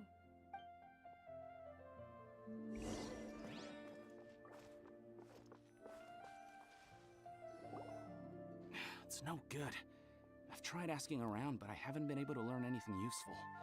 Not to mention that a bunch of scary-looking Eremite mercenaries have been posted along the streets now. There's been a lot of fighting between the different Eremite factions in Port Ormos. If we choose to move on our own, then it would be wise to steer clear of them. Especially the group that's constantly shouting some stuff about the Scarlet King and some resurrection. I've even heard that the Citadel of Regzar is starting to get fed up with them. What was that group called again? Ein something or other? They're called Ein El Akhmar. Today, I heard that the thing we're after might be in their possession at the moment. Wait, come again? Don't you see? Many of the Eremites in Port Ormos deal with trading this kind of thing. They're usually pretty wary of outsiders, but not so with students of the Academia. It's because the kind of goods that students are looking for aren't the kind of goods that Eremites are after. As long as they know you're a student, then deals can be made. I've heard that Ein El Hakmar likes to set up shop at the Jafar Tavern. Supposedly, if you're willing to part with 500,000 mora, they'll give you info on anything. So basically, he was right about lying to be a student. Wait, Good. Did you say 500,000? If information alone costs that much, then how could we ever afford to buy what we're looking for? I guess we might as well give up on trying to graduate this way. I wouldn't worry too much. Our field of research is very niche. Who else could possibly be after that kind of shady knowledge? I bet it's practically worthless to anyone aside from us. Oh, I guess that makes sense. Then the only thing left for us now is to find a way in. Why don't we all just pool our money together and pay for the information? Whoa! Did you hear that? A niche field of research and shady knowledge? So, what's our plan? Wait! Didn't you hear what they just said? Buying information is going to cost us 500,000 mora! Have you lost your mind? Oh, alright. Paimon never thought she'd agree to parting with that kind of mora. But if you know what you're doing, then we should give it a shot. I enjoy making jewelry for newlyweds the most.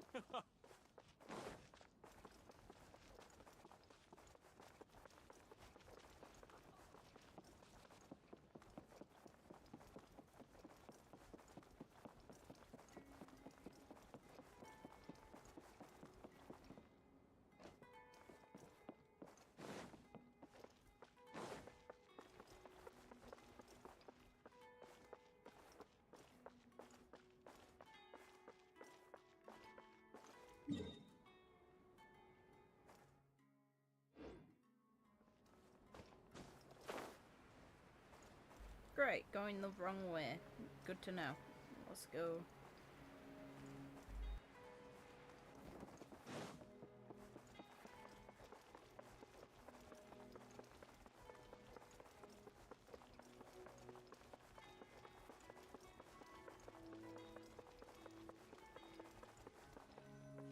This is the place we heard those students talking about. Let's find a seat somewhere and see if we can spot the group they mentioned. Oh, you've arrived. Please, take a seat. So, they think that they can go toe-to-toe with the boss? Ha! Once we reclaim the power of the Scarlet King, they'll be the first that the boss punishes. They're nothing to be afraid of. Our main rival now is the Caracal Battalion. They've also amassed a significant amount of Mora this time, so we mustn't underestimate them. How can the Caracal Battalion compete with the boss when they're nothing but a bunch of money-grubbing opportunists out for a quick Mora? Yeah, with boss's fervent devotion, he'll be able to use this power to bring our god back this time. Huh. All these guys talk about is the Scarlet King, so they're probably the ones we're looking for. Greater Lord Ruka Devata. That traitor and her followers must not be spared. The day will come when the Scarlet King exacts vengeance on Sumeru, and all of them shall be punished. Yeah, Paimon was wondering what they meant too. We should ask about that if we get the chance later. What's going on? How can there be kind of... happened next?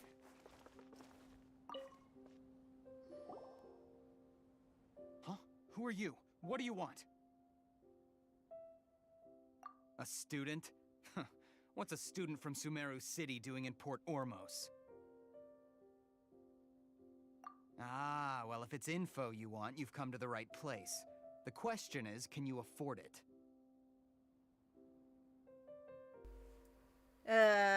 Fine. Paimon can't stand to see so much Mora go. But there's no other choice right now. Here, this is the merchant's address. Whatever you're looking for, you'll find it there. Hmm? Well, what are you waiting for?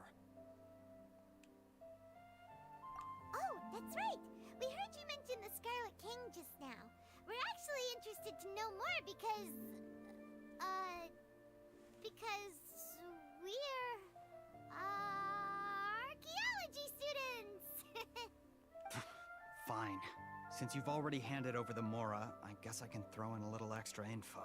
As you can see, members of Ain al-Ahmar are devout believers of the Scarlet King. Years ago, the Scarlet King founded the great desert nation that was our homeland.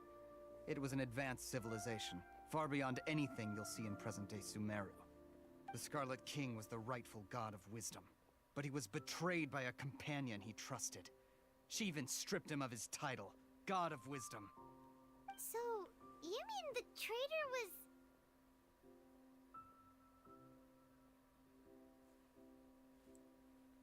Greater Lord Rukkhadevata, yes. That shameless wretch destroyed the Scarlet King's civilization, and our ancestors were forced to flee to this land where we were made to suffer the tyranny of our enemies. Furthermore, she conspired with the Academia to cover up the truth of her actions, and create the merciful and benevolent facade for which she is now known. Ugh, just thinking about it sickens me. But the story doesn't end there, oh no. The Scarlet King isn't truly dead. The voice of the Oracle has been heard in the desert, prophesying his resurrection. Mark my words, our god shall return. And when that day comes, all followers of the traitor and all the desert dwellers who have forgotten their true god will suffer retribution together. If what I'm saying makes you shiver with fear, it might not be too late for you to become a believer of the Scarlet King.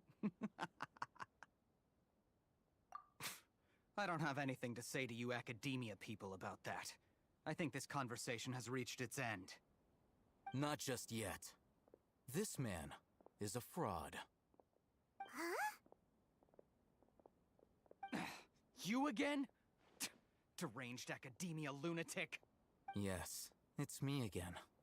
I already warned you that if you weren't willing to sit and discuss things with me, I'd take measures to make things uncomfortable for you. Kick his ass. Do it. It's funny. Listen to me. That address he gave you is fake. Or at least, you won't find a merchant waiting for you there. This group has been boasting all around that they can provide information on a certain item as a means of luring people into their territory. Once you show up, they keep up the act until they have hard evidence that you want to purchase said item. Then they use that to squeeze you for all the more you're worth. Hey! Shut it all, Hatham! What are you playing at, trying to ruin our business like this, I told you the other day. I wish to discuss my terms with your boss. Ha! The boss made it perfectly clear that he won't negotiate with you. Yes, and in no uncertain terms. But that was then. It does not preclude him from changing his mind in the future. I'm warning you. Don't push us, or this could get ugly. We don't usually get rough with people from the Academia because it just complicates things. For a lunatic like you, though, we might just have to make an exception. If you're suggesting that we escalate this from a verbal exchange to a physical one, I accept. After all, even the Archons used war to negotiate the ownership of Teyvat. Let's fucking go. If, on the other hand, we can't agree on any means of negotiation at all, then I'm afraid my next course of action will sting a little more than the mere falling through of a few business deals. I will jeopardize the Eremites' reputation, which I know you value above all else. I am quite confident that if I began to take such action, your boss would willingly approach me himself. However, I fear that by then, some things will have happened that cannot be undone. Also, a word of advice. I suggest you tell your boss exactly what happened here today. Otherwise, he might blame you for not telling him in the future. What did you say? Consider this. Have I ever failed to follow through on my word in the past? This guy is really out of his mind. Okay then. If you really have a death wish, let's meet a week from today. The pier in front of the Pharos Lighthouse, 4 o'clock in the afternoon, sharp. Don't expect us to hold back. Not so fast. First, you return the 500,000 mora to them.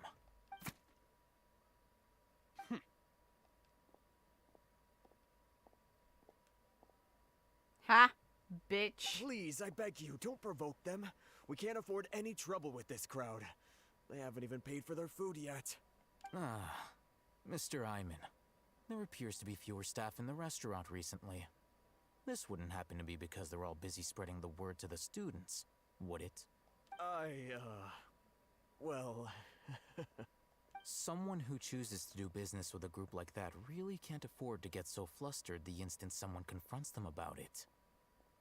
Consider the meal compensation for our silence. I'd say you're getting an excellent deal.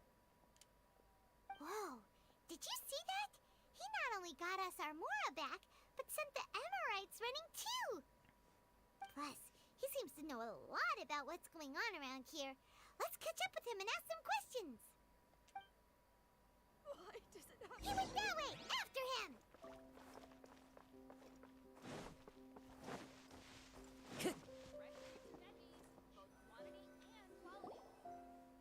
Wait up! It's Al-Haytham, right? What do you want? No need for thanks. My goal was to get to them, and you two gave me just the opportunity I needed. We're even. Oh, I advise you to keep your distance from them. Since they weren't able to make off with your Mora in the end, they might harass you again in the future. All right. Goodbye. Hold your horses! We still have something to ask you about! Since you tore through their scam right in front of them, you must know the real story about certain something, no? Who exactly are you two? And why are you inquiring about that? He knows that's bullshit, just tell him the truth. A student. Right. Look, you should know that those thugs conducting business with you had nothing to do with your lie. Huh? Oh, yeah! She's really strong! Weren't you saying something about a physical exchange? We can help with that. She doesn't even have a vision. Forget it. Maybe not, but she can still use elemental energy. Otherwise, there's no way we'd go asking for info from from guys like that. Those high-headed thugs are definitely gonna bring a lot of backup for your next meeting. Even if you don't go alone, you won't regret taking us with you.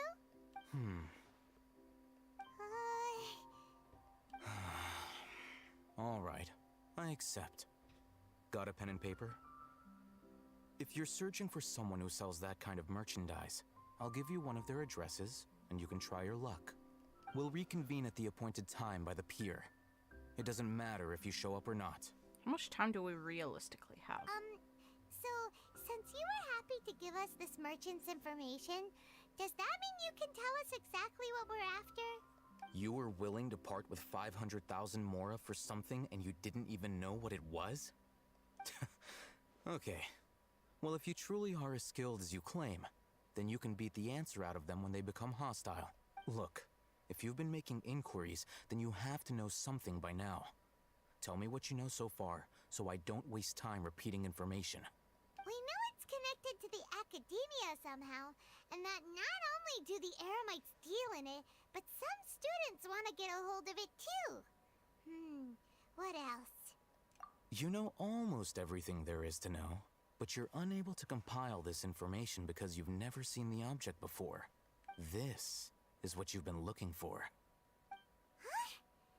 Paimon can't tell what it is. It looks like some kind of ornament. This is a knowledge capsule. To put it simply, it's a vessel that can store a fixed quantity of canned knowledge. It's like a miniature Akasha. Anyone who links it to their personal Akasha terminal instantly becomes privy to its contents. Correct. Anyone. Unlike the Akasha, which heavily regulates who can access what information, knowledge capsules confer their contents without any requisites. That's amazing! It's essentially a convenient and harmless vestibule for knowledge. Unfortunately, it's illegal in Sumeru to privately possess or trade them. They were created as a means for scholars to transfer knowledge gained from Irminsul into the Akasha, and are intended to be destroyed immediately after use. But despite strict regulations, some of these knowledge capsules will always escape destruction. After all, there will always be those in this world who are dissatisfied with life as designed for them by the Akasha and wish to change their fate. Over the past century, a wide variety of canned knowledge has been leaked from the academia. Now, in Port Ormos, the valuable ones are a means to Mora for the Eremites. Meanwhile, those which the Eremites deem to be useless to them occasionally prove useful to the common citizens and hapless academia students. Well, I think that about sums it up.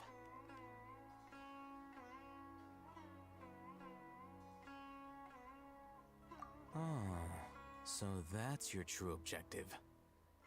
With our current arrangement, I don't believe I can offer an answer. you're still resolved. Fine. Let's talk somewhere with fewer people.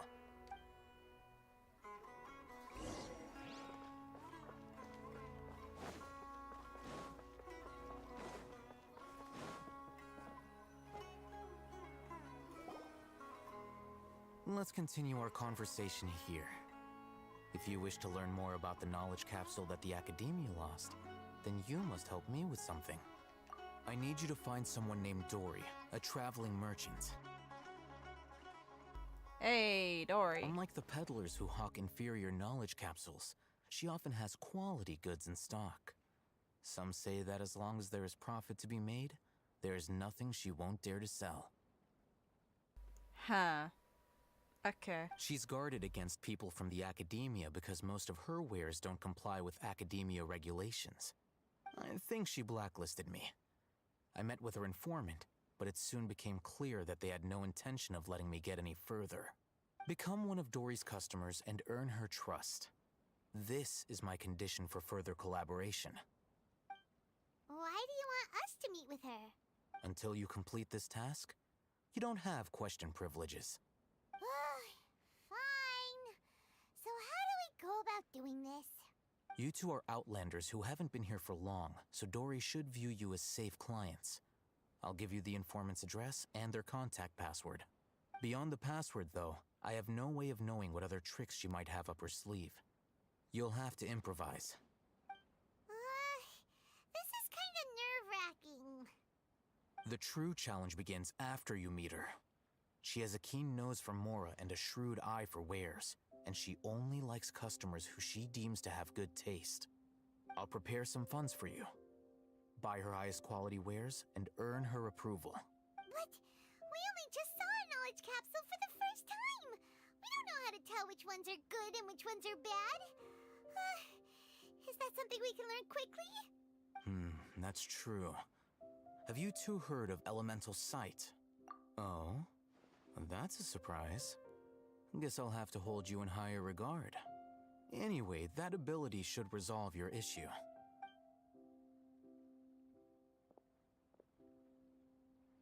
Here are 2 knowledge capsules. Tell me, can you detect any difference in their quality?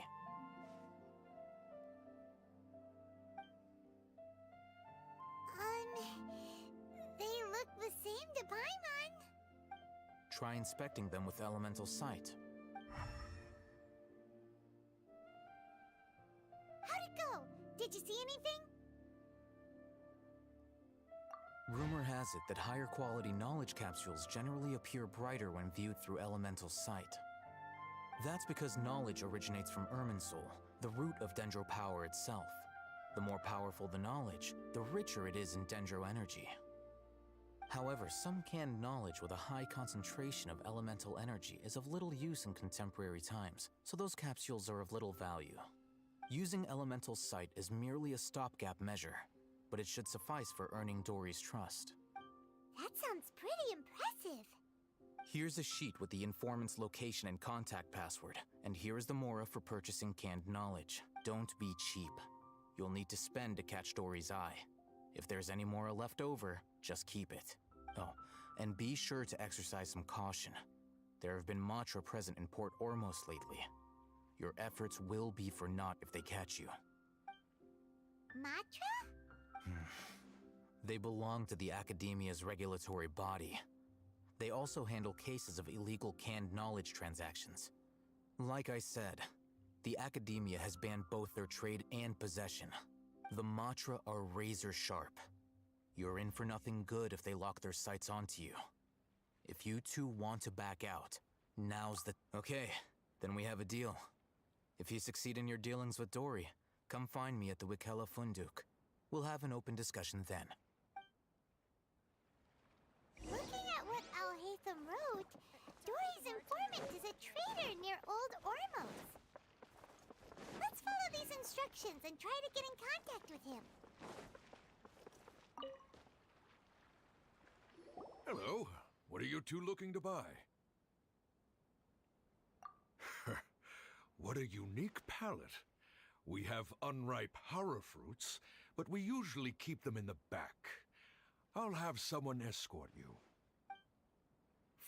the paper got us past the first round. Ronak, these two want to buy unripe horror fruits. Show them to the warehouse. Got it. You two, please follow me.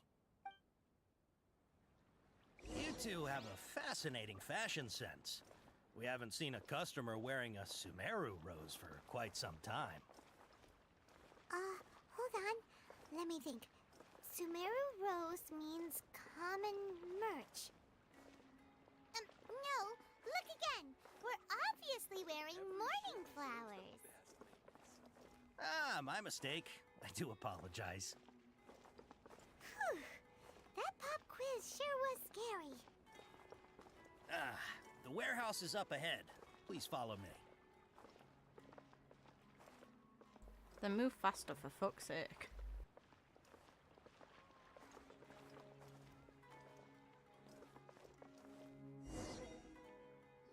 Before I retrieve your products, I need to confirm a few things. Please forgive me, but we may not have sufficient stock for you today. Earlier, many of our hara fruits were taken by mice. Thanks. If better goods come in, you'll be the first to know. You look like you have some skill. Why don't I pick out some fruits that'll make you dizzy?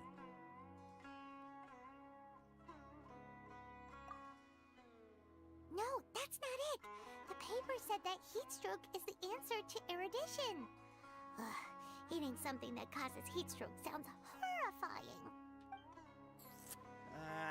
I'm sorry. But as things currently stand, we won't be able... He's cautious of us. Let's take a closer...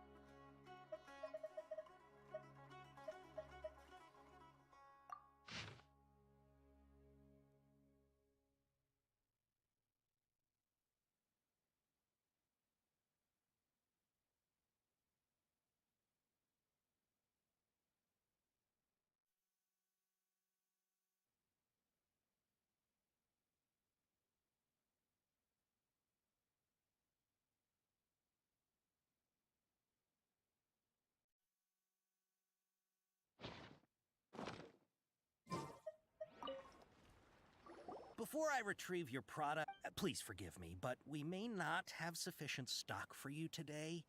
Earlier, many of our hara fruits were taken by mice. Thanks. If better goods come in, you'll be the first to know. You look like you have some skill. Why don't I pick out some fruits that'll make you dizzy? Yep, that's the right answer. But eating hara fruit that makes your head and ears ring sounds like a bad life decision. Would you like your hara fruits to be packaged in the Sumeru City or Port Ormos style? Wow, you two sure are generous customers. We'll be sure to package your products beautifully. Okay, everything has been confirmed. Miss Dory is waiting for you up at... Shoot, it's the Matra! Run! What? The matcha? Where? I'll hate them said we're done for if they catch us. We gotta get out of here. We don't know this area, so let's follow that informant.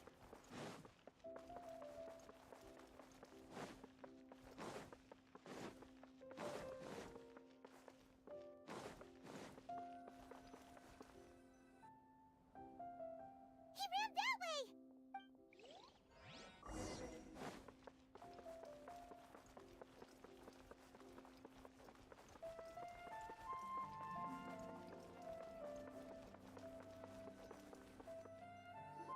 Look, he's over there!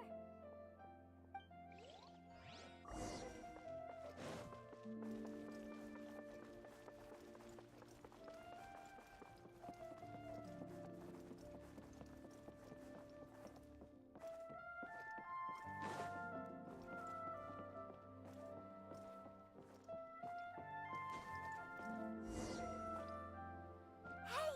If you're hiding from the Rishbaland tiger, come this way! Another password! Huh? Oh, that voice came from behind the building on the right! can stop running now.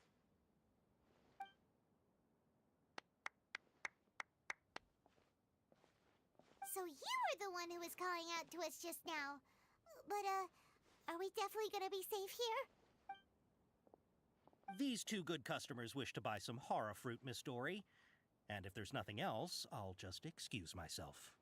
Oh, very good. Thank you. Huh? Wait, you're Dory? Paimon sure thought you'd look a whole lot scarier. Hey, what are you trying to say, Princess P-Brain? I can be scary enough when I need to be, believe you me. If you don't watch what you say, then you can forget about doing any business. But it seems you two have actually done pretty well so far. Not only did you manage to find the informant, your reactions were also pretty sharp. You don't really look like criminals or anything, but I bet my Mora that you've been involved in some shady dealings, haven't you? Maybe. Pretty sure story-wise we technically have been. Paimon's not sure if that's supposed to be a compliment, but we'll take it. We dealt with child. I can't risk doing business with people who start huffing and puffing after just a few paces. No matter how much Mora they might have. Not only will they get caught by the Matra, but they'll also get us into trouble. As decent folks trying to run an honest business. We don't need any of that. Wouldn't you agree? So that's why I prefer to have customers like you. It's your first time here, but don't worry, I won't ask too many questions. Even if you wish to buy enough knowledge capsules to decorate your house with, please, knock yourself out. As long as you have lots of round, shiny Mora, then we're all good. Ah, yes, of course, of course. Go ahead, help yourselves. Voila! Wow, she has a trove of canned knowledge. Whew. She'd probably be in serious trouble if the Matra caught her with all this. What kind of products do you seek, my dear customers? Don't worry, I'm not interested in your reasons for buying. I can, however, offer some suggestions. Take this one, for example. An analysis of the sociological ideology and dialectics of the Hilichurls. Only 3 people in all of Tibet have ever studied it, making it extremely rare. It's on sale now for 350,000 Mora. Someone we know would like that. Yeesh, who would want to be an expert in that topic? We know one person. Or how about the architectural styles and construction methods of Tibet in the early Archon War period? With this one, you can become an expert in historic architecture preservation and find an excellent, well-paying job in nearly any nation. Ooh, now this sounds like it could be useful. 2 million Mora, and it's yours. No discounts. Whoa! That's a lot of Mora! Of course, you are free to pick whatever your heart's desire. The contents and price of each knowledge capsule are indicated in small text on the body of each one, down at the bottom. Alright, let's try the method that Al-Haytham mentioned.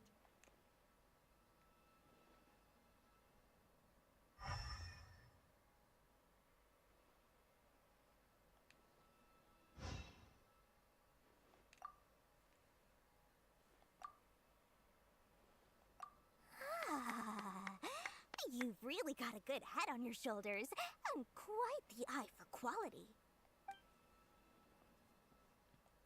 Sweet. We'll take these, please and thank you. My oh my, you are blessed with a taste for both the exquisite and the extravagant. Customers like you are a rare breed. 1 in 100. No, 1 in 1,000 even. Listen, I have a special offer for you two.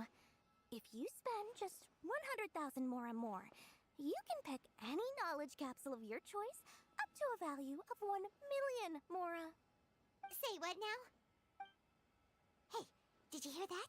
Spend another 100K and we get a capsule worth a whole million! But all the canned knowledge we just bought is easily worth 500,000 Mora. If we spend just a little more, we can get something worth 1 million Mora. Isn't that a fantastic deal? Think about it. We've gone to all this trouble to get this canned knowledge. And so far, everything we bought belongs to Alhaitham. Aren't you even the least bit curious about how this whole canned knowledge thing works? We're talking instant knowledge here. Don't you want to try it yourself? Come on, come on! We still have around 100,000 of Alhaitham's Mora left, so let's put it to good use by finding something useful for you. Ahem, you've got a deal, Dory. We'd like to spend an extra 100,000 Mora. Excellent. Then please, select from this fine collection of canned knowledge over here.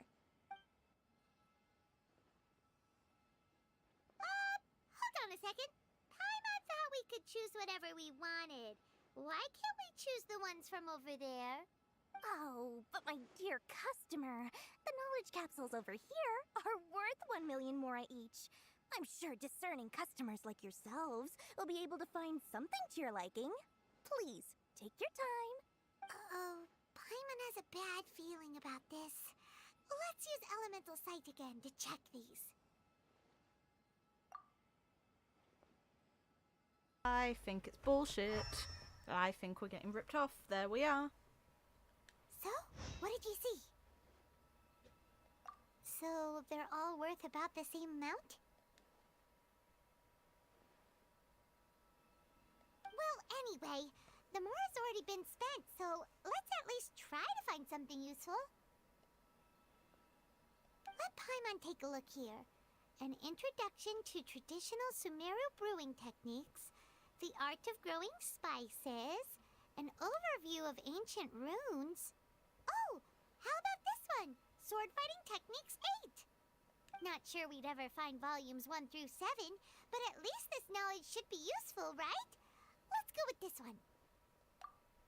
Dory, we'll take this one. All right, very good. I'm expecting some new goods in the next couple days, so be sure to check back again soon. Whether it's canned knowledge or anything else you need, bring your Mora to Dory and doors will open. Appearance with Dory went smoothly enough.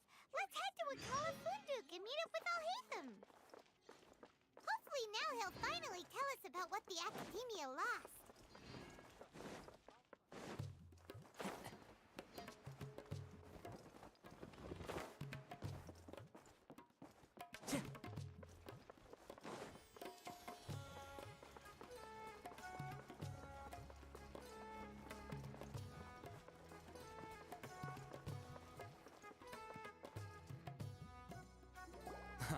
Oh, my You head's two made it. spinning. Ugh. And from the looks on your faces, you were successful. Whoa, there's so many people from the Academia here. Why would you pick this place as our meetup spot?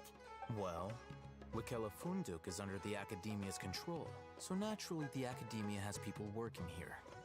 I came to Port Ormos under the pretense of conducting official business. You're a pretty daring guy. Relax. No one here is interested in anything we say, and the Matcha won't come here. Okay now, tell me how your encounter with Dory went.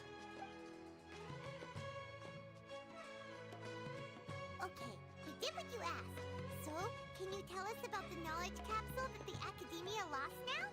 Before that, I have to ask, why are you two so intent on tracking it down? You don't have to answer, of course. Yeah, she just wants to meet the God of Wisdom and ask her about something important. We've been in Sumeru for a while now, but we still haven't found a way. When we heard that the Academia had lost something that might be related to the gods, we came here in case it turned out to be our lucky break. In that case, you're on the right track. A short while ago, the Academia lost a knowledge capsule in the desert. It's supposedly a divine knowledge capsule. Use it, and you'll gain the wisdom of the gods. Wow, there's really such a thing as that? Hey, if we find it, do you think we could learn how to meet the Dendro Archon? Ooh, or even how to find your brother? I highly doubt it has any mystical properties, but it does indeed exist. And it's right here, in Port Ormos.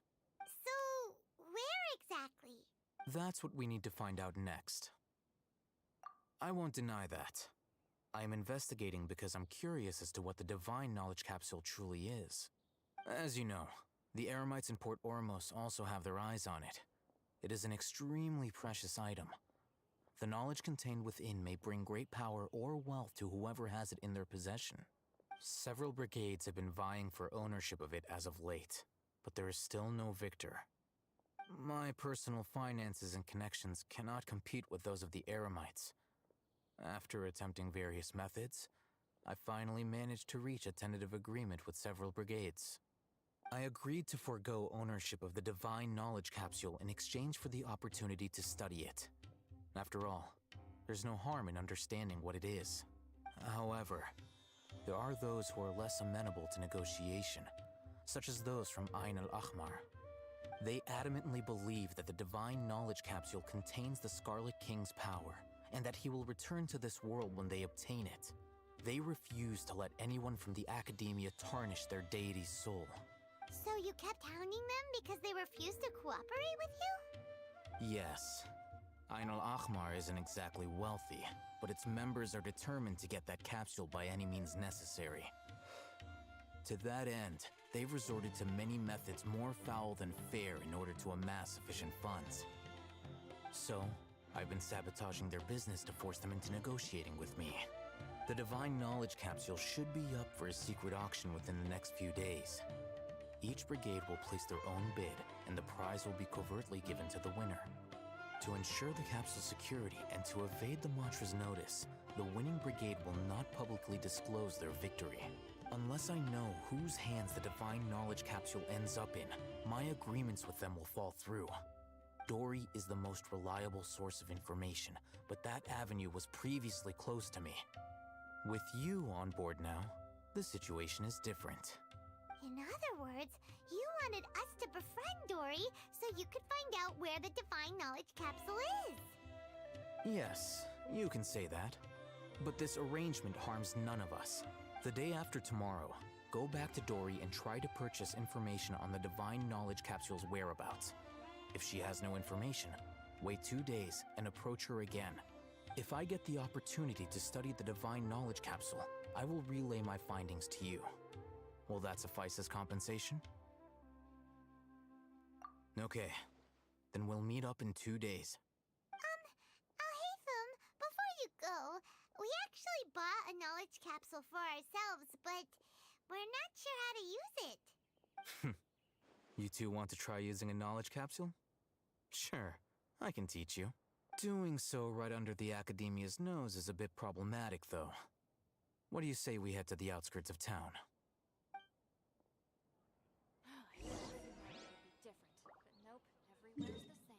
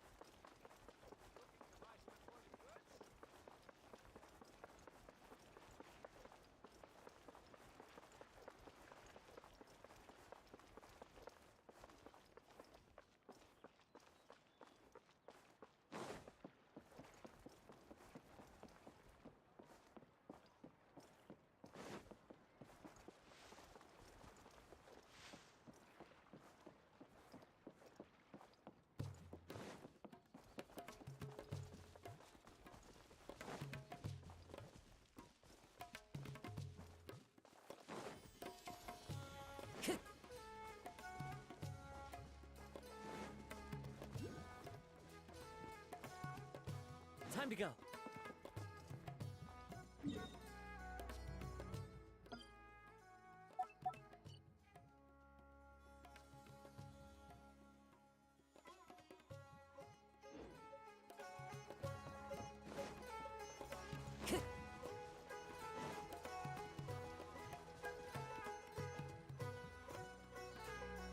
All right, this place works. Show me the capsule you purchased. Here. Sword Fighting Techniques 8. Huh. A combat class knowledge capsule. This class is something of a rare find these days, since most have been taken by the Eremites to augment their battle capabilities. Really? Ah, yeah, what a great buy! If you want to determine the efficacy of this capsule, I can evaluate your combat ability. However, effects will likely be minimal if you already possess a high amount of strength. We can conduct a controlled experiment where you fight 2 battles, one before using this knowledge capsule and one after. While you fight, we can use an Akasha terminal to monitor your various physical parameters. There may be variances in your physical strength between the 2 tests, as well as a disparity in your opponent's abilities. But don't worry, I'll run statistical analyses afterward to mitigate any confounding effects. Wow! Haytham! You must have been one of those guys at the academia who got top grades on everything. Paimon's curious about something, though. You definitely weren't one of those students who needed canned knowledge to graduate from the academia, right? So why are you risking getting caught by the Matra for this capsule? When you are unable to understand a researcher's actions, most cases can be attributed to curiosity. This is but one theory. Sounds like you're trying to avoid the question. All right, let's begin the test. Just fight as you normally do.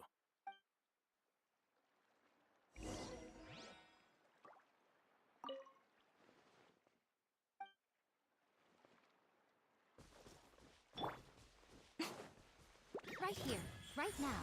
Emerge. Shine down. Torn to oblivion. Ha!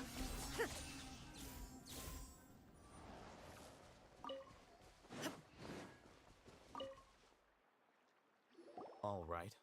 I'll link your Akasha terminal to record data. The next step is to use this knowledge capsule. Hold it in your hand. I'll help you establish a connection with it so you can activate its power.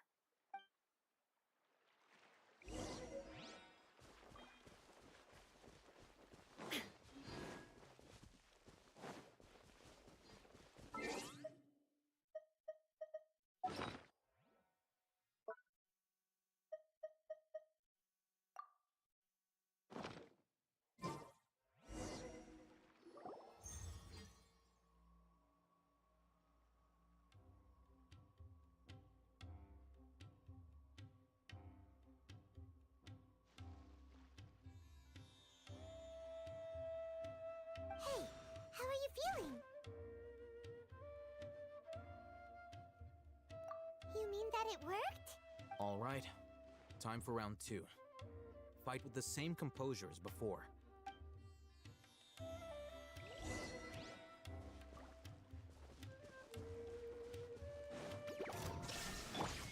Right here.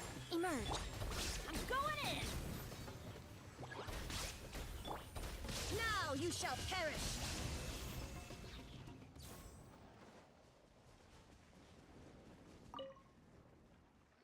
Now, I'll start recording data again. Haytham, how's it going? Well, the knowledge capsule you purchased did improve her combat capability. During the second fight, her overall fighting performance increased by 0.073%. Wait, how much?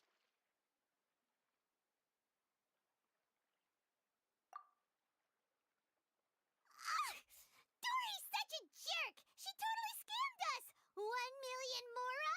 This thing isn't worth a tenth of that amount! Of course, this could be because she is so powerful that the capsule's contents were unable to produce a substantial increase. At the very least, this test allowed me to gain more insight into you two. Our deal seems increasingly worth my investment. I'm heading back to Akela Funduk. I await your response in 2 days' time. This is Mora for when you ask Dory for information. Pay her as much as she requests.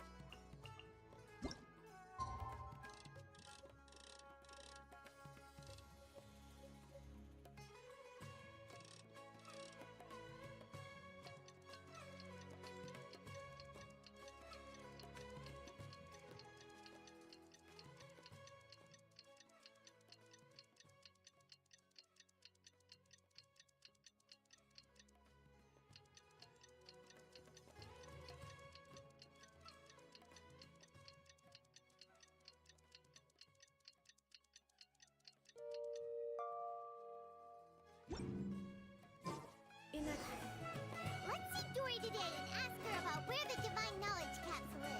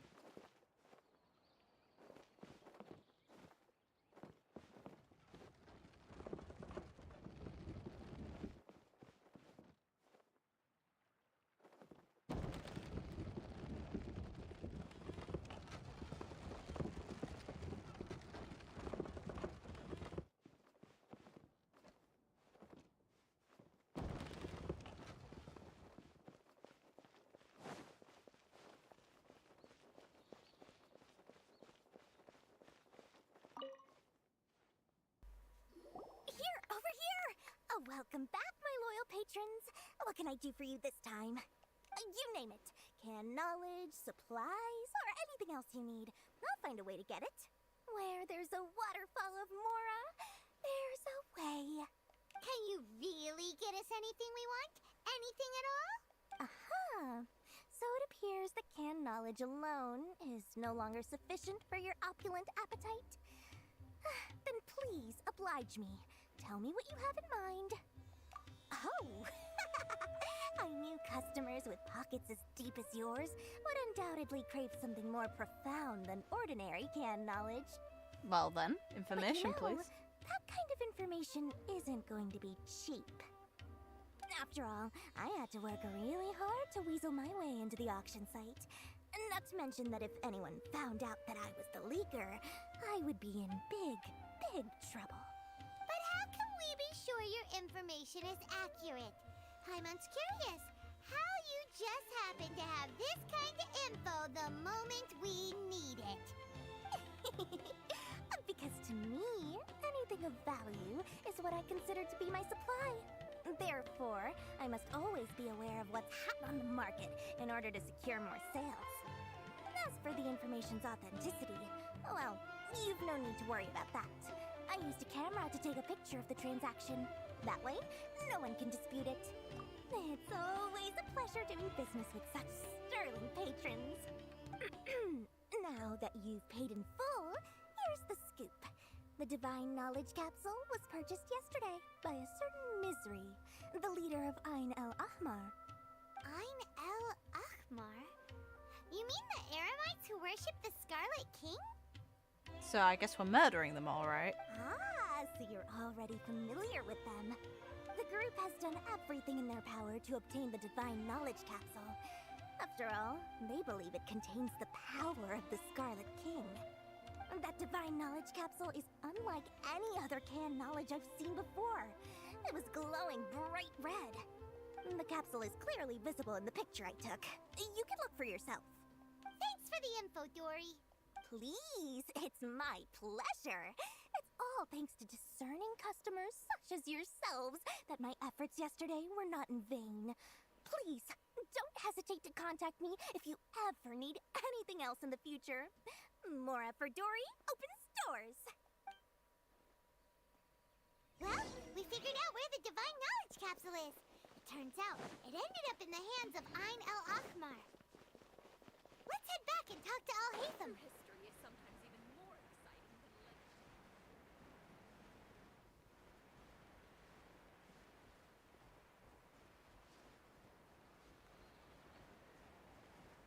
So, guess we're killing them, huh? Al-Haytham, we got the info you wanted. Really? All right. Let's hear it.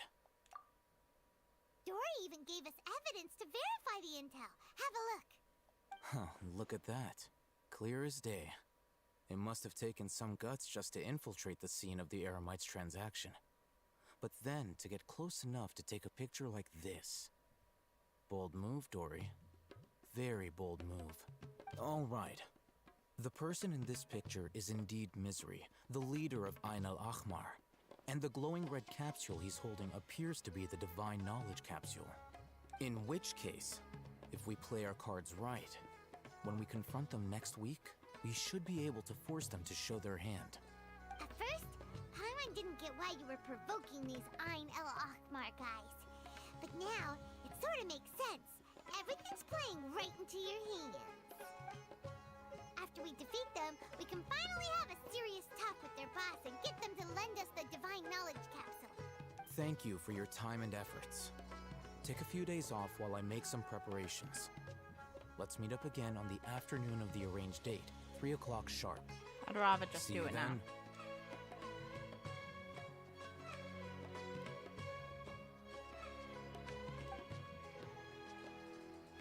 Okay, good. Oh, Haytham sure is taking his time. Where could he be? Oh, there he is. Sorry to keep you waiting. Let's head to the pier in front of Pharos Lighthouse. Yep, let's go.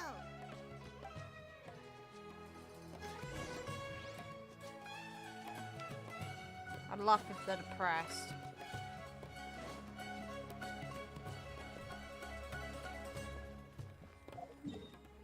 At the idea that it doesn't contain any knowledge on the god they care about. That's all I want. It'll just be funny.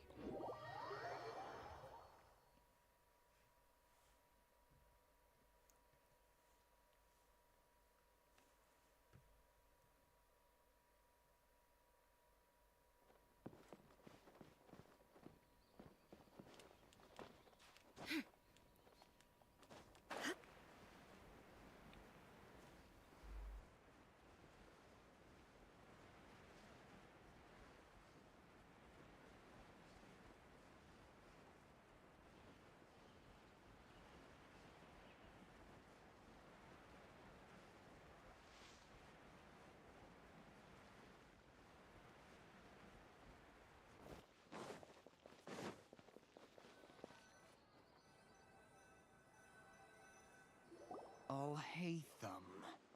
I knew you were crazy, but I didn't know you were crazy enough to actually show up. It was I who demanded that these negotiations take place. I was more worried that you might go back on your promise.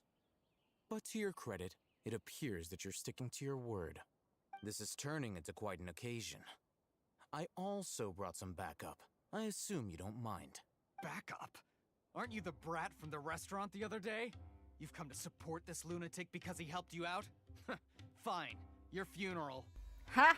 I'm not going to mince my words. Once we're done with you, you'll be nothing more than fish food. Get 'em, boys!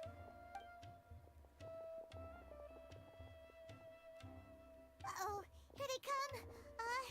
Good luck, you two. Thanks, Paimon. Very helpful. The wind knows. Right here. A sight to behold. Emerge. I'll be back. Fallen leaves, adorn my night, one with nature.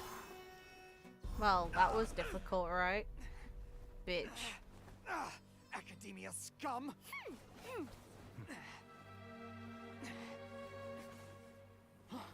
Boss! Finally! Did you use it? Great! Now we can... Oh, it's fucking him up. Boss? Boss!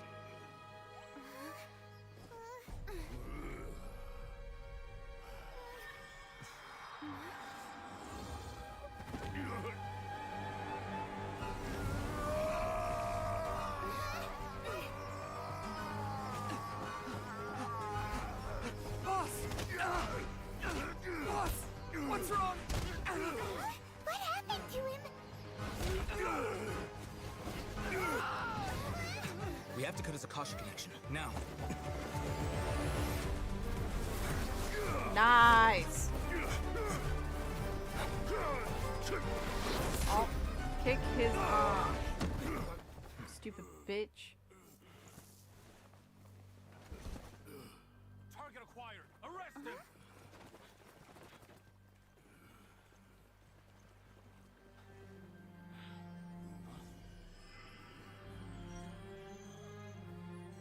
Do not impede our work. Is that understood, Al-Haytham? Of course. I was only trying to help. Take him away. Nice. Good boy. Now, cheers, you owe me that.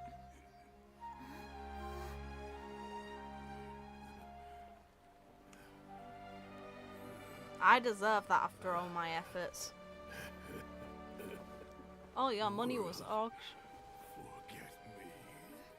Oh.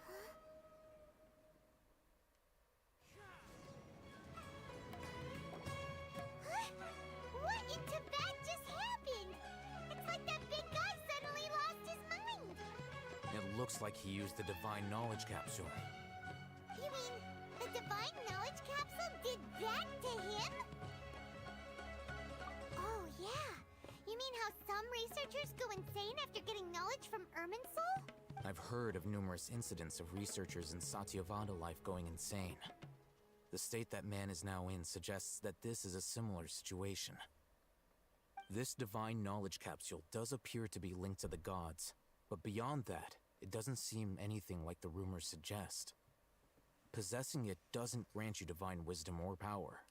Did you hear what he said? World, forget me. What could that possibly mean? If the mantra took him away, then that means the Academia got the divine knowledge capsule back too. What a shame. We were so close. No, they didn't. Still, Paimon didn't expect the divine knowledge capsule would be so dangerous. Imagine if we tried to open it. Oh, who knows what would have happened to us? As things stand, there is no reason for me to remain in Port Ormos. I believe our collaboration has also reached its end. You owe me. I saw you snatch it.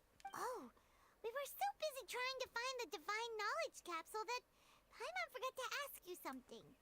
Since you're a member of the Academia, do you have any idea how we can go about meeting Lesser Lord Kusanali? Truthfully, I don't. Lesser Lord Kusanali appears to exist outside of Sumeru's entire administration. Most of the time, you wouldn't know she exists at all. Moreover, since the Academia possesses the Akasha, a symbol of our deity's wisdom, scholars have no reason to desire to make contact with the deity herself anyway. Everything about Lesser Lord Kusanali is such a mystery. I'm heading back to the Academia. How about you two? You owe me that knowledge capsule. You cheeky son of a bitch. It's almost the day of the Sub-Zero's festival. Maybe we should head back too. We've been rushed off our feet over the past few days, so maybe a little rest and relaxation will do us good. Then we'll part ways here, Alhaitham, until we meet again. No.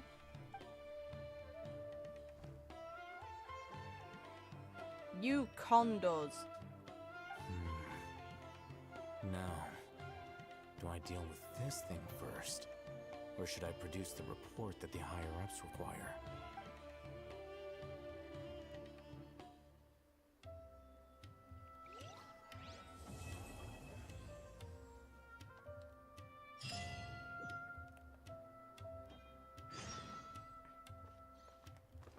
Oh, we can continue immediately. Okay. I'm not gonna complain at that. Come on.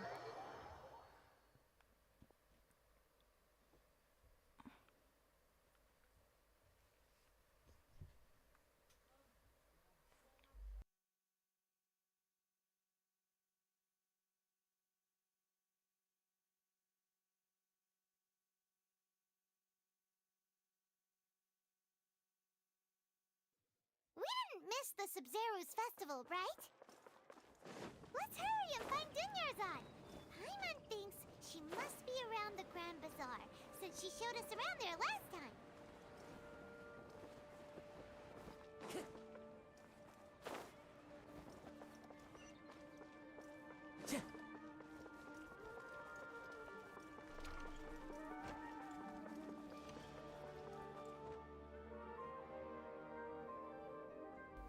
How did you get out, missus? There she is! Dunyarzad, we're back! Just as promised, Traveler and Paimon.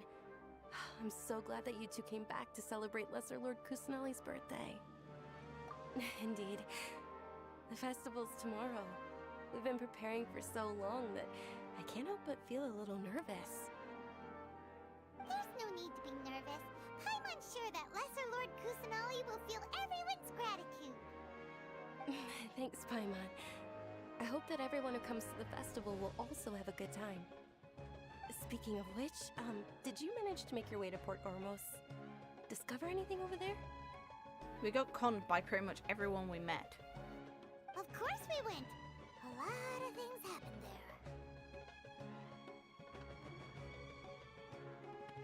I see. Sounds like you two had another exciting adventure. If there is another chance, I would love to join. My lady, if you went to Port Ormos in your current state, we'd both be in for a lifetime of trouble. Dia! You were eavesdropping! It's called covert protection. Keeping an ear out for what's going on around my employer is part of the job.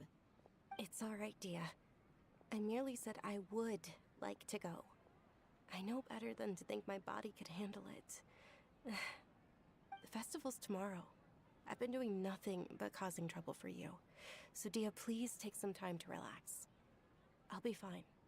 Even when you put it that way, it still doesn't feel right. Don't worry, my guardian knight. Okay, fine, but only tonight. Tomorrow's a big day, and many no-good scumbags are gonna try to take advantage of that. Oh, you two must be exhausted from your long journey back to the city. My apologies for not realizing this sooner. I've already prepared a room for you to rest.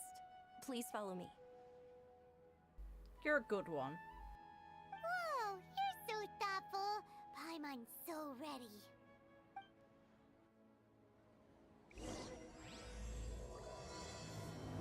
What's so great about Snezhnayan toys anyway?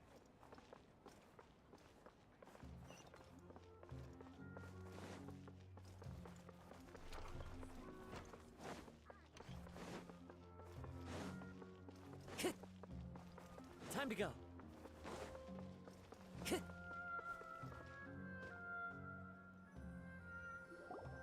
Here we are.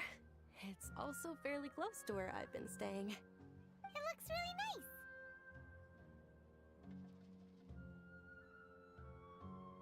nice. Not at all. Just tell me more about your adventures when you next get the chance. That's Paimon's specialty. Paimon can tell you stories next time. Oh, if you don't mind, how about we all walk around together tomorrow? All of my friends will be working the festival, and Dia's still insisting on her covert protection. Yeah, it'll be pretty hard to relax and enjoy the festival if Dia's constantly hovering over you, right? Then let's meet at the nearby bazaar first thing tomorrow morning. Have a great night. It's a deal. Good night, Dunyarzad. I may be too excited to fall asleep tonight. See you tomorrow. Paimon's starting to really look forward to the Sub-Zero festival too. Will there be lots of yummy food? Oh no. Thinking about food is just gonna keep Paimon up all night. The earlier we sleep, the better. Let's go inside, traveler.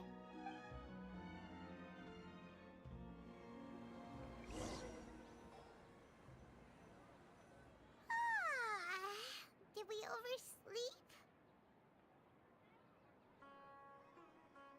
We should go meet Dunyarzad right away!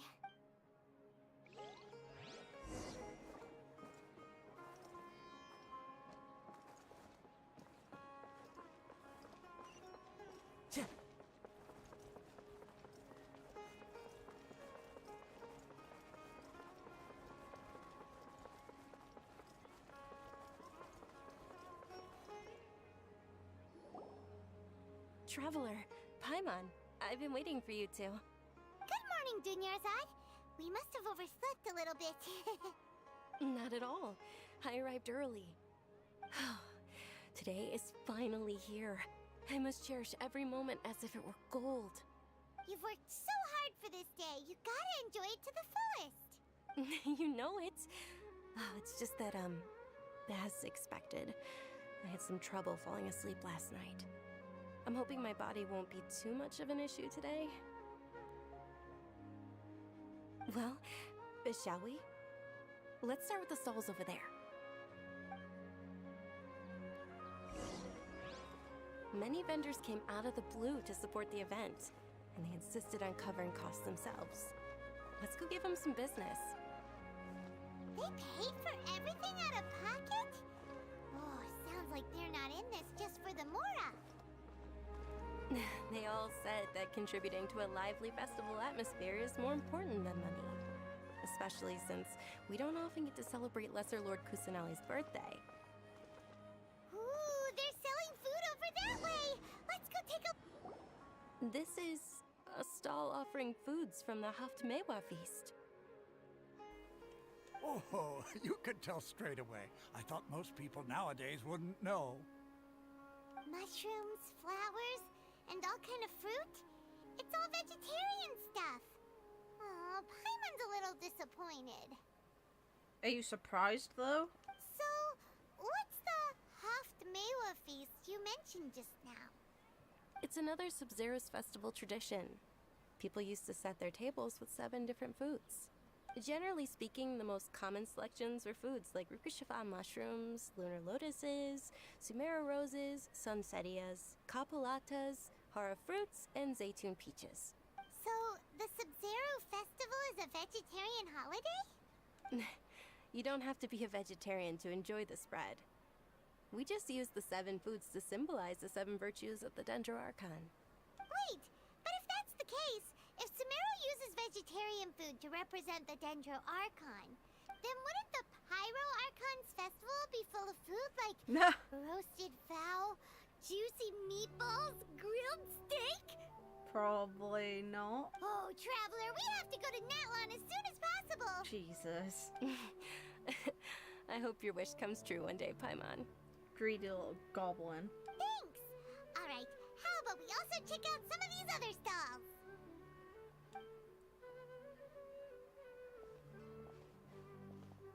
Dear customers, would you like to try your hand at alchemical divination? No. What's alchemical divination? Those two things sound like they'd be fun to try together. Right? I thought the same when I first heard about it. It is said to be a mysterious craft invented by none other than Lesser Lord Kusanali herself. And how would you know that? She's a shut-in. So, how does it work? It's quite simple. After you give me any 2 alchemical reagents, I'll use them to perform a random transmutation. Sure sounds random. So random that it will probably fail. That is precisely what we need. After the transmutation fails, your one and only diviner here will interpret the remnants. Well, according to Lesser Lord Kusanali, everything is interconnected, and all that occurs can be traced back to fate. You could say this is a pearl of old wisdom.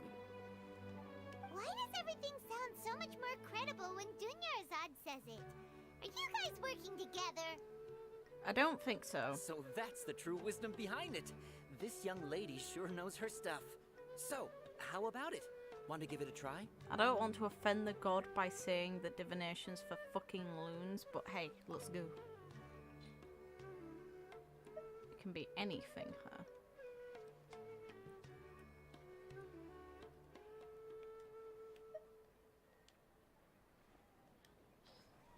May as well give 2 dendro items.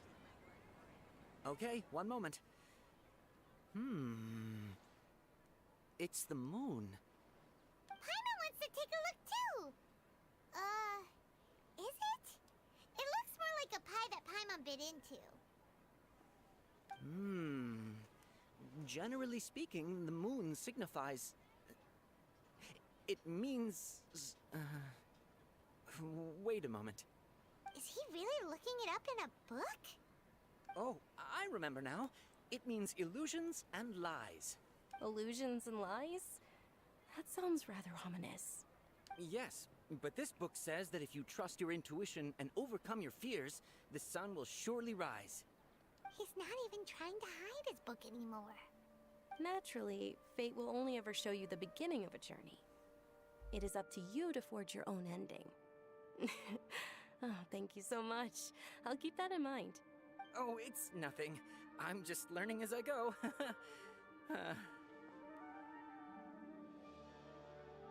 I can tell. guess that was still pretty interesting.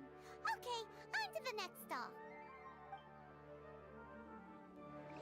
They say the Sub-Zerus festival was very lively a long, long time ago. Large flower carriages used to parade through the city. As they headed towards Port Ormos, people would throw flowers, candy, and liquor all along the way. Dunyarzad's eyes are sparkling right now. Throwing liquor. I wish I could have seen that spectacle. But if you ask me, I'm sure Nilu's dance of Sub-Zerus would be just as impressive.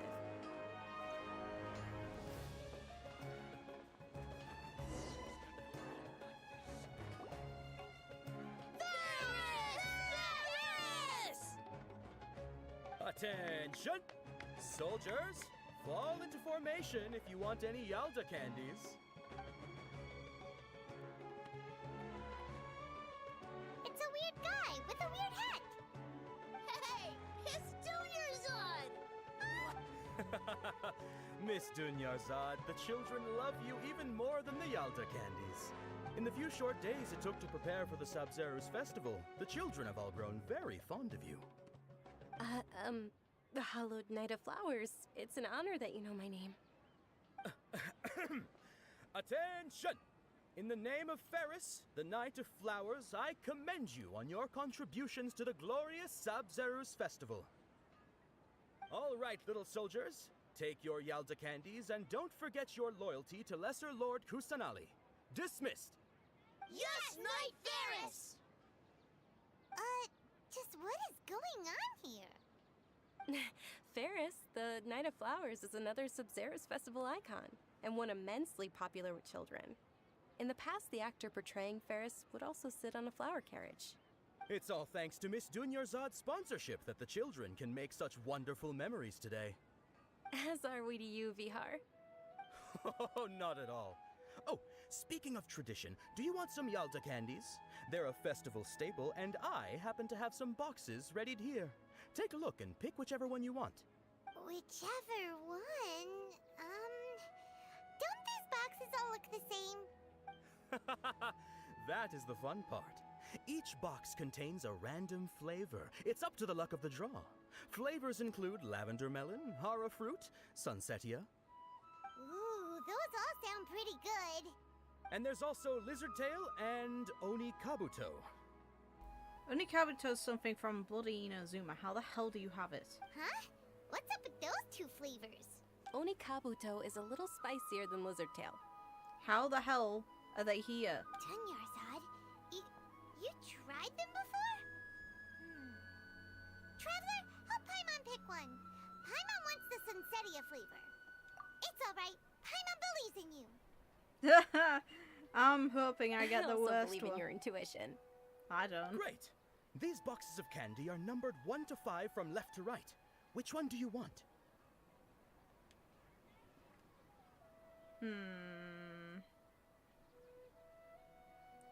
Falls bad luck in Asian cultures. So, 2. Actually, no.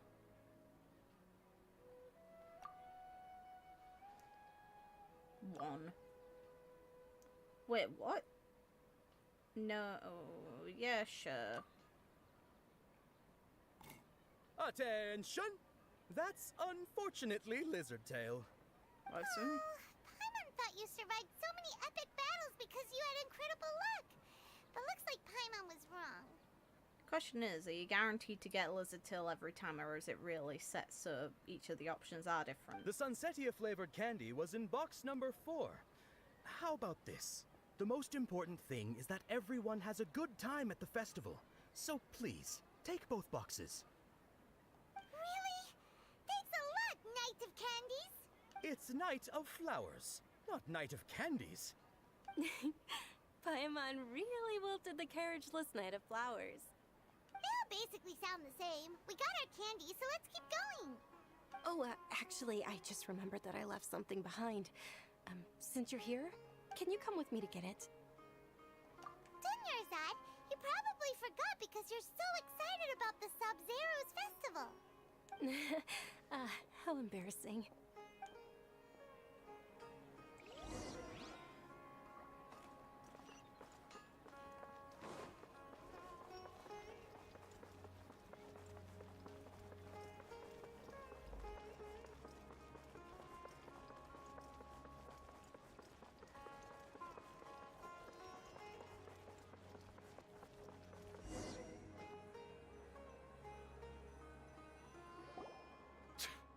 We're too late.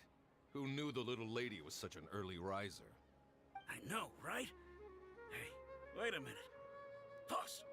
Isn't that her? Oh, that most certainly is.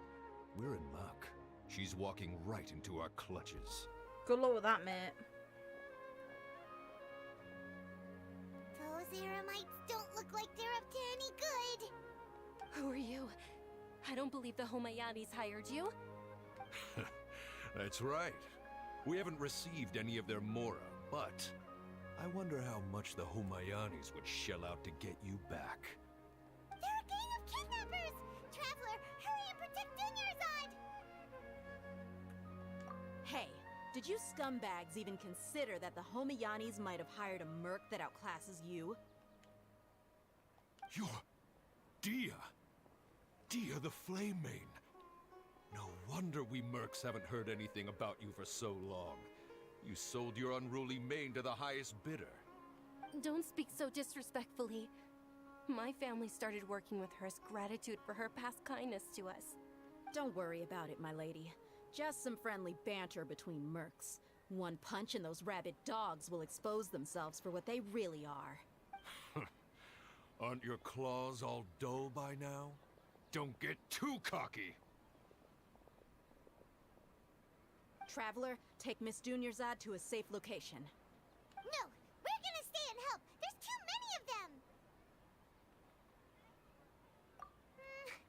You're right. Alright, fine. Please be careful, Dia. Don't waste your time worrying about me. This is my job. Look out for yourself. After I've wiped the floor with them, I'll go find you all. Nice. Fuck 'em up.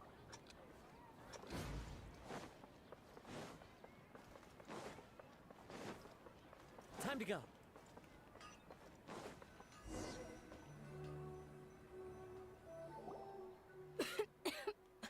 Aww. Dunyarzad, are you okay? You look a little pale. Are you in shock? I'm fine. My body always reacts like this whenever I exert myself too much. You sure you're okay? I'll be fine after some rest. I'm more worried about Dia. After all, none of this would have happened if I hadn't insisted on coming out today. Yeah, don't worry.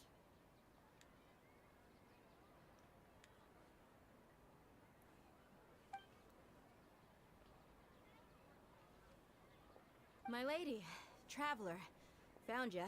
Dia! You took care of them so fast! Any more of them? Or rather, did anyone follow you? Dia, your arm! Oh, this? I'm fine. It's just a scratch. Normally, they wouldn't have been able to land a hit on me at all, but I'm still getting used to this new greatsword. Please, let me take a closer look. Come on, it's nothing. Us mercs aren't as fragile as you think. Hold on, you said something about a new greatsword. What happened to the one you were using before? About that. Well, I sold it, because I was low on mora. Stuff like this happens every now and then. It can't be. The anonymous donation that was used for the venue's final round of preparations? Aww. Aww. Hey, Miss Dunyarzad, I wasn't trying to make you cry, and I'm not gonna lose my commission because I made my employer cry, am I? Okay, making your employer cry won't affect your commission, but selling your weapon without permission and getting hurt? I'll have to reevaluate your performance. You're so unreasonable, my lady. Thank you very much, Dia. Don't be like that. I get embarrassed really easily. Are you feeling unwell again, Dunyarzad? My lady, your condition. Traveler, can you take her somewhere to rest? I'll look around the area to make sure we're safe from an ambush. Truly, I'm sorry for the trouble, everyone.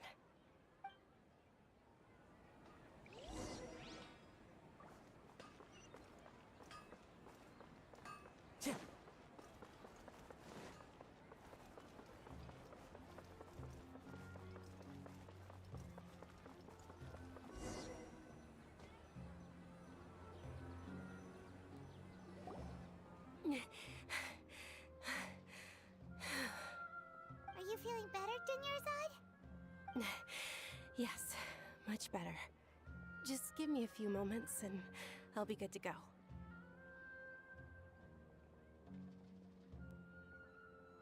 I didn't realize you were concerned about it. I guess I shouldn't continue to keep it a secret. I was actually born with Elazar. It's terminal now. Of course she was. That was my guess. Can't believe it's Elazar. Oh, you've already heard of Elazar. In that case, you probably know about its severity. Sumeru's current medical advancements still haven't been able to find a cure. The disease's progression can only be delayed through environmental therapy.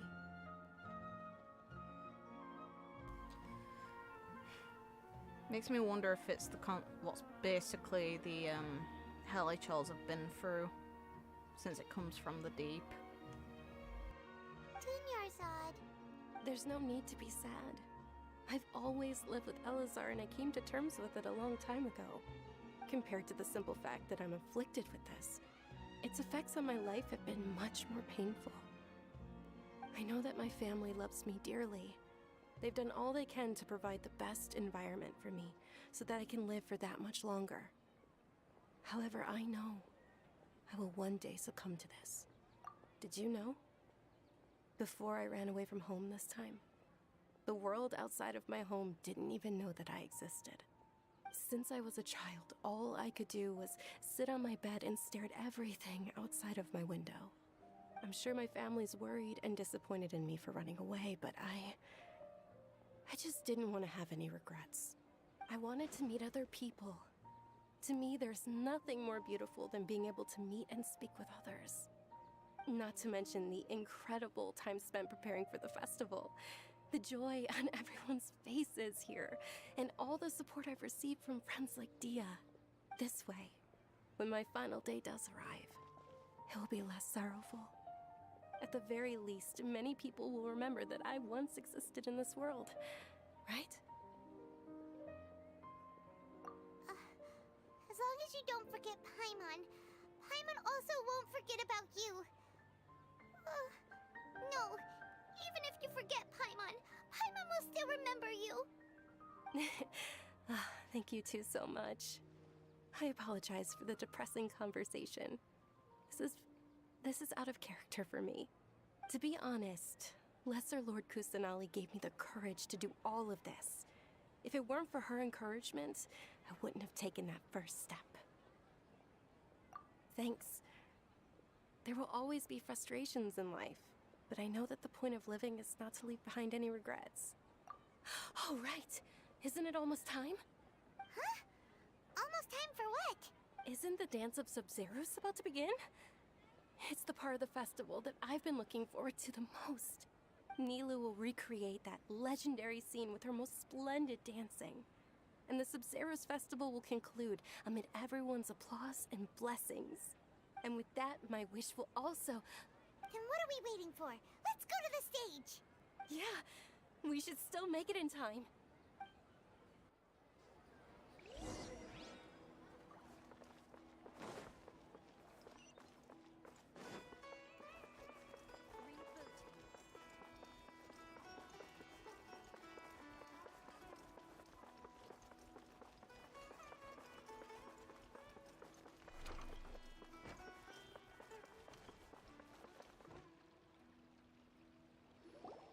Were you not aware that the law prohibits this type of performance from taking place without prior permission? Over there!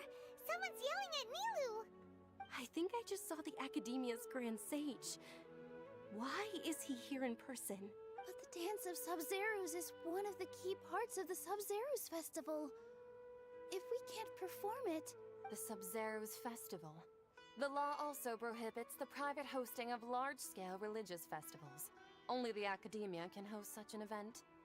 If you continue to resist, we will have to order an investigation into every single event organizer. The Grand Sage has already granted you much leniency. I advise that you exercise tact. How did things turn out like this? The Academia was originally responsible for the Sub-Zeros Festival, but they failed this responsibility for many years. I need to speak with them. This is a hard pill to swallow, but you're right. Things would only get worse. Art, dance. Aren't you ashamed of pursuing such frivolous and meaningless activities in this land of knowledge and reason? Our Archon created the utopia that is Sumeru City for all scholars who sought validity, verity, and truth, while people like you wish to defile it. No. I believe that our Archon never rejected the arts. Even the goddess of flowers dedicated a dance to her.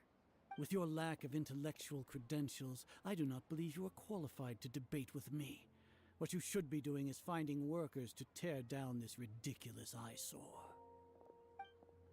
When we return, have the scribe draft an ordinance before the next Nyagarbha Day that prohibits public art performances. We will announce it to the public later via the Akasha. Understood. I will inform him when I return. The Sub-Zeru's festival. Go celebrate the birth of that god to your heart's content. Nilou, are you okay? Oh, Dunyarzad. You all saw that just now? The Grand Sage ordered us to stop the performance. 'Cause he's a dick. Yeah. Let's go somewhere the Academia can't find us and perform there. But how do we let everyone know? And what about the atmosphere on the stage? Or we could get people to block them off so they can't interrupt the performance. No. They just threatened to investigate the organizers. If we were caught... Nilou, it's alright. Don't worry about it. But you've been looking forward to the Dance of Sub-Zero so much. And I know how important this festival is to you. I don't want you to have any regrets. It's okay. Seeing you care this much about my feelings is more than enough. It would be too risky to continue the Sub-Zero's festival at this point. I don't want to get everyone in trouble. If you say so. But you can sneak out for the next Sub-Zero's festival, right? We'll make sure the next one is a smashing success. The next one. Yes. Okay, it's a promise. It will be a smashing success. Paimon can't believe this is how things turned out. Those heartless geezers. It really is okay. There's nothing we can do about it. Still, I'd be lying if I said I had no regrets. I would have loved to see Nilou's dance.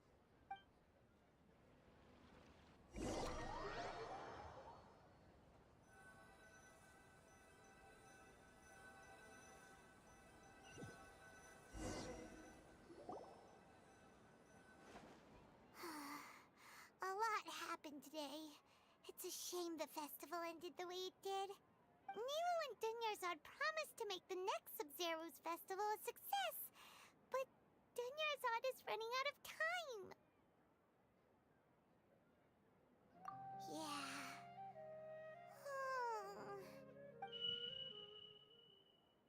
Oh. All connections have been secured to construct the most stable framework possible. The project has entered its most critical phase. Power has begun to flow from...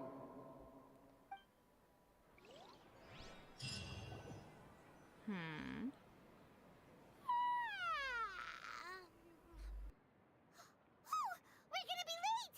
It's all because you wouldn't get out of bed! We should go meet Dunyarzad right away!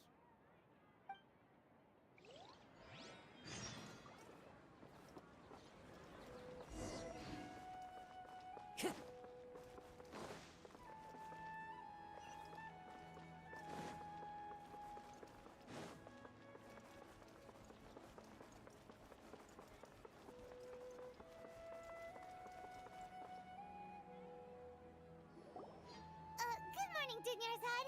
Sorry we're late. Not at all. I arrived early. Huh. Time reversed?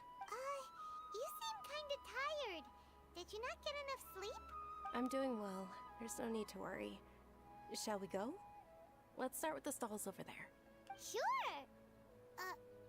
Traveler? Why are you just standing there? Let's get going! hell is going on? So, Kusanali, what have you done? Oh, what has someone done? Ooh, they're selling food over that way. Let's go take a look.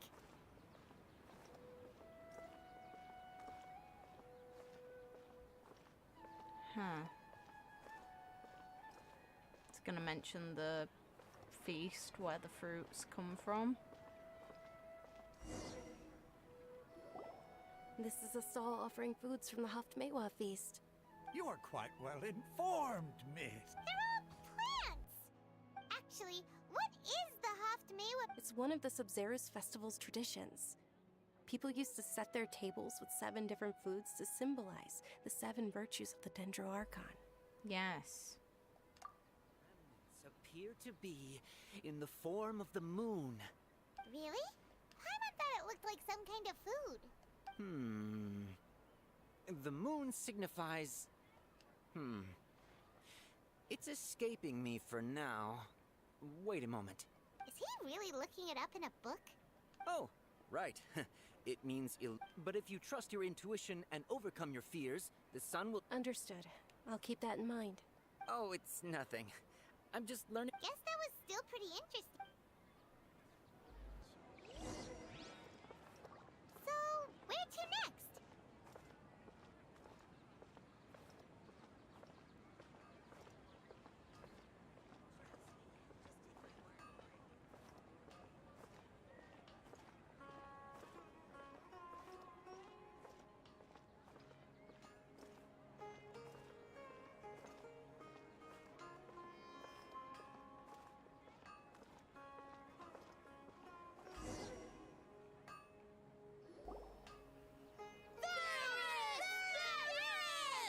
Candy. All right, soldiers. Now that you have your Yalda candies, don't forget your loyalty to Lesser Lord Kusanali.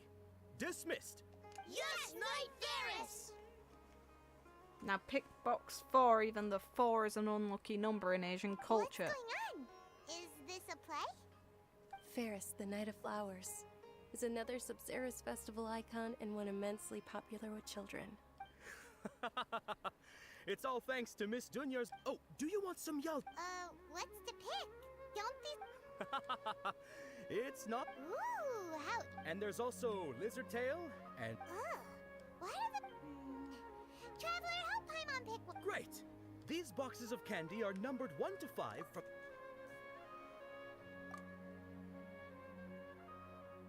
Ah, excellently chosen. Number 4 is indeed Sunsetia.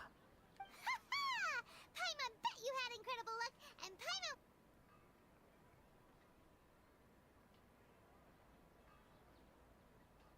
Huh? How's that possible? It's obviously random.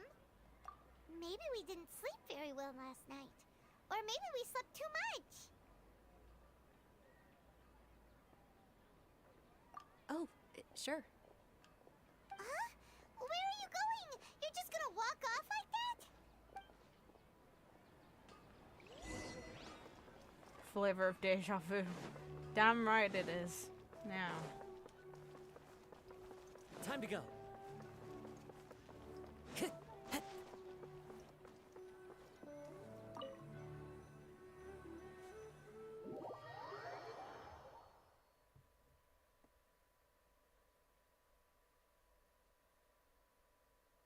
Do we have a way to stop the festival from being ruined? A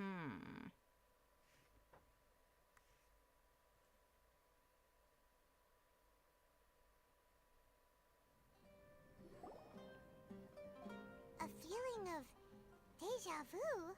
Oh, Paimon knows what that is. It's when you feel like you've already experienced whatever is going on. Because we do. In that case, Paimon also felt something like that today. But that's just our brains playing tricks on us, isn't it? No. So, why'd you run here in such a hurry? Are you gonna drink? I want to do something I normally never would. So that's it. You're intentionally doing things you usually wouldn't and seeing if you still get that same feeling of deja vu. Welcome, you two. Are you here for lunch? What would you like to eat? Got it. You Ah. don't look like you're from these parts, but I gotta say, you got good taste. I'll give this order to the kitchen. Coconut charcoal cake? Isn't it that burned thing that didn't look tasty at all? Oh, Paimon understands what you're trying to do now. You'd never normally order something like this.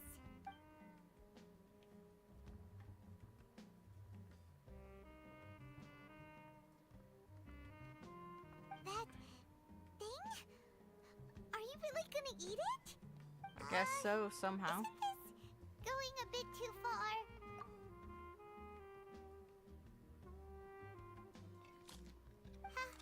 How was it? The look on your face is telling Paimon that it tasted awful. Then, you mean... That's impossible! We were just talking about how gross it looked! So the same day is repeating more than once because we've not had it before either. So, would this be a case of taste bud deja vu? Paimon also gets the impression that we've been here many times, even though we aren't regulars. How about we go out again and try something else? We're leaving a poor girl on her own.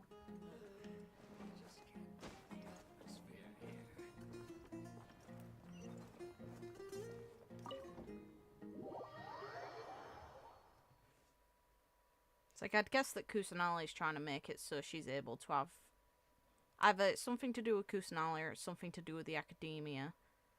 And if it's to do with the academia, then it's to do with the divine knowledge.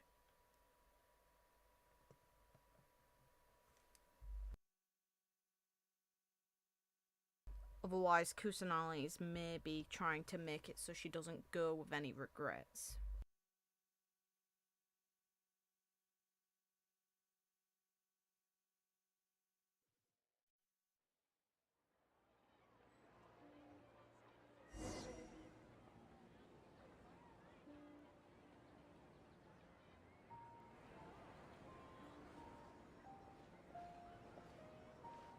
Why did it focus on a bird?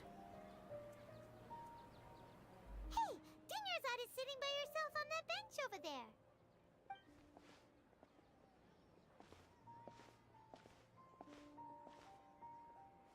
What a coincidence, Dunyarzad!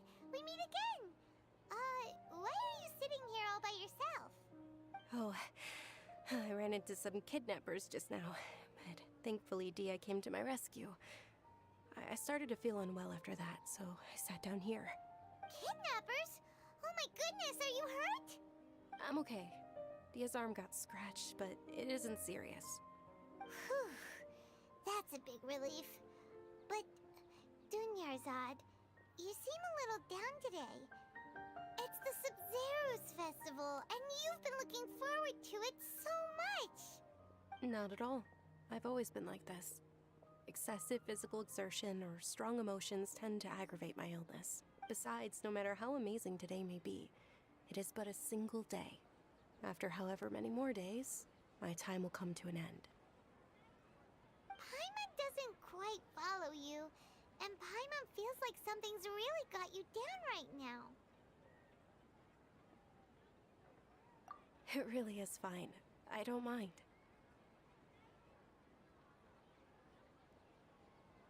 Huh? Did something happen? Dunyarzad, have you ever felt deja vu? You know, like when you've already experienced something that's happening right now? Deja vu? No. But my days have been the same for years now. Even if I were feeling deja vu, I suppose I would already be used to it. Oh, Paimon sees. Then, is it only the two of us? It's almost time. Huh? Time for what? Nilou's Dance of Sub-Zeros is about to begin. Let's go.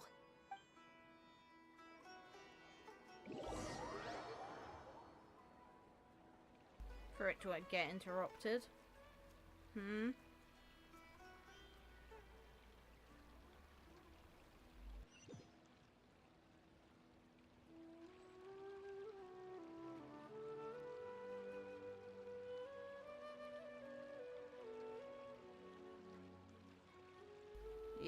Again. Dick. With your lack of intellectual credentials, I do not believe you are qualified to debate with me. What you should be doing is finding workers to tear down this ridiculous eyesore. When we return, have the scribe draft an ordinance before the next Nyagarbha Day that prohibits public art performances. Understood. I will inform him when I return. The Sub-Zeru's festival. Go celebrate the birth of that god to your heart's content.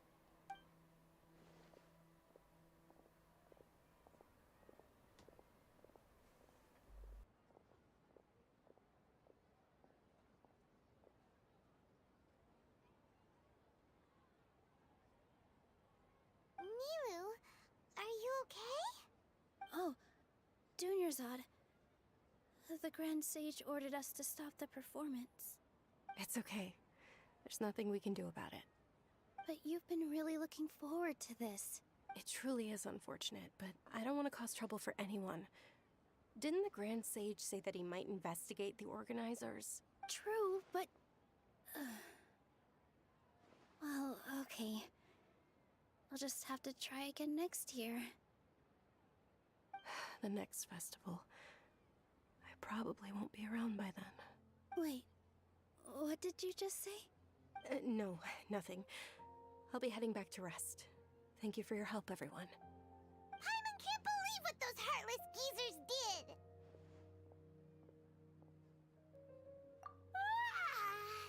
Did Dunyarzad already go back? We should also return and get some sleep.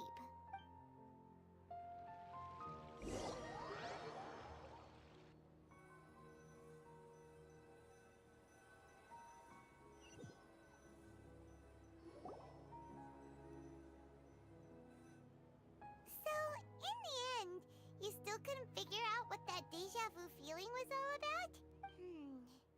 Maybe it really was because of exhaustion. Same here. That's why Paimon stopped thinking about it halfway through the day. Then, how about we settle in and get a good night's sleep? For now, we can chalk things up to exhaustion. An animal? We can do more thinking tomorrow. Huh. Observing a modest drop in the output of Jnana energy, but values still remain within normal parameters. Continue to monitor for variances in the data and find the cause as soon as possible.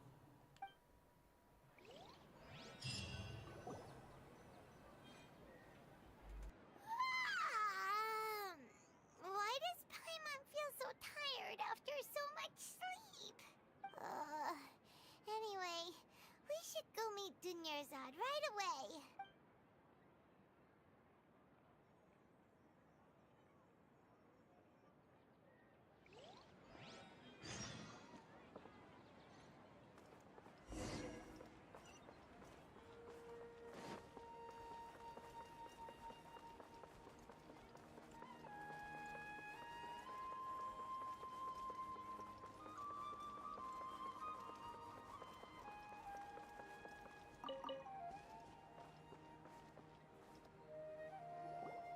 Good morning, Dunyarzad.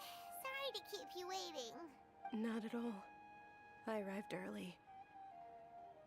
She sounds even more depressed. Holy shit. Huh? Paimon thinks you sound kinda tired. Did you not get enough sleep? I'm doing well. There's no need to worry. Shall we go? Let's start with the stalls over there. Great idea! Let's get going! Traveler?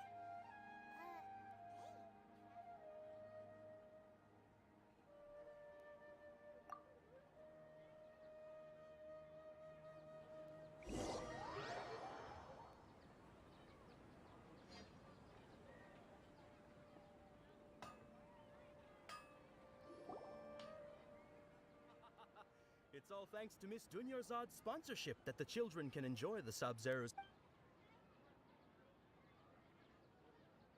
Oh, are you interested in Yald? It's not that simple. Each box contains a random... They are... And there's also lizard tail... Huh? What would... No problem. These boxes of candy are numbered 1 to 5 from left to right. Which one do you want? All the options become... Oh ho! I like your confidence. No hesitation at all.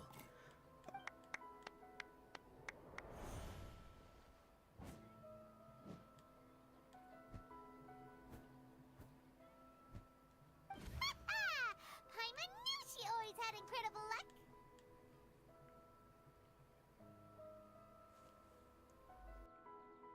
Okay, we get all of the options revealed.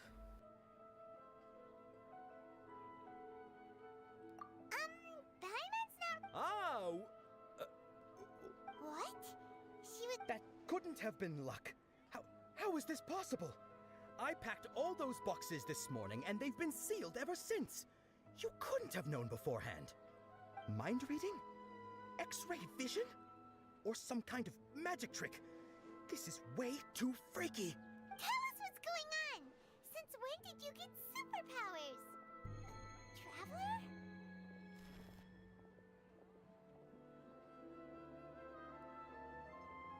Saw you little shit. Come here. Where are you going?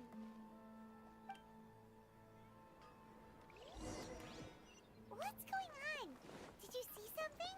Hell yeah. Us leaving Dunyarzad without letting her know is kinda rude, you know. Yep, there she goes. Time to go. I deserve an explanation. Small one. We know she's gone up the stairs, right? No? Okay. Apparently not. Never mind.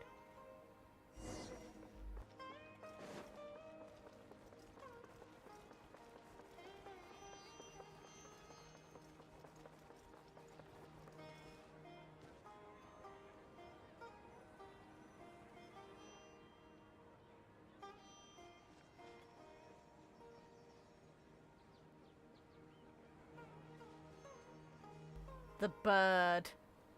What are you looking for? Why did we come here? The bird. Grab the bird. Traveler? Oh? That's... So then why's the bird in a cage? Ah ha ha! See, it was related to the bird.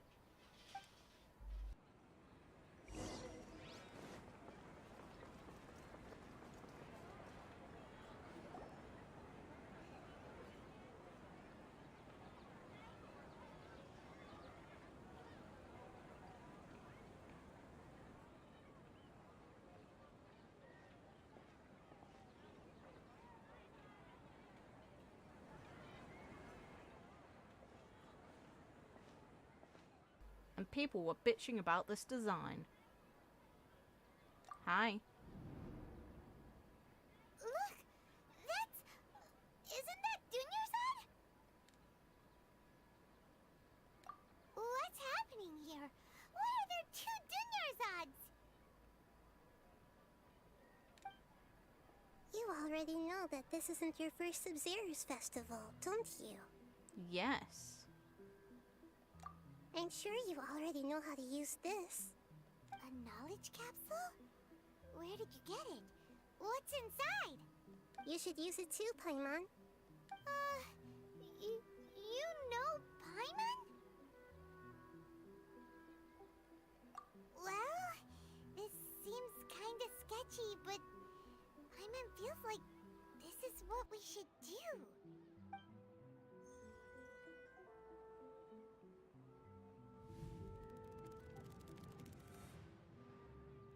Ooh, actual artwork drawn of it all. Sweet. This is our 20th time at the Sub-Zero's festival?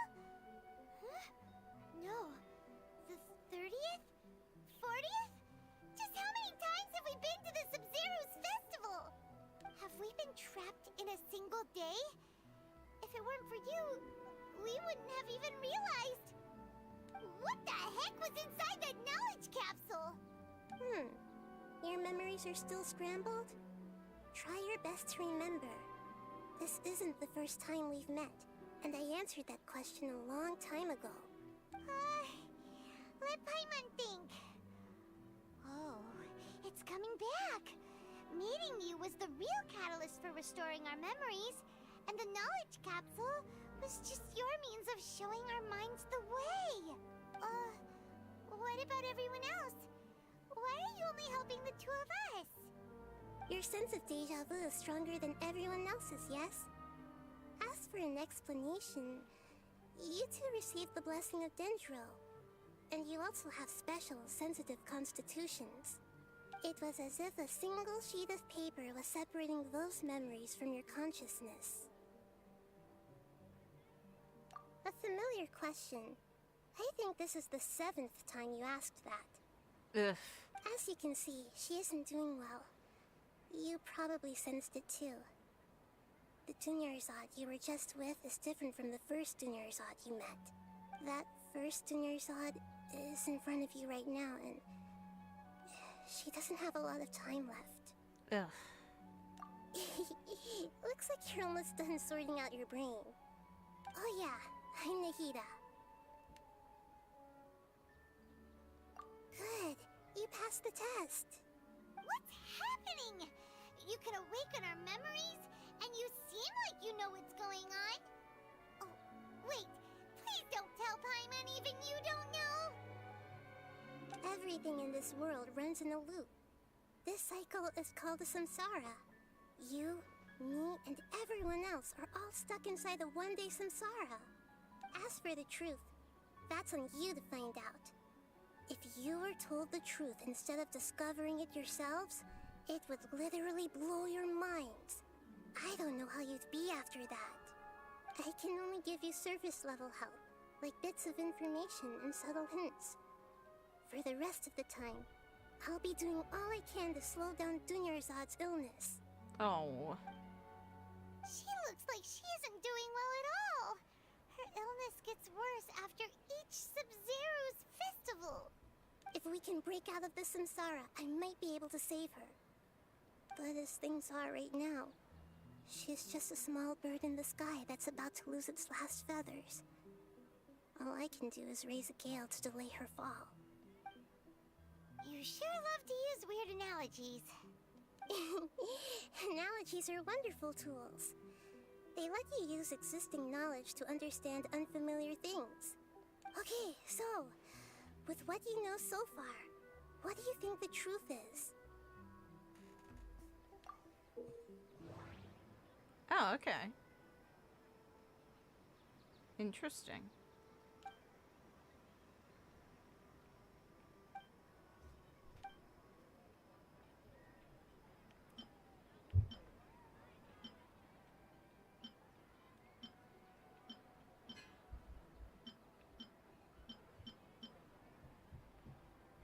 My mind feels exhausted, even though I haven't done too much thinking. What is going on? What's happening right now seems to have happened before. This feeling has been getting stronger and stronger. The moon, illusions, and lies. What do they all mean? Grand Sage said, go celebrate the birth of that god to your heart's content. Did he mean something more? We've already experienced the Sub-Zero's festival many times, and the day of the festival seems to be in a perpetual samsara.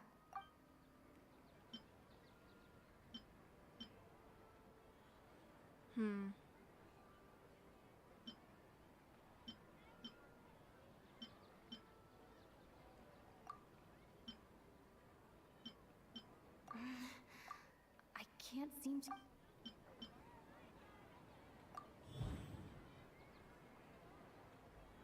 Timing. That should be it. The flow of time is endlessly cycling within one single day.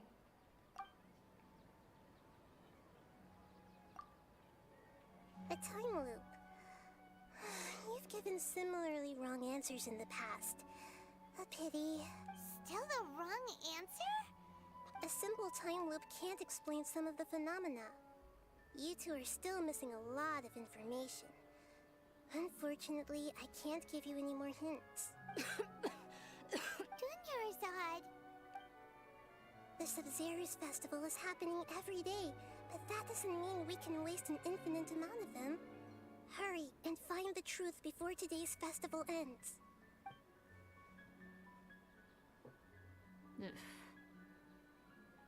That was a clever way of transitioning. Let's think about our current situation. To save Dunyarzad, we have to escape the samsara of the Sabzeruz festival. And to do that, we need to figure out what's happening. The truth. Nahida rejected the idea of a time loop, so we must have missed something, right? Paimon's memories say that we've already done this many times, but let's go talk to people again. It's more productive than sitting here and scratching our heads. Why don't we start with those stall owners? Like, it's awkward to find a way to connect the information. It's like it's obviously to do with what the guy said, and we know that it's his voice that was being applied before over observing anomalies. So it's to do with the divine knowledge.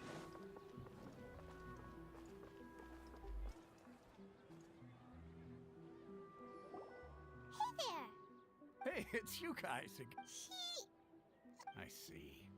Did you come back to buy something? I guarantee the freshness of my products. Huh? What brought this about?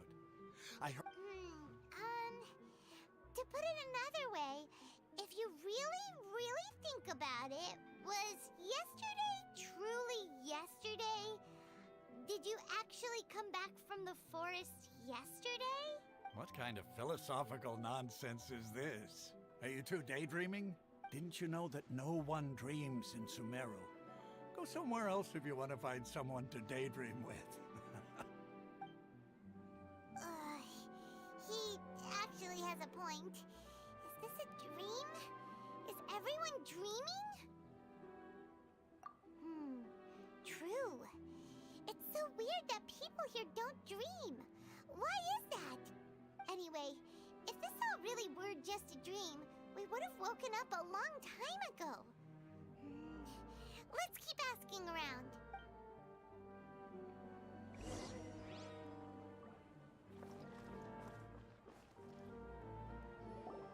Oh, it's you two. Was my divination so accurate that you felt compelled to compliment me in person? Ooh, I knew it! I told you, the god's divination is highly accurate. You just hadn't fully understood its significance yet. You're really excited about this, huh? That's exactly why we came back. Help you? So, you're admitting that you don't have a clue? Anyway, what kind of situation did you get into?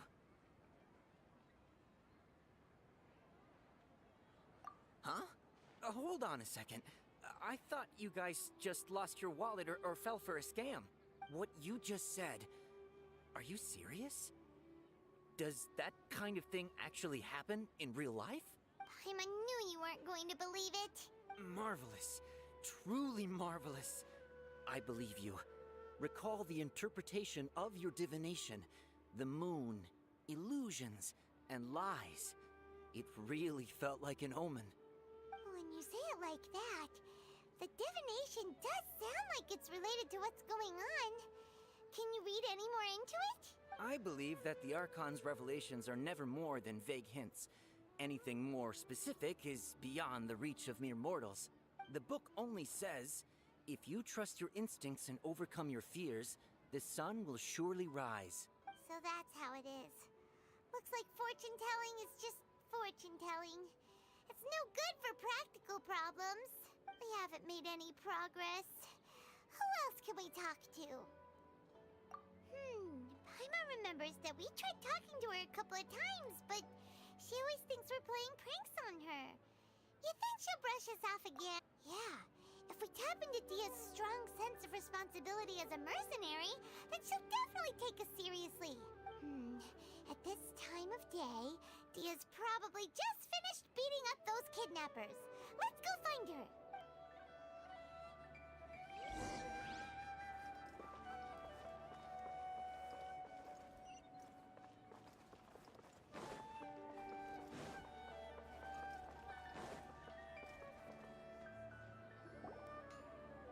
I'm fine, my lady. Perfect timing.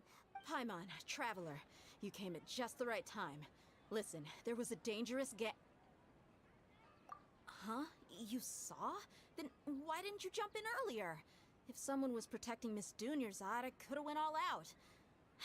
Anyway, can you do something for me?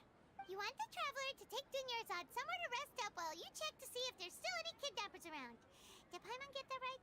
How did you know what I was going to say? We need to say something convincing.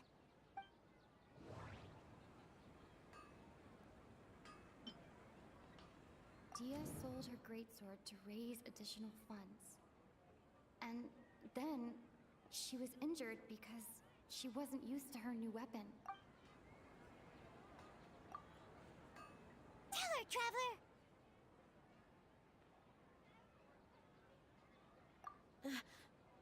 I didn't tell anyone about that. Including Miss Dunyarzad. You couldn't have known. And just now, you literally took the words right out of my mouth. What's going on? All right, so this is the situation. It's kinda hard to believe what you just told me. First, let me make something clear. Most of us desert dwellers might not be the scholarly type, but we do have basic common sense.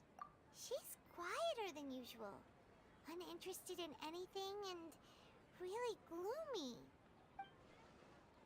Yeah, she isn't the same as before, but her parents said that this is how she was like at first. Huh? At first? I don't quite understand what you're all talking about. I'll go rest on the bench over there.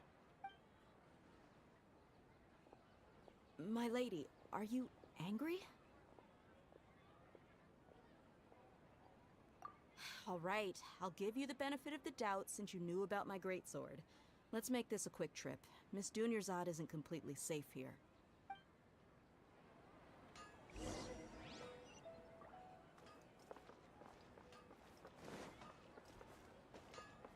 Time to go.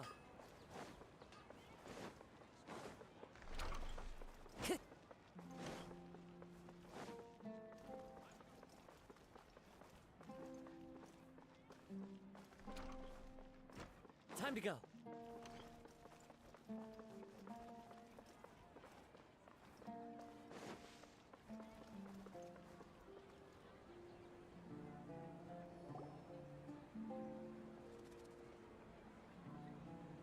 Nahida, we brought a friend. Are you busy? I thought I told you that it won't help to bring anyone here. We just wanted her to see the real Dunyarzad's condition. The real Dunyarzad? Where and who are you talking to? Huh? I told you that you two are special. Other people can't see me or Miss Dunyarzad here.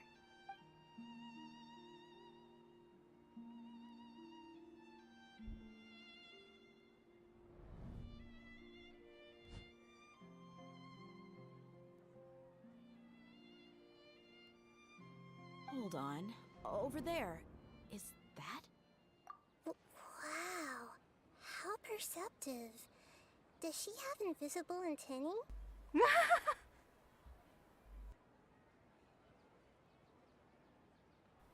No, it was because of bots before.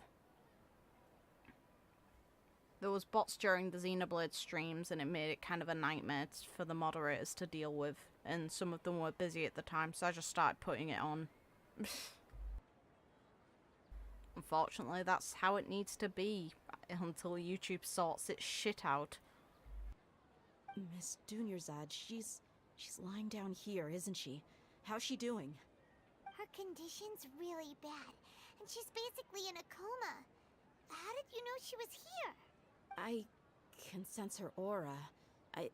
There are also lingering feelings of something like regret, or disappointment. What happened? Do you believe us now? The Sub-Zero's festival has been repeating itself. So, you think the sages are behind this? Yeah, they've always been against us. Wouldn't surprise me if they're using the Akasha to intentionally repeat the Sub-Zero's festival as a sick joke. You have a point. Aside from the Dendro Archon, the Academia's sages are the only ones in Sumeru who could pull off something like this. Well, I'm overly warm and I have a mild headache, but I want to finish the story. I'm very intrigued. Maybe there's more to the Akasha than we know. Right! Didn't you awaken our memories using something that looked like a knowledge capsule? That means you must know something about the Akasha! The Akasha relies on the power of a gnosis to operate, as it is the manifestation of the God of Wisdom's power. It compiles the wisdom of the entire populace, and it grants knowledge to the people. A gnosis could do that? No wonder the Akasha is so magical. It's being powered by the gnosis of Sumeru's Archon. So, this Nahida you mentioned, what did she say? She said, and Paimon quotes, "The Akasha relies on the power of a gnosis to operate, as it is the manifestation of the God of Wisdom's power.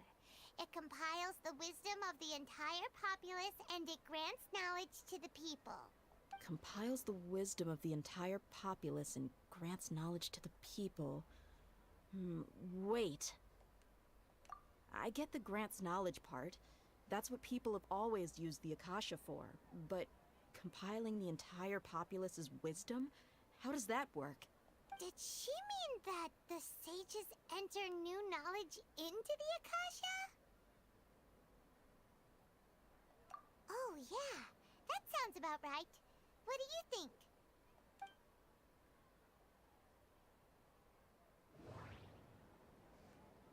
People don't dream. People in Sumeru don't dream. What a strange phenomenon. Okay, Nahida said, the Akasha relies on the power of a gnosis to operate, as it is the manifestation of the God of Wisdom's power. It compiles the wisdom of the entire populace, and it grants knowledge to the people. My mind feels exhausted, even though I haven't done... That doesn't sound right. Come on. It's the exact same crap. What's happening right now seems to have happened before. That doesn't... You mean the Akasha is causing our mental fatigue? Huh. Now that I think about it, my head's been feeling unusually heavy. Yeah, but we've only realized that we're the ones feeling it. When the desert dwellers set off on their quest for knowledge, a sage once said, knowledge always comes at a price. Compiling the entire country's knowledge. You think the Akasha pulled a 180 and is extracting information from us? Who knows? The Akasha can put knowledge into our heads, so who's to say that it can't also poke around in there? We don't know any specifics. What's the point of doing something like that? Just think about it. If you could combine the knowledge of every single person in Sumeru, then you can basically turn Sumeru City into a single massive brain. This hive mind could make breakthroughs in problems that even the smartest geniuses can't crack. An excellent deduction. And the analogy comparing Sumeru City to a massive brain? I love it. In that case, we should take off our Akasha terminals right away. Maybe that'll solve this problem. No. Yeah. I was only wearing this for show in the first place. Didn't expect the sages to cook up such a conspiracy. Mark my words. When this is over, I'm getting evidence and exposing this whole thing to the public. You might have a fever, mate. Ugh, I hope not. It's just really warm in real life. It's just hitting me like a drum. Feel? Huh? What is it?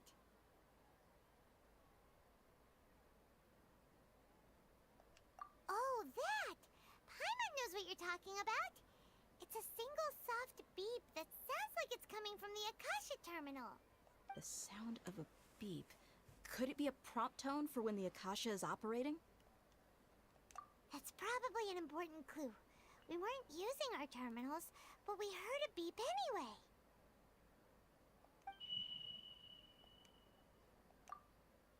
Traveler, did you hear that? I heard it too. Our ears aren't messing with us. There was definitely a beep, but it sounded like it was coming from inside my head. We took off our Akasha terminals.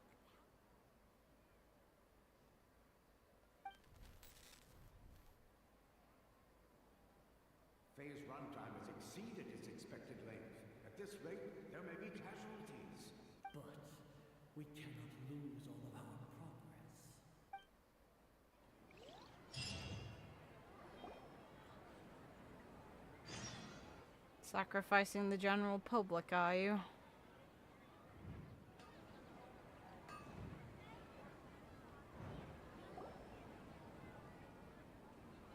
She's gonna die. Oof.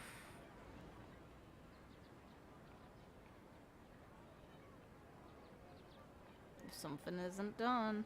Paimon remembers everything! Good. You adapted quickly this time. We definitely took off our Akasha terminals last night, but we still heard that beep. Why is that?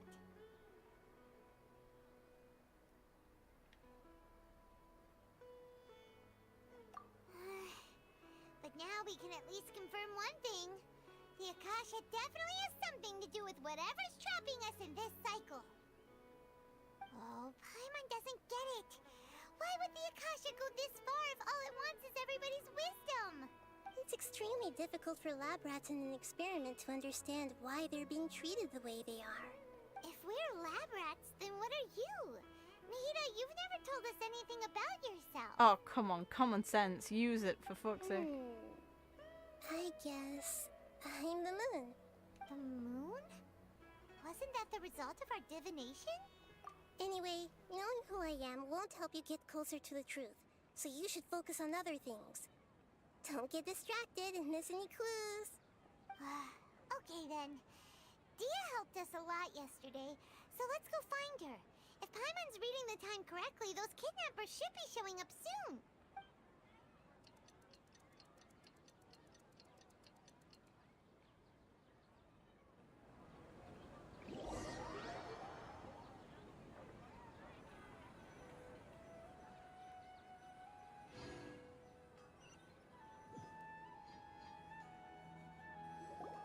Ah, there you are. I've already taken care of those kidnappers. My lady, did you get hurt? Dia?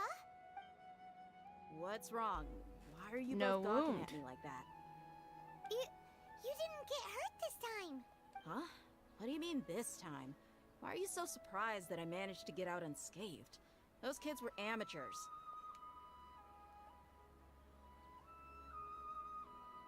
Shh! How did you know about my greatsword? I haven't told anyone about it. Please, don't tell Miss Dunyarzad. So Dia's lost her memories after all. Anything strange? You already know that I got a new greatsword. If I had to say something, it's weird how such a new weapon could feel so familiar. It's as if I've already used it to fight a countless number of battles. You're saying that although you don't remember using it, your body feels like it does? That's right. Both mercenaries and warriors heavily rely on muscle memory. Only knowing the theory of battle won't get you anywhere. Traveler, what do you think? Yeah, Hyman's feeling really hopeful. Oh, you're right! Earlier in the samsara, something like this would have never happened. I have no clue what you two are talking about, but it's still dangerous here, so... So you want us to take Dunyarzad somewhere else to rest while you check if there are still more kidnappers around. How did you know what I was gonna say? Can you read minds? Forget it. Go and do your thing.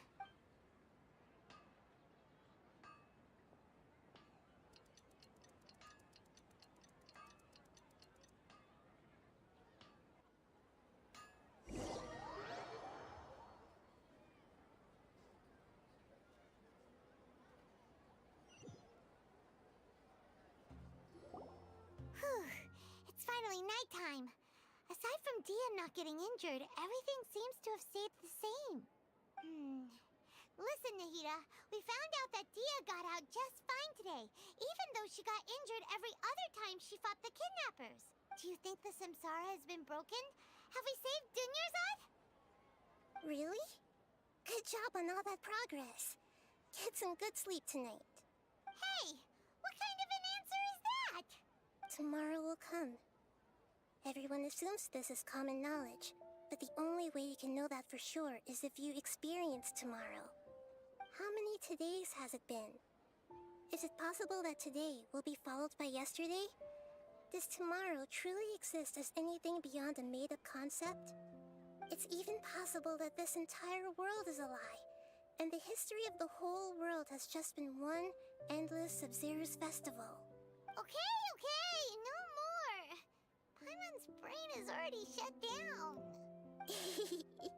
That's why it makes no sense to waste your energy thinking about things you will learn tomorrow. Get some good rest. You know, use the bathroom and flush your anxiety dookie away. Really? Why? Why? Huh? Hold on, what did you just say? Did Paimon hear you correctly? Huh? People always say they feel a sense of relief after they take a duk-duk. That's why I suggested you could try that. Is that so strange? I don't even know what I say to this. It's so strange and so against common sense that Paimon's at a loss for words. You were sounding kind of smart just a minute ago. Yeah, even though it's happy and lively at the Sub-Zero's festival every day, it feels like it's been a long time since we've really gotten to relax. Continue the harvest. Compared to what we stand to achieve, these sacrifices are trivial.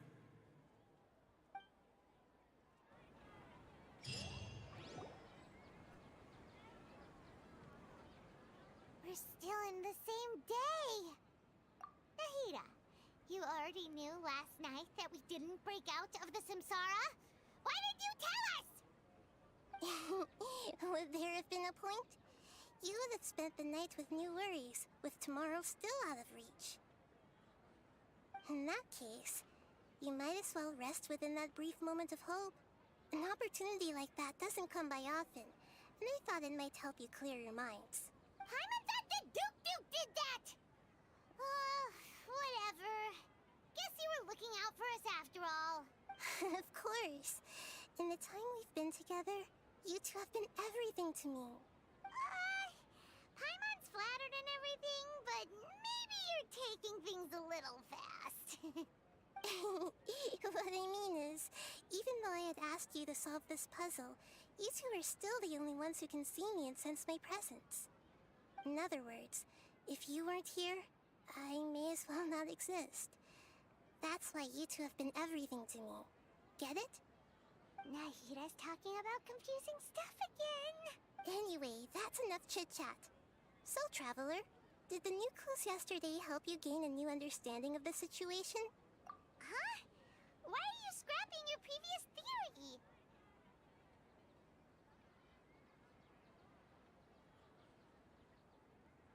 Oh yeah, you're right! Gosh, how did we not notice that? In a simple time loop, people's physical conditions should also reset. So, what's your new hypothesis? The moon, illusions, and lies. What do they all mean? Mercenaries rely heavily on muscle memory. And... the beep is a prompt tone for Akasha Okay, Nahida said, the Akasha relies on the power of a gnosis. We've already experienced the Sub-Zero... The moon, illusion...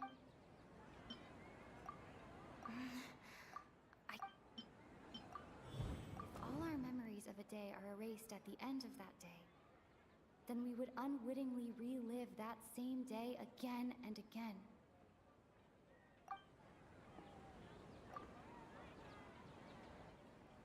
Oh!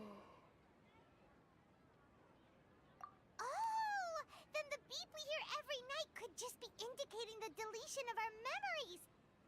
That's why when we wake up, everyone thinks the Sub-Zero's festival hasn't happened yet. It's already the next day, but everyone still thinks it's the day before.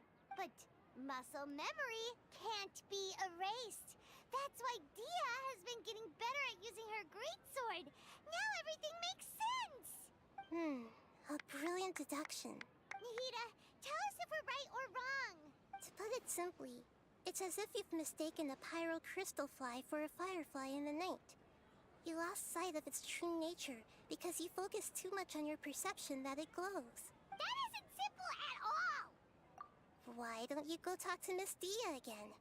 You might learn something new. Right! She did help us find our latest clue after all. Let's go!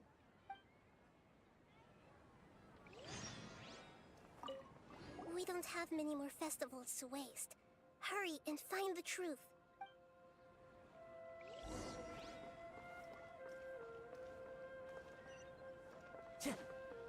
Time to go.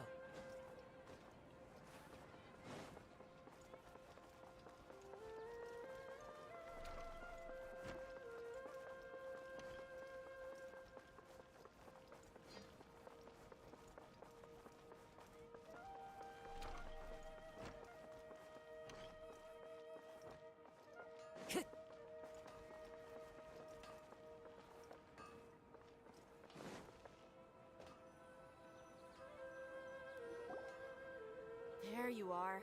Really took me a while to find you. That's how I feel. That's why I want to continue. And then after I really will get some rest. Because Jesus Christ, my head is absolutely banging in my skull. As expected, Dia also didn't get hurt today. Get hurt? Why would I? Don't underestimate me.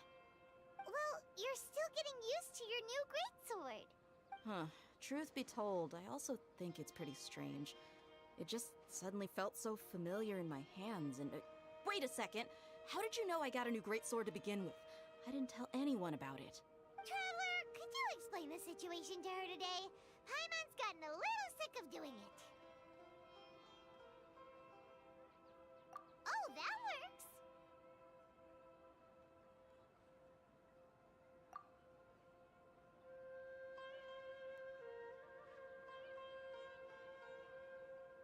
What happened to you guys while I was gone? Did you get brainwashed by some cult? Don't think too hard about it. Just take what we're saying at face value. Alright then, let me get this straight. You're telling me that my body's already gotten used to this greatsword, but my brain just doesn't remember it? Yes, your memory's being erased every day. Then I'd have to disagree. That's impossible. Oh? Why do you think that? If we've actually been reliving the Sub-Zeru's festival day after day, then what happened to the things we used, the money we spent, the food we ate? Common sense says my wallet should have emptied itself a long time ago. There's no way.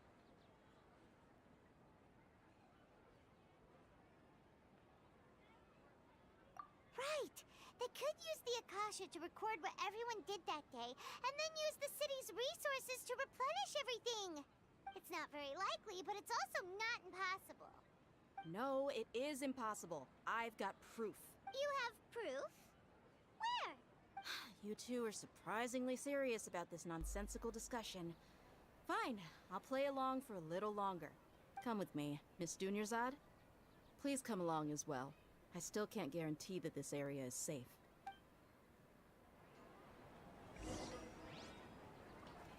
Paimon can't believe it's Dia who wants to show us something this time. 2 days ago, we were the ones taking her to see Dunyarzad.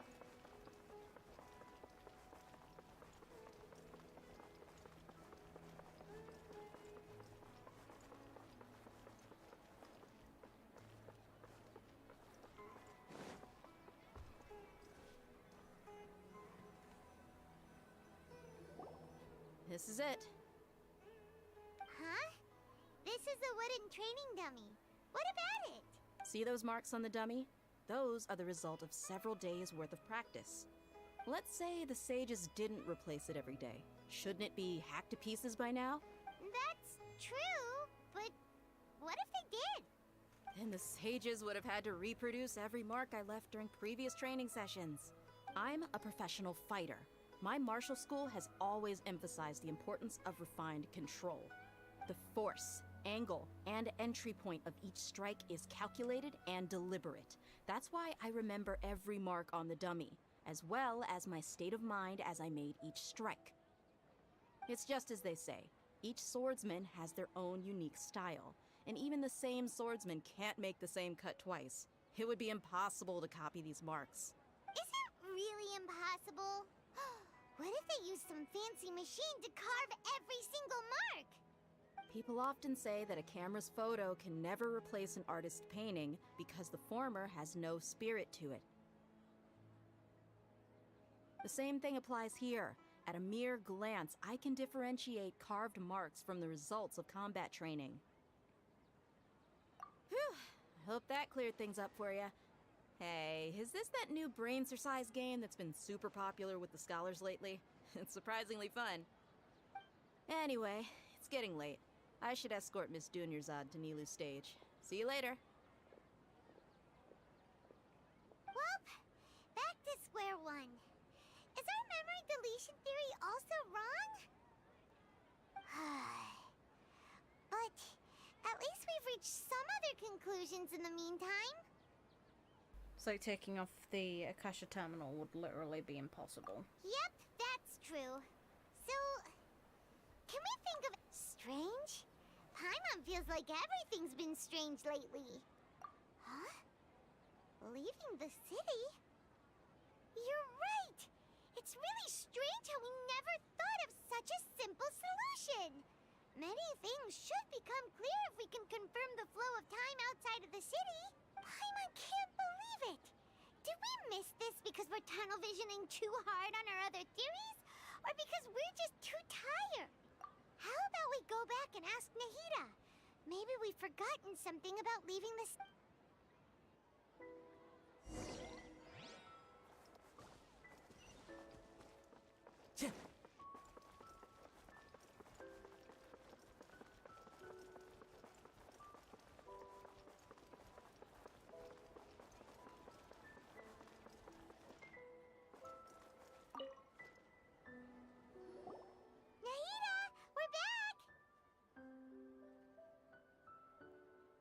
You're back early today. Did you find something new? Sort of. We're mostly sure now that we're not in a time loop. And we also aren't in the real world. But at the same time, we have a new question. Leaving the city. As far as I remember, you've mentioned your plans to do that twice before. We did? But we don't remember anything. What happened after we talked about those plans? What did we say when we got back? Let me think. I don't think you ever actually told me what the outcome was. Oh, it's probably more accurate to say that both times you never came back the whole night. But you two sometimes stay out the entire night anyway, so at the time, I didn't think too much about it. It is true that sometimes we lose track of time during our investigations. Before we know it, it'll already be the next day. But still, neither of us remember anything about leaving town. Really? That's kinda strange. In theory, I should have already awakened all your memories. Yep. Something here's definitely fishy. Let's get to the bottom of this tomorrow.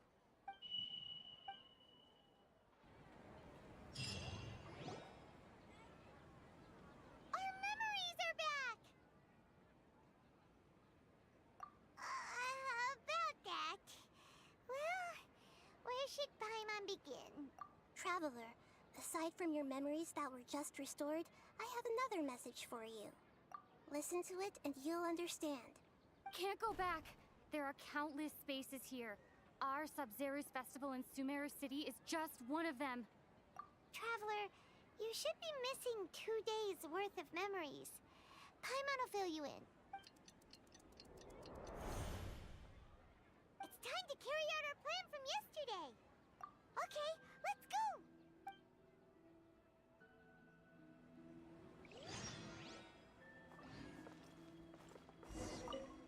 We don't have many more festivals to wait.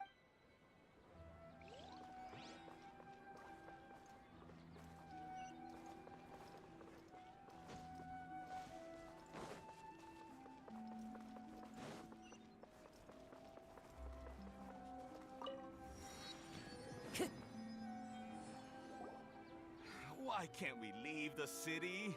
What is the Academia up to now? Don't ask me. It's not like I can tell you anything. This is a direct order from the Grand Sage. Just wait until tomorrow. I have a real emergency. My goods have already arrived at Port Ormos. If I don't hurry, they'll be stolen. That's your problem. Make sure you make a request in advance next time. But it's not like you can just predict business matters in advance.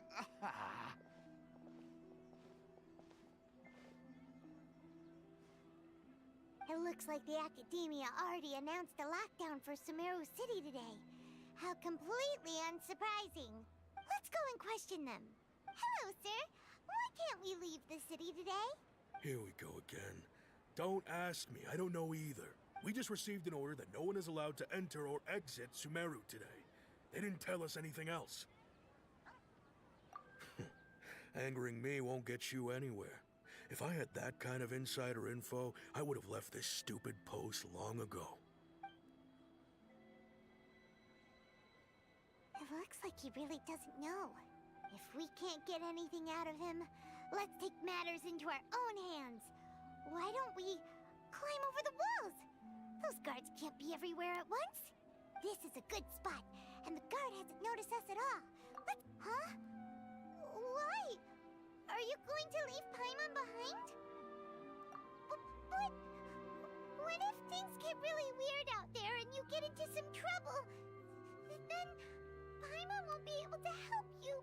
Oh, Paimon knows that Paimon can't do much, but we've always been together. Haven't... Okay. Paimon will wait for you. Promise Paimon that you'll come back as soon as possible. Just a quick look. And please, be careful.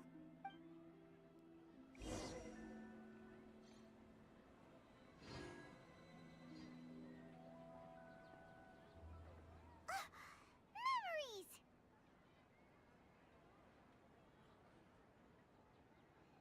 Traveler!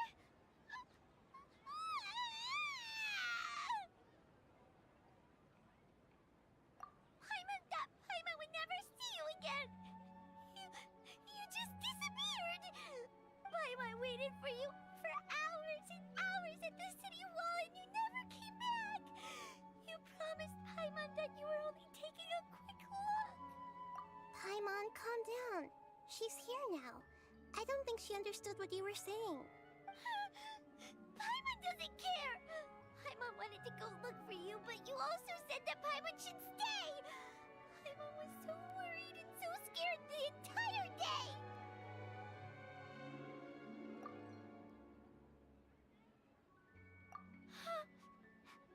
Okay. Paimon will forgive you. The most important thing is that you didn't actually disappear. Oh, Paimon was so scared that you had gone into another world! This is cute. Okay, Paimon, can you tell us your perspective of what really happened yesterday? I see. Using two people's different perspectives. After that, you left the city. Paimon kept her eyes on you the whole time, but then you disappeared in an instant. No way! Paimon was watching you with the fullest attention. What's your perspective, Traveler? You sure you don't have any memory of this? I guess that explains everything. You also lost your memories the last 2 times you tried to leave the city. Those days' memories can't be awoken. So, if we leave the city, our memories will be completely erased?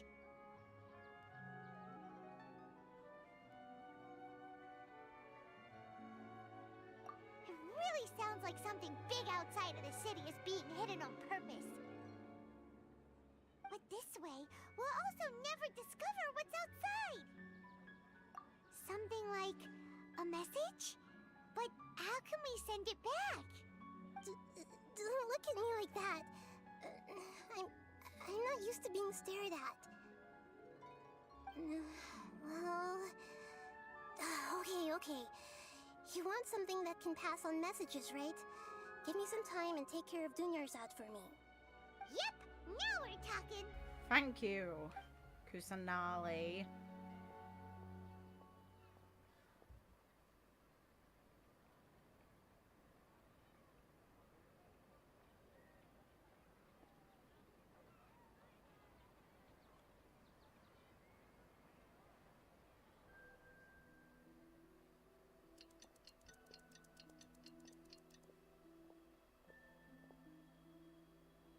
I'm done. Here you go. What? Isn't this just an Akasha terminal? You made some little changes.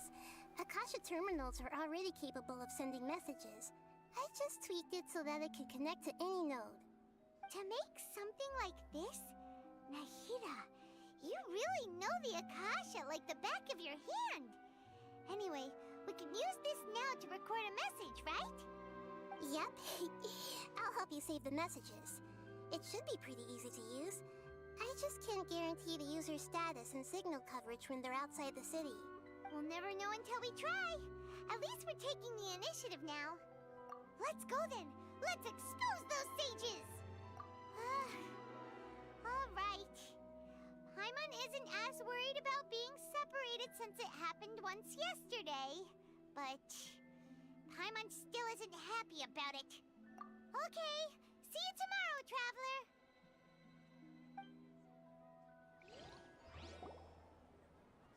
That covers everything that's happened so far. Yes. Although the signal was choppy and had some interference, we still managed to receive 2 messages from you when you were outside.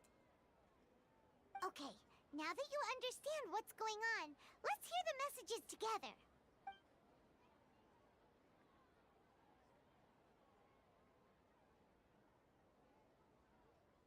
Can't go back. There are countless spaces here. Our Sub-Zero's festival in Sumeru City is just one of them. I've entered another space. Before me are flowing sandstone and howling fish.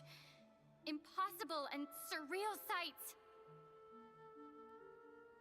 All these spaces are empty, except for the occasional ones that contain mute puppets rather than people. I can't sense any human presence.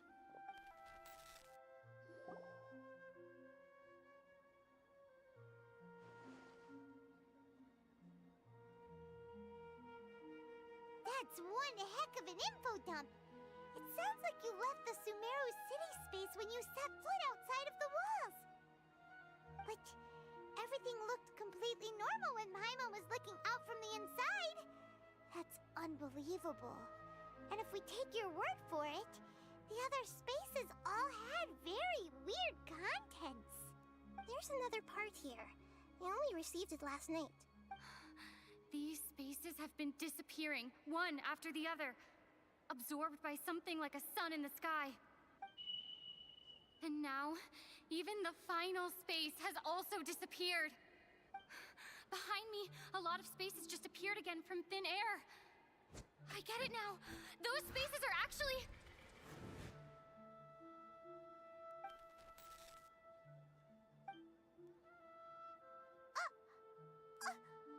Why did the message end right there? What did the Traveler want to say? What are those spaces? Probably because yesterday just happened to end at that moment. Oh, right. Paimon did hear a beep from the Akasha.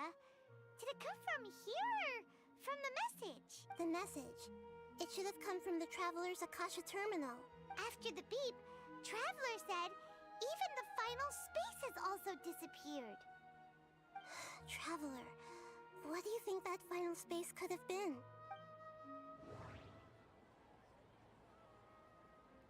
All the bizarre spaces I saw outside the city had one thing in common. A lack of human presence. Was that space actually the real world? But wouldn't a real space just randomly disappearing like that be catastrophic? My impression is that each day in this samsara only ends at the sound of that beep from the Akasha.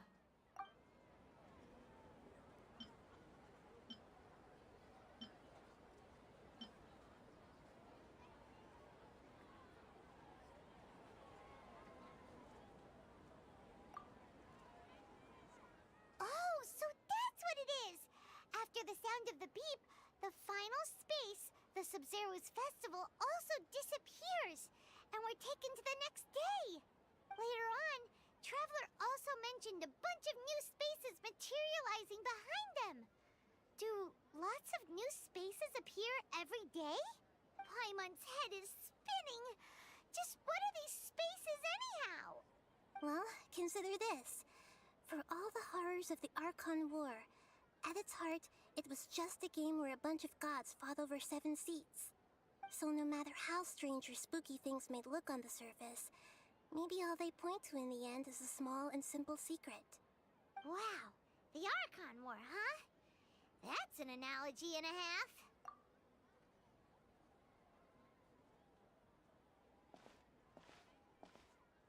Hey, where are you going?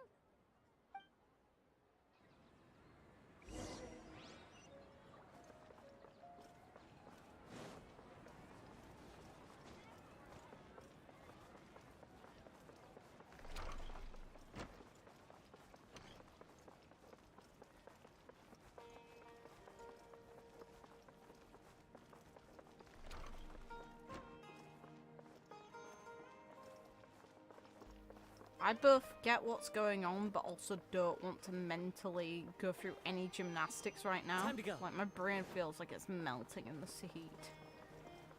It's kind of hideous. So I just want to kind of enjoy it as a moment and see if I'm right without talking about it too much or fear crafting Do you much. want some alone time to think? Alright then, Paimon won't disturb you.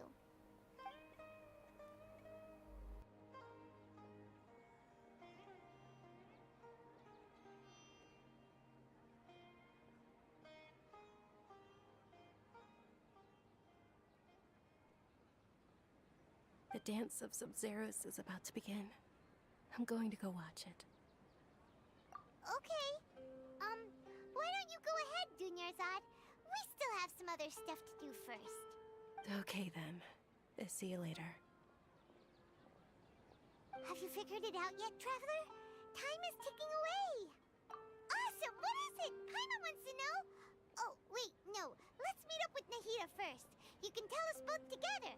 This time, we're gonna get to the truth.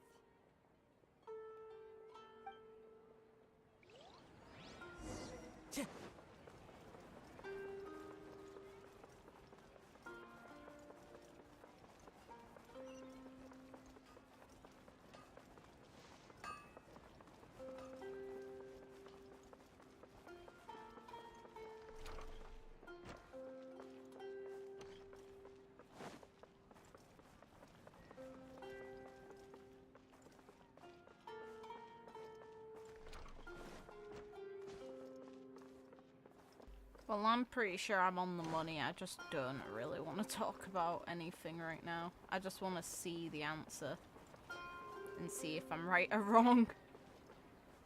Hi. Help me. You're back! I've been waiting forever for you two. Judging by the looks on your faces, are you ready to take your Sub-Zero's exam and graduate from the festival? Okay, first off, have you discovered the hidden truth? Okay, Nahida said, the Akasha relies on the power of a gnosis to operate, as it is the manifestation of the God of Wisdom's power. It compiles the wisdom of the entire populace. We've already experienced the Sub-Zero's festival many times, and the day of the festival seems to be in a perpetual samsara. All the bizarre spaces I saw outside the city had one thing in common. The moon, illusions, and lies. People in Sumeru don't dream.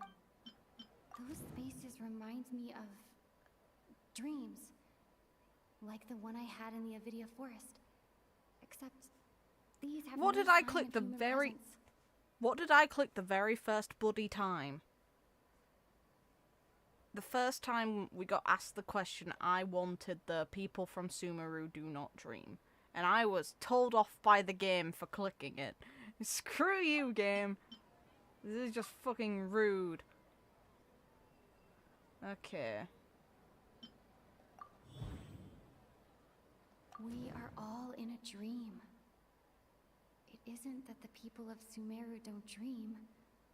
Rather, the Akasha is taking their dreams from them. I fucking called it. They just wouldn't let me fucking select it. Thank you.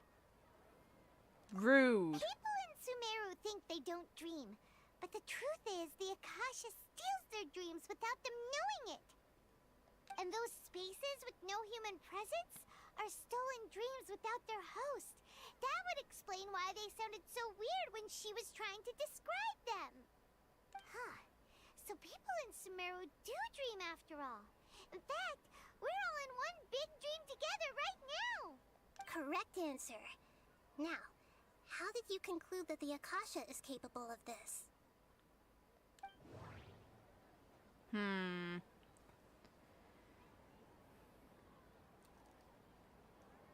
Compiles the wisdom of the entire populace. The Akasha relies on the power of a gnosis to operate. Which is probably how it's accomplishing it. It's the gnosis It is giving the access. manifestation of the God of Wisdom's power. That part It doesn't matter. compiles the wisdom of the entire populace. And it grants knowledge to the people.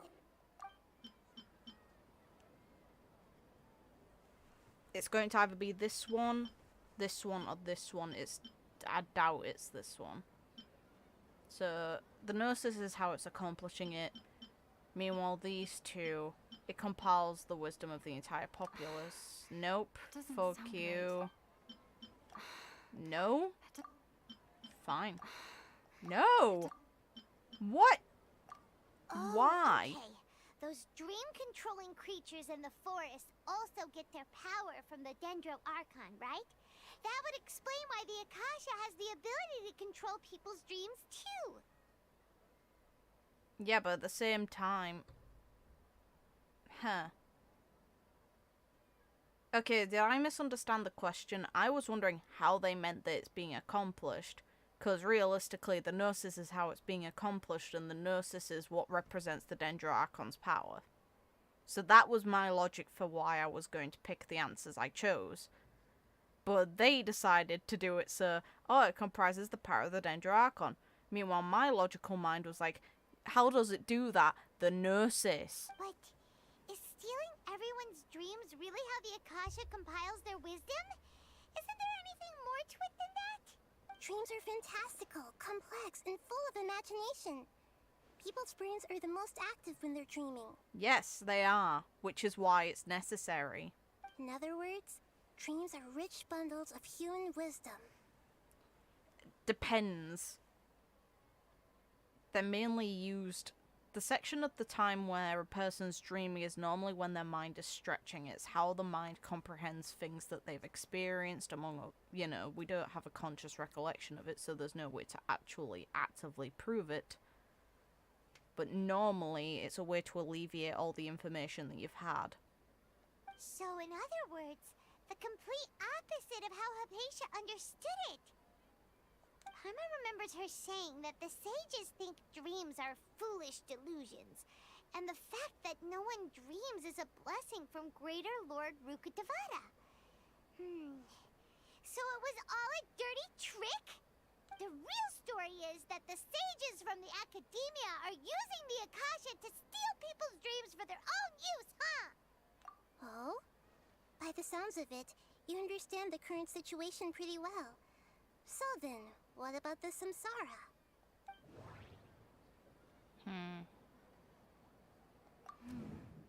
The beep is a prompt tone for Akasha operations. We still hear it every night, even though we removed our Akasha terminals. Those spaces kept disappearing before my eyes.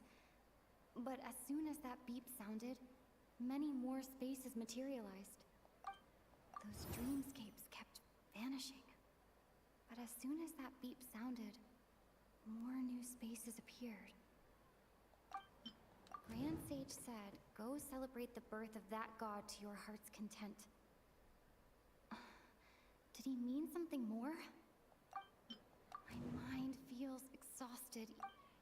We've already experienced...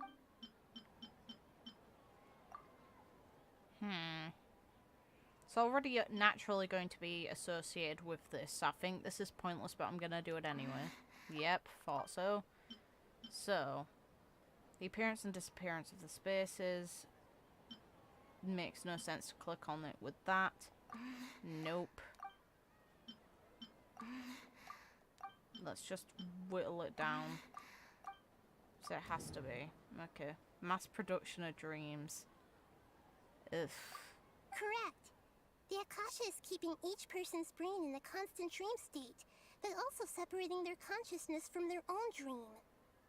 Their disembodied consciousness is placed inside the collective dream of the Sub-Zero's festival along with everyone else's, while their now vacant dreams are harvested by the Akasha.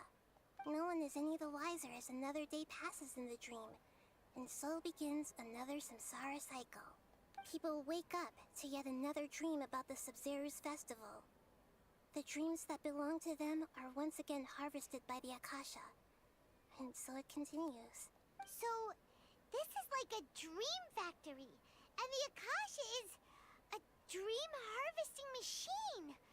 Did Paimon get that analogy right? Very good, Paimon. Using analogies well is an excellent habit to get into. Okay, so that beep we keep hearing is actually from our real-life Akasha terminals. Taking off our terminals in this dream doesn't do anything. Alright, last question. Who am I? The Archon. Of course. The moon, illusions, and lies. They say that alchemical divination is the Dendro Archon's divine revelation. So then, if Nahida has referred to herself as the moon... It's the moon. So you noticed? Yes. I thought that one would be the hardest question. That's why I put it last. No, that was the easiest question. That wasn't hard at all. Even Paimon guessed that. Everything about you is different. We just didn't want to expose you is all. Now that you mention it, Nahida, you've been hinting to us since the very beginning. It's funny. Thinking back to when we were asking all over the place for info about Lesser Lord Kusanali. Paimon didn't expect to meet you like this. Yes, those can wait until we're back in real life. On Valid. the other hand, I'd be happy to answer any more questions you have about here and now. Why couldn't you simply tell us the truth? We know the answer to that. But I'm gonna ask them You all. asked me this question before. My answer was, it would literally blow your minds. Now that you know this is all a dream, this answer should hopefully make more sense. Have you heard the saying, don't wake a sleepwalker? Likewise, if someone suddenly had told you all this instead of you learning it on your own, your notion of reality and dream would be thrown into irreversible confusion. I couldn't expose you to that kind of risk. That's why I could only give you very subtle hints and some suggestions. Long story short, I'm really sorry I had to keep you guessing. It perfectly fits into the story she comes from, or well, what inspired her. Firstly, this dream we're in is completely based on reality. People have already experienced this Sub-Zero's festival, so it would be very difficult for them to find anything that strikes them as surreal. Secondly, you're probably wondering why people don't have any memories from earlier samsara, right? That's because people don't remember their dreams most of the time anyway. Which they don't. And in any case, their actual dreams are being taken away from them by the Akasha. So whenever they wake up in this dream of the Sub-Zero's festival, they don't remember anything from their previous identical dream. The issue is how the fuck would we get out of here if we're technically stuck in this dream? We'd need the power of a god. That reminds Paimon. Traveler had a dream when we were in the Avidia forest, but couldn't see what it was about after waking up. Is that an example of what you mean? Yes. Only after receiving the blessing of Dendro can a person gain the Dendro element's dream-enhancing power. That explains the feelings of deja vu. Meanwhile, everyone else has no idea that they are in the Sub-Zero's festival Samsara, while their dreams are stolen from them over and over again. Can humans really keep dreaming forever like this? Will it ever end? And if so, when? People would likely die in their sleep. We might say your mental fatigue has already answered this question. Eventually, there's only so much that people can tolerate. Especially those whose health is compromised to begin with, like Dunyarzad. This relentless exploitation takes an even harder toll on them.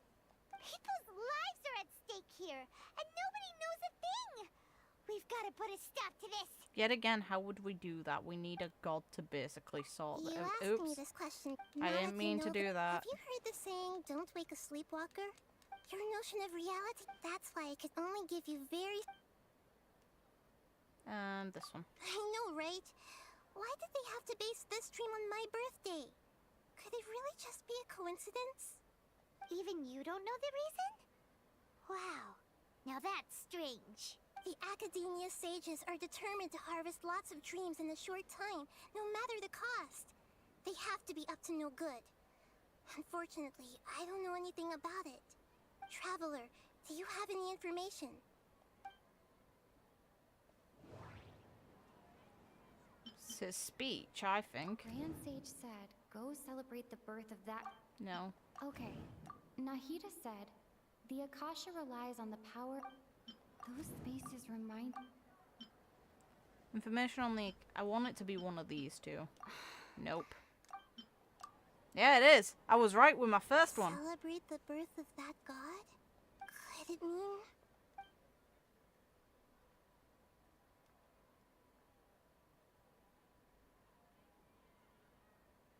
I know, right? Why did they... Even you don't know the Okay, so reason? never mind. The Academia's traveler, do you... So I don't get an answer from her, despite I answer correctly? That's dumb. Celebrate the birth of... Could it mean... Fine. Deceiving the people of Sumeru with no regard for their safety. No matter what they're trying to do, this is unforgivable. After we end the Sub-Zero's festival Samsara, we have to look into them.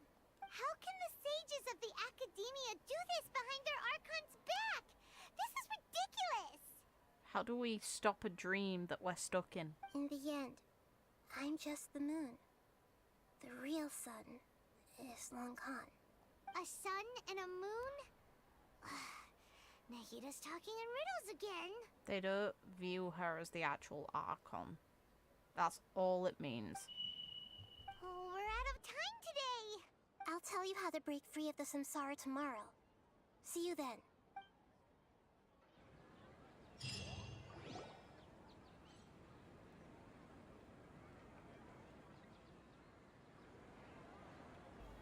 Hi, small one. Wait, now that Paimon remembers everything, should we instead say good morning, Lesser Lord Kusanali? What's up with you? What's wrong, Nahida? You don't look too good. I'm afraid that what you're thinking right now is correct. Did Dunyarzad already disappear? No way. Are we too late? The real Dunyarzad's consciousness has indeed disappeared. It can no longer endure the constant dream harvesting. Oh. Paimon can't believe it. Not sure. Wait, so what about that other Dunyarzad? Just what is she? Is she also going to disappear? She's actually something like a puppet, but not completely. The real Dunyarzad's consciousness could no longer keep playing her role in this dream, so another Dunyarzad appeared to replace her in the dream. Just like the grass and the trees, that Dunyarzad is just a building block of the dream that helps to keep it going. But personality-wise, she's nothing like the real Dunyarzad. Puppets are stiff, and can't copy a living person's vitality. After all, they're just there as filler. You know, speaking of which, the old Dunyarzad might not have been too different from a puppet. Dunyarzad truly believed that she met you within her consciousness, and it was you who inspired her. So you do remember her after all. Yes. Back then, her family was overly protective of her. No one cared about her personality or thoughts. It was as if she only lived to stall her Elazar. I just gave her a little wisdom so she could look at life in a new way. So that she could be her own person. But even so, she's still... far from it. I'm still a long way off from being a real Archon. I couldn't even save her. If I were a competent Archon, I wouldn't have let my most faithful follower die at the Sabzeruz festival with so many regrets. Please don't beat yourself up over it, Nahida. It's the sage's fault, and theirs alone. I'm not beating myself up. All I did was to rationally observe the distance between myself and a real Archon. Don't be like that, Nahida. Even real Archons are still allowed to be sad. Bruh, did you see the last bloody region we got? It was only sad, it was shit. To prevent more tragedies like this, we must end the samsara as soon as possible. Great, but how do we do that? Although the Sabzeruz festival dream is under the Akasha's control, only humans can dream. Even the Akasha is unable to create them. That means this dream belongs to a host who created it. Huh? So, how should we find that person? Well, if this is someone's dream, then everything here must come from deep within their consciousness. Which means, with the power of imagination, they can change anything in this dream. Imagination? What do you mean by that? Imagination means breaking through what you perceive as normal. Like when a server at a tavern brings a plate to you, you'd naturally assume that food is on it. However, if you're the dream's host and you become aware that you're dreaming, when you imagine gold and more on the plate, the dream will respond in kind, and the server really will bring you gold and mora. But right now, our host is unaware that this is a dream. No matter how many times they're served, it will always be food. Find some way to make that person realize that they're dreaming. Usually, once that happens, the person will wake up and the dream samsara will be broken. How are we going to find them, though?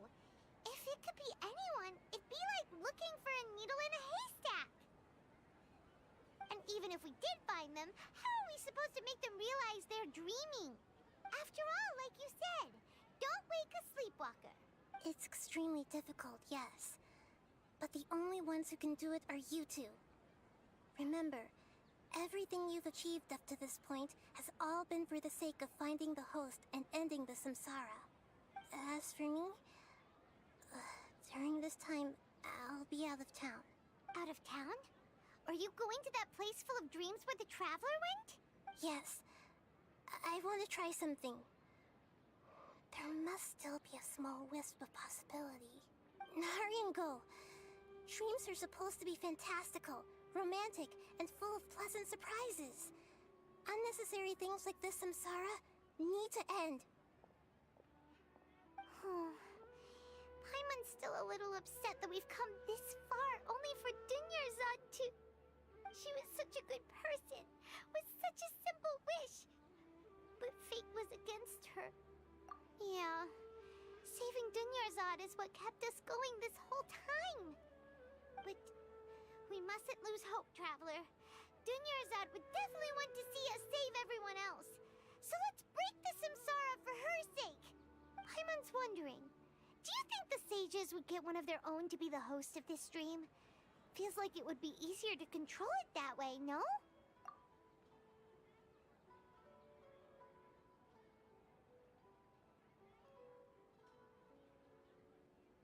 Huh. That's true. Plus, the sages probably weren't counting on there being other factors beyond their control, like Nahida and us. So, who do you think the host of the dream is? Oh, that would make sense. Faris, the Knight of Flowers, is a symbol of the whole Sub-Zeru's festival, right? Pretty core character. Let's go ask him some questions, shall we?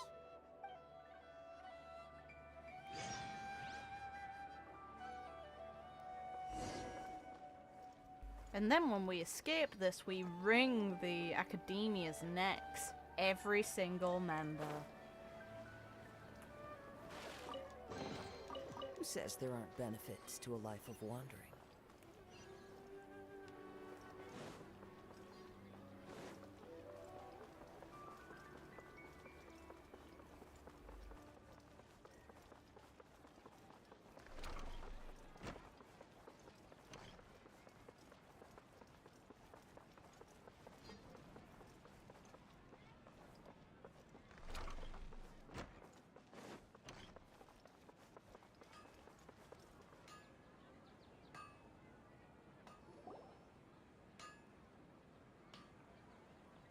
You're back. You left in a hurry last time. Is everything okay? Everything's fine. Just, it's a little hard to explain. Would you mind taking part in a little experiment with us? An experiment? That came out of nowhere. I'm listening, though. What do you need me to do? Could you make a wish? You want me to make a wish? Is that a new Sub-Zeru's festival tradition or something? Less questions, more wishing! Okay. My wish. Okay. I'm a little nervous saying this out loud, but I want Miss Dunyarzad to be happy. Oh.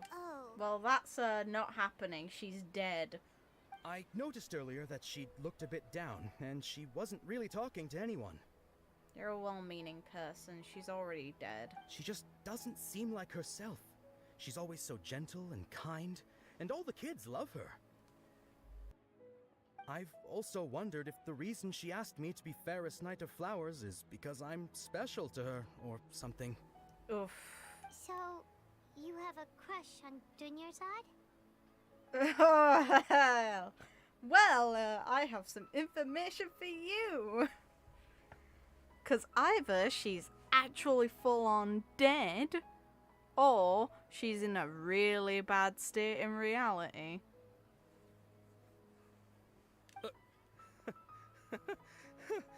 Oh, is it that obvious? After what I just said, I guess it is. When she placed the hat of the Knight of Flowers onto my head, she said to me, I want everyone to have a happy Sub-Zeru's festival. What she didn't realize was that I'm not that interested in how everyone else feels. In that moment, I just wanted to be her Knight of Flowers for the rest of my life. 50 years? 100 years? I'll serve her till the end of time. That line alone hurts, because yeah, that's the thing everyone wishes for, and if she had been told that before things became like this, it would have been really nice. Okay, she died with regrets. A bit much. Felt like the right moment to get it off my chest, but that was pretty embarrassing. Okay, I'm ready to make my wish. I would like Miss Dunyarzad to appear in front of me right now with a smile on her face. Here goes. Please come true. I'm gonna open my eyes. Oh, you're... What? Fucky?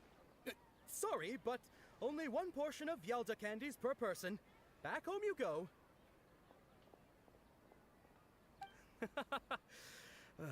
Nice try, you two. Anyway, never mind. I don't need to see her appear right in front of me. As long as she's happy. Guess he isn't the host of this dream after all. Should have expected it wouldn't be this easy. If only. To be fair, that wish can't come true anyway because, you know, she's gone. It seems like everyone who knows Dunyarzad loves her. But none of them has any idea that she... My lady, step back. That sounds like Dia! Oh, right. This is when Dunyarzad bumps into the kidnappers. Huh? But Dia can handle them. Hey, Traveler! Let them vent. In their position, I'd want to stab something as well. It'll be fine. We're just going to hurt some people who won't remember it. Because they already took the beating in real life.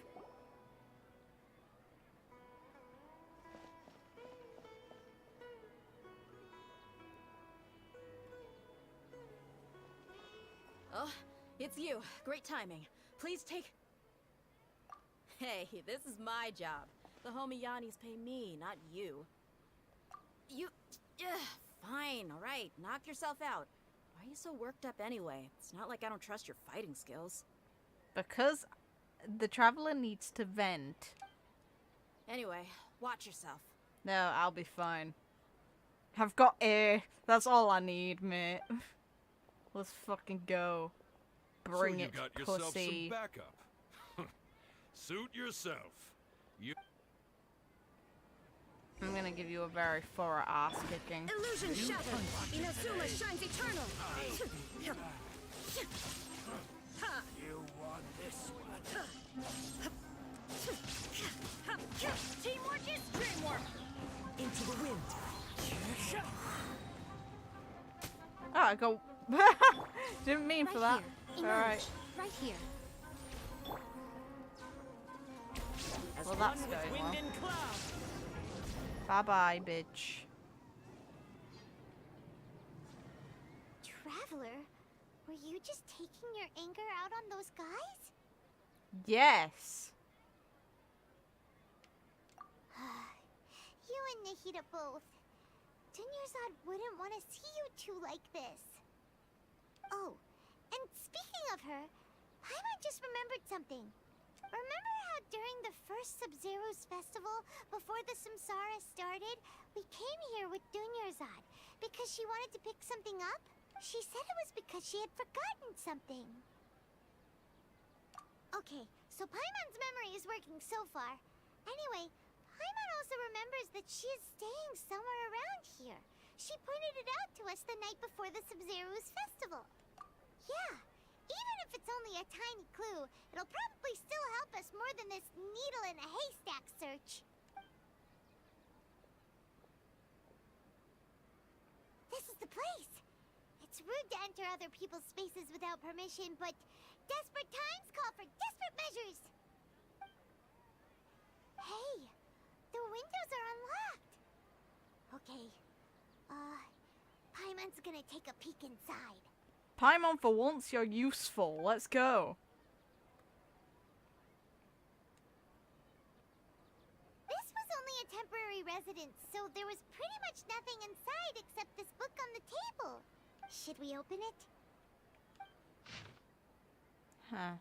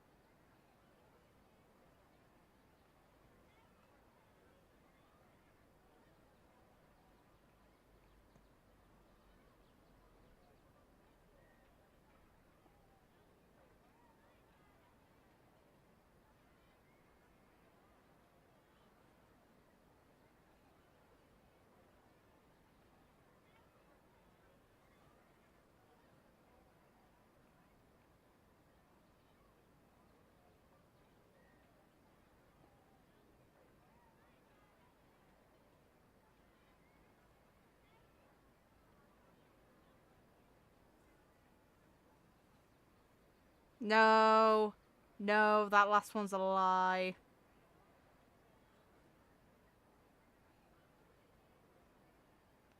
Wow. Dunyarzad wrote all of this. Sounds like she was always thinking of us even while we were away. Even though she was also busy preparing for the Sub-Zero's festival and had all her health problems to worry about. No. She must have wanted to give this to us as a gift on the day of the Sub-Zero's festival, right? If we hadn't found this book, we never would have known. But now that we know, we can't even thank her. Hey! Where are you off to now?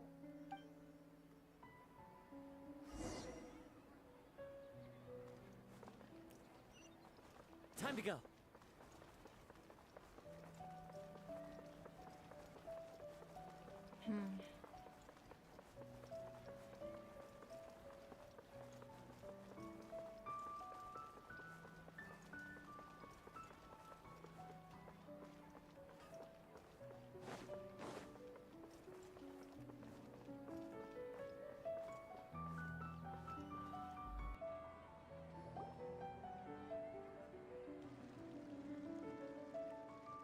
Fucking hell, the neighbours scared me. It's Dunyarzad's puppet.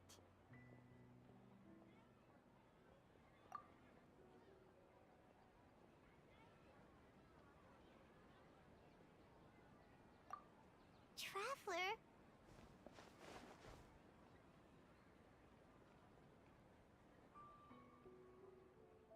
I don't know if you could hear it, but a kid was screaming through the wall.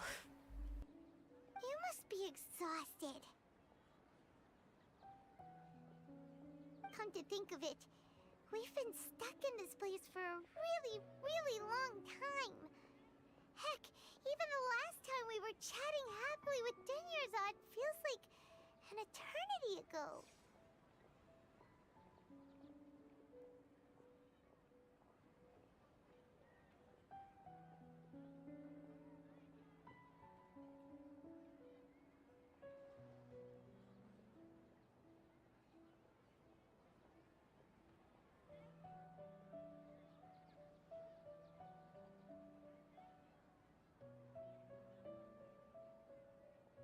Paimon still remembers when we were sitting here, and the way her eyes sparkled when she talked about Nilou's dance of Sub-Zerus. There will always be frustrations in life, but I know that the point of living is not to leave behind any regrets.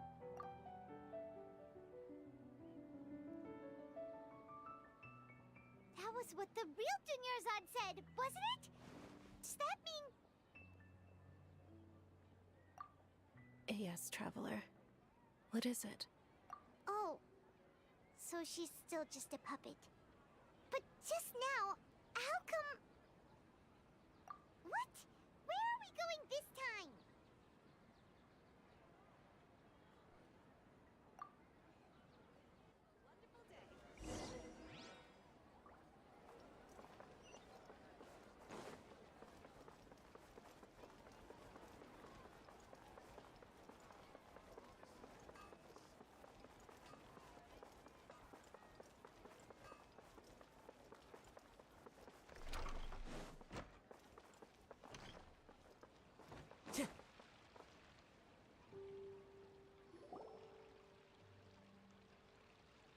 If you continue to resist, we will have to order an investigation into every single event organizer. The Grand Sage has already granted you much leniency. I advise that you exercise tact. How did things turn out like this? Are we gonna give him a piece of our mind? I want to, please. It'd be great. Traveler? You don't have to get involved. He's a sage from the academia. Traveler. Hi, Traveler? asshole. What the heck are you doing? If you get arrested by the academia, that's another day gone to waste.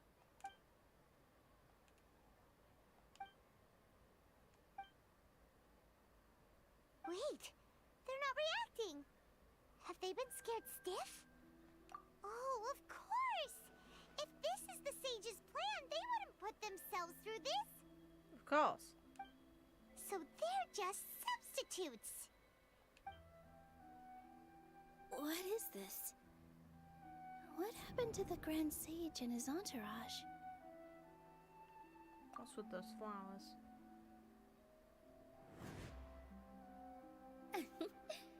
Like I said, they symbolize the It's goddess her of dream. flowers. It's just a shame that all the real Padisaras went extinct after her death. It's her dream. Otherwise the flowers wouldn't be there. After all, she's the one who wished for them. Yes. The Greater Lord brought forth new Padisaras in memory of the goddess of flowers. But she ultimately could never truly Thought replicate so. that beautiful shade of purple. Okay, good. So they are explaining why the flowers turned up.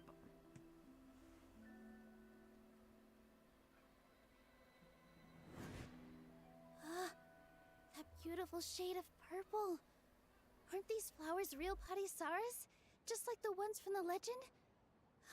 I didn't even notice. Dunyarzad, did you find these? But didn't you just say all the real flowers went extinct after the goddess of flowers passed away? So, Al? Yeah. What's going on here?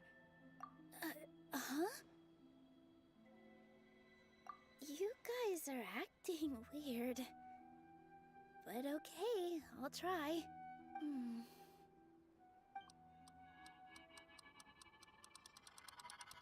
Hey! They disappeared! So Nilu's the host. What a surprise! It's not really that shocking. It had to be one of the playable characters. Purple Padisaras don't exist in the real world anymore. But in Nilu's subconscious, they can appear as decorations on the stage. It's just like the example Nahida told us. People assumed there will be food on a plate, and Nilu assumed there would be real Padisaras in the flower pots. So when you saw the flowers, you instantly knew it was Nilu? But if we want to end the samsara, we need the host to become aware that they're dreaming. How should we make Nilu realize that? Am I dreaming? Huh? So I'm right. Is this Lesser Lord Kusanali responding to our celebration of the Sabzeruz festival? No, it's old men being assholes that we need to kick the shit out of in reality. So help us wake up. Wrong guess, but you aren't completely wrong either. The point is, what made you think this is a dream? As far as you know, people in Sumeru don't dream, right? Yeah, but have you heard the tale of the first sage? To prevent a calamity, he went on a journey to find the Dendro Archon. Ooh, sounds familiar. Dunyarzad told us a story like that when we first arrived in Sumeru City. So it was about the first sage, huh? Yep, but in the part you heard, he hadn't become the first sage yet. There's more to the story. His piety and wisdom were acknowledged by the Dendro Archon, and she finally gave her blessing to him. All kinds of spectacular scenes appeared in front of the first sage, as if all the knowledge in the world was being painted onto a canvas right before him. He was captivated.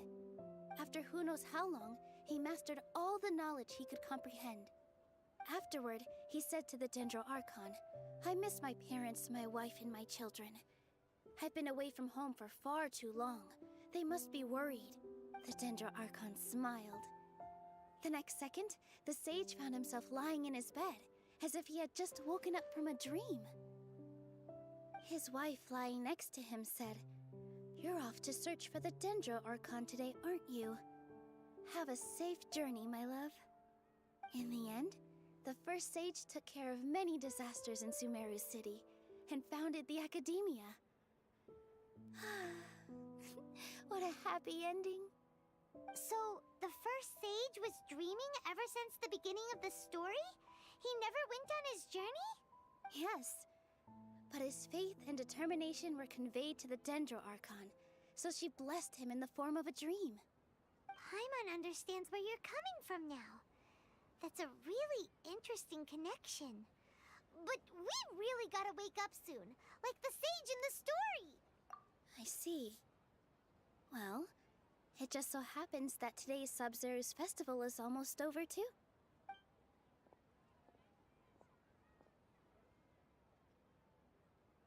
Are you gonna finish it with a dance, Since we're in please? a dream, let's make this final dance of Sub-Zerus as beautiful as we can. Fuck yeah. The thing is, your friend can't see it, which only makes it worse. Huh?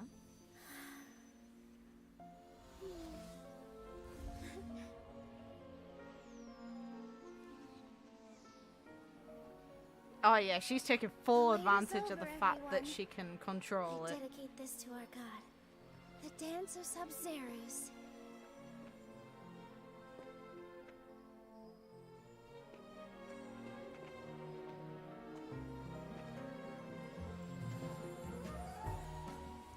That music, nice.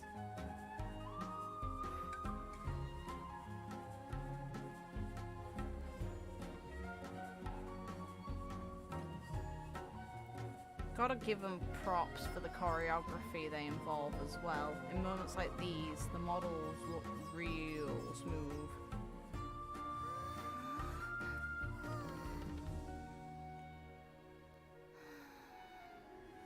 I'd be lying if I said I had no regrets. I would have loved to see Nilu's dance. Ugh, yep. Oh?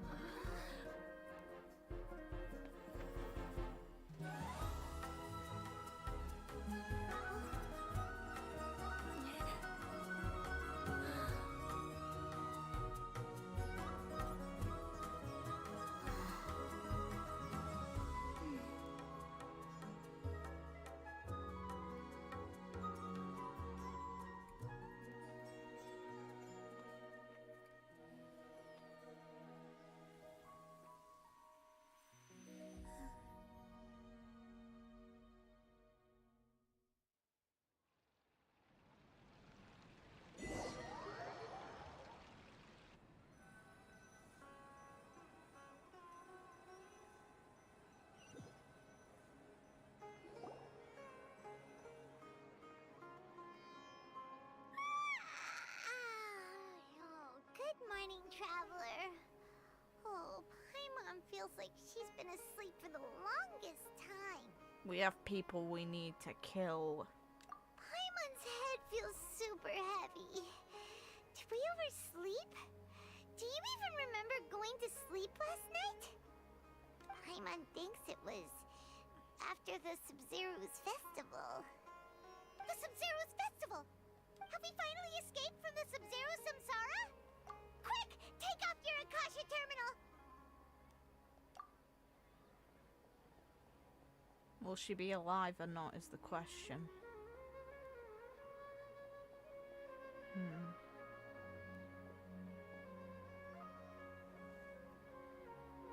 She's not in her room. What happened? Huh? What usual spot?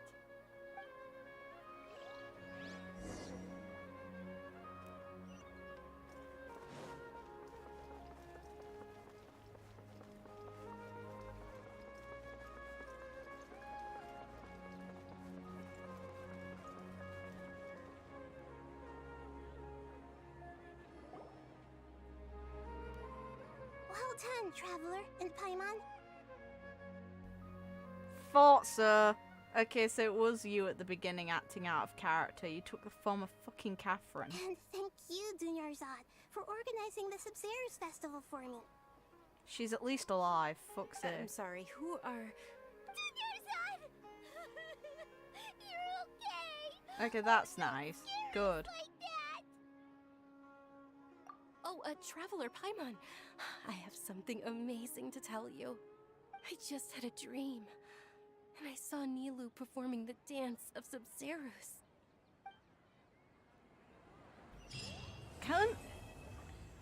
Kusanali, couldn't you appear before her in your actual form? That would have been better. It would have been less awkward as well. Fuck's sake. Let's have a chat. Reveal yourself, please. You're actually Nahida, aren't you?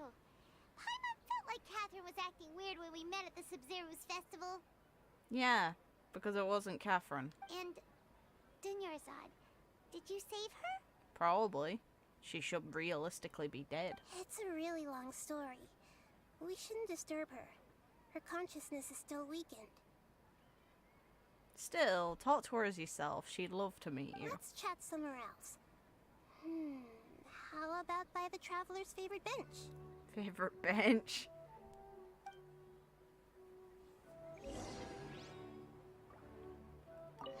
Oh. What's going on? Why are you two so excited to see me? Hasn't it only been a night? No. It's actually been much longer than that. Oh? Strange. Was I really asleep that long? No wonder I have such a headache.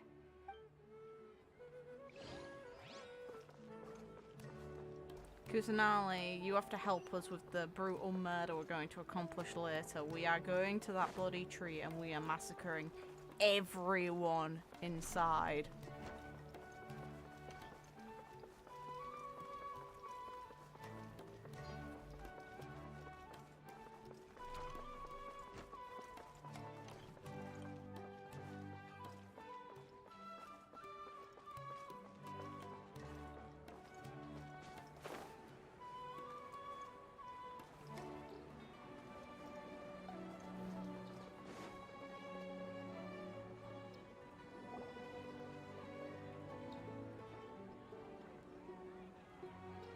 Let's talk about Dunyarzad first. It's such a relief that she's alright. After we parted on the last day of the Sumeru's festival, I left the city and saw what the traveler had described. Among the countless dreams, I found one that was growing fainter and fainter. This proved my suspicion. Once Dunyarzad could no longer bear the Akasha harvesting her dreams, her consciousness began to dissipate. But this also meant it escaped the Akasha's control. Such a small fragment of consciousness can't last for very long, though. It will return to its original dream, where both will gradually fade until they completely disappear. I used all the power I had to keep her dying dream alive as long as possible. But it still wouldn't have lasted for much longer if it hadn't been for you two breaking the samsara. So it looks like we did manage to save Dunyarzad in the end. And not a moment too soon.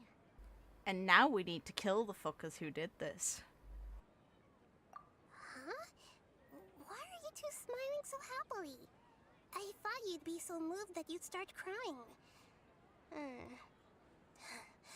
I need to spend more time observing human emotions. Both are fine. Everyone reacts differently. All right. You two must have a lot of other questions for me, right? After all, you saved my faithful believer. As your reward, I will answer any and all questions. At the Avidia forest, there was this incense that made the traveler fall unconscious and dream of a huge tree and a red sky. You also heard someone's voice, right? It said world and forget me. Yeah, so you do know. We've been wanting to ask you what that was about, and if the red sky was related to Conria. It seems like the traveler established a connection to Irminsul. That was a message left by Greater Lord Rukkhadevata's residual consciousness in Irminsul.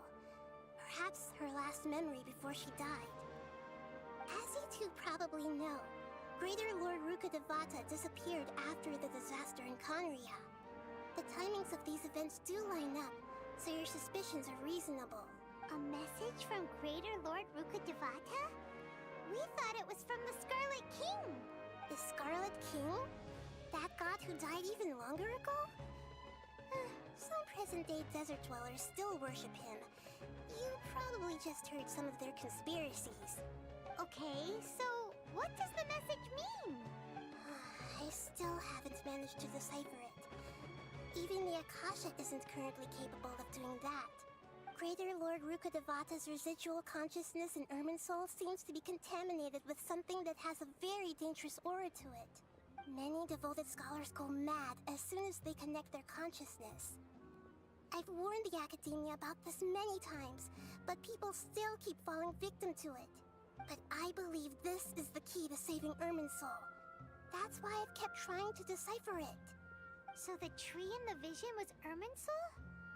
Oh, Tighnari also said that Irminsul is sick! Is it because of the contaminated consciousness? But even if you can't figure out what that vision was all about, it seems like our search for you was all in vain.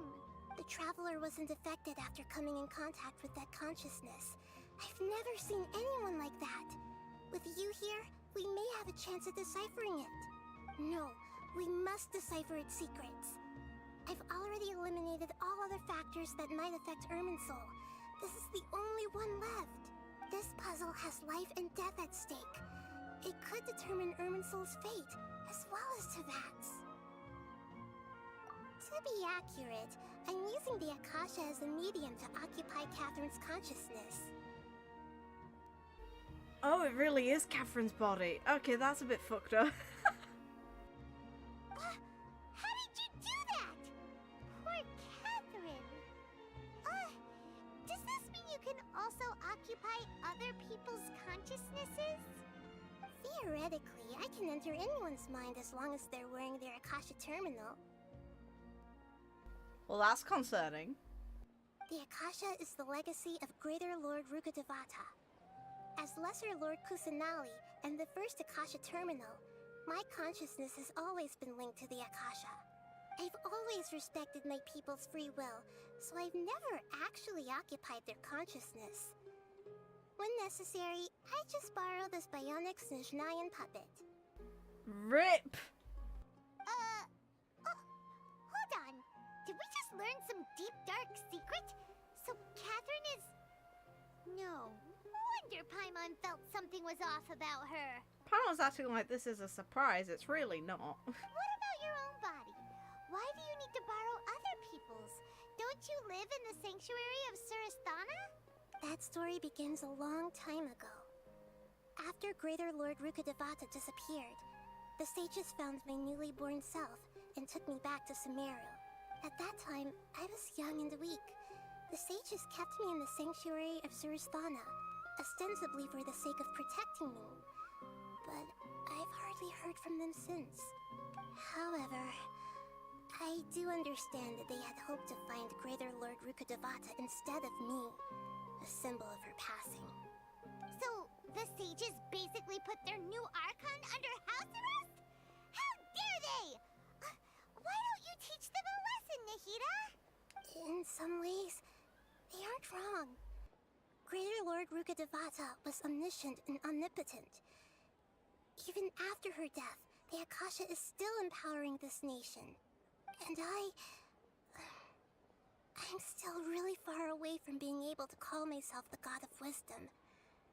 Moreover, the Academia is also more proficient at governing this country. My existence has little meaning. Oh, come on, come out the house. Let's go on a walk. Yeah, you got a lot of believers. Just look at the Sub-Zero's festival. Everyone who showed up truly loves you. Thank you for the kind words. But I honestly don't need physical freedom as long as I can connect my consciousness to the Akasha. Trying to find a way to save Irminsul is my life's mission and top priority. I will work on that, and try to live up to being a deity in the meantime. Every once in a while, I will also take up the duties of the God of Wisdom and enlighten a lost soul here and there. Doing all that should be enough. There's never been any big problems with the Academia's governance of Sumeru. This is the first time I've seen them step out of line. I wonder what caused them to go down this path, and what they hope to achieve. Even though the city's residents haven't noticed anything strange, if the Traveler hadn't broken the Sub-Zero's samsara, the situation could have become dire. I tried to do some investigating in the Akasha, but I couldn't find anything suspicious. And all the people of interest seem to purposely avoid wearing their Akasha terminals. I think they're deliberately trying to hide something. Oh, that reminds Paimon. In Gandarvaville, there was a sage who had invited Kainari to join some kind of project. Could it be related? Regardless, I need to first investigate the sage's motives, make things right, and punish them if needed. But I'll have to be discreet, or they'll see me coming. You mean how the Akasha stops you from having dreams? Yeah, it's been such a long time. No one's noticed something's up? It's not that no one noticed. it's more like no one cared. Ultimately, it's all rooted in the sage's misdirection. Misdirection? The sages convinced everyone to believe that being unable to dream is a sign of rationality and wisdom. Not dreaming is a badge of honor in Sumeru, even if the truth is that their dreams are being reaped by the Akasha. With their propaganda in place, the sages can maximize their use of the Akasha to facilitate their research. Besides, Greater Lord Rukkhadevata must have created the Akasha in the hopes that it could be used to its full potential. That's why I've never come out strongly against this. Anyway, the perspective advocated by the sages drowned out any voices of doubt. By now, even those who never use Akasha terminals find it too shameful and embarrassing to talk about their dreams. Got it. I hope my answers were satisfactory, seekers of knowledge. To be honest, maintaining Dunyarzad's fading dream took a lot of mental energy. I think I may need to rest for a while. Which is the excuse for taking another update to give us more story. Fair enough. Oh, valid. And you don't need to worry too much about the sage's activities for now.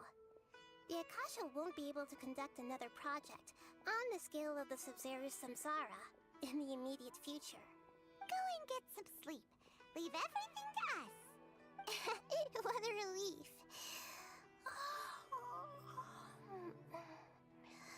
This is truly the most exhausting birthday I've ever had. Traveler? Paimon? Why am I here? Do either of you know? Maybe you were sleepwalking. You know you can't wake up a sleepwalker. We happened to walk by, so we thought we'd wait for you to wake up. I see. Huh. I should visit my maintenance personnel sometime. Oh, I'm fine. I better go. Thank you.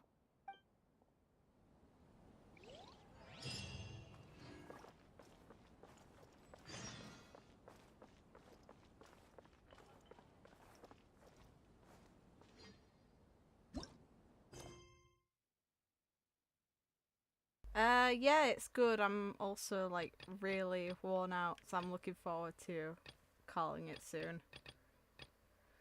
Okay, story selection. That can hold off. These are all side quests. I can actually pretty much ignore them for now. Leaves around. I'll do another And I know stream. just the tune to accompany them. What the hell? Okay. Ugh, I'm so warm. Bruh.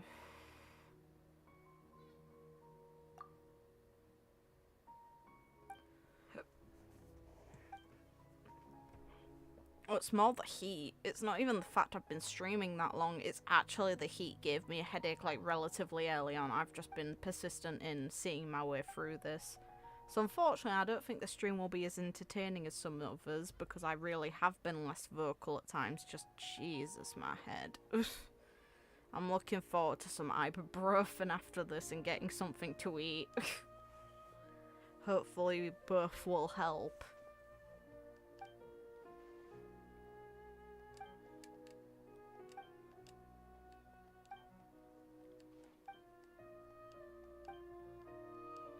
But yeah, I like Kusanali. Kusanali is good.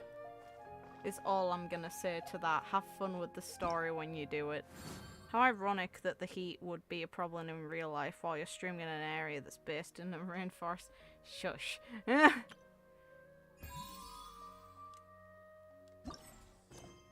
do want to do this at some point. What the hell's the... Huh. What's your deal? Okay. It can only be used within Sumeru borders. Expensive camera. Fine. I'll visit this. Navigate it, and then I'm also going to real quickly unlock the other one. Here you go, Fox. I like you. But you are not what I'm going to see. Phew.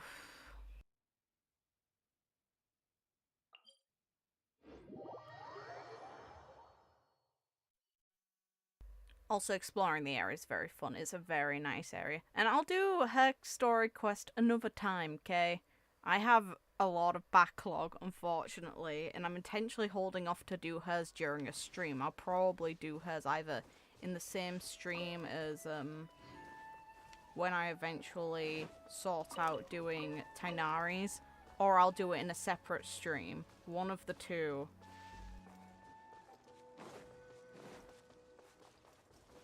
Since I am on doing Tighnari's probably tomorrow.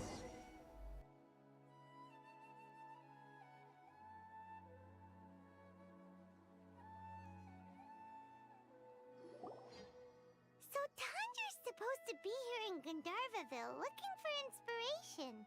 But how do we find him?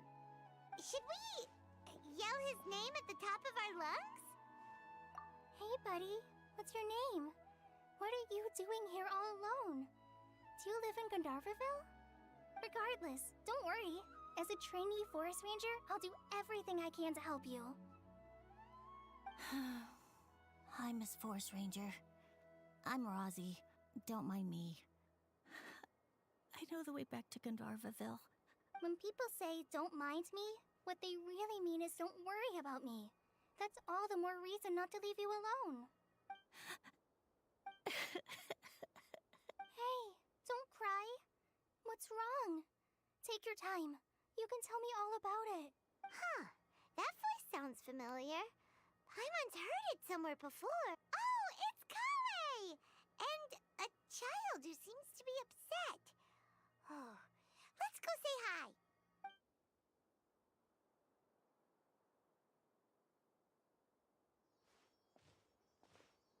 Hi, Collei. How have you been?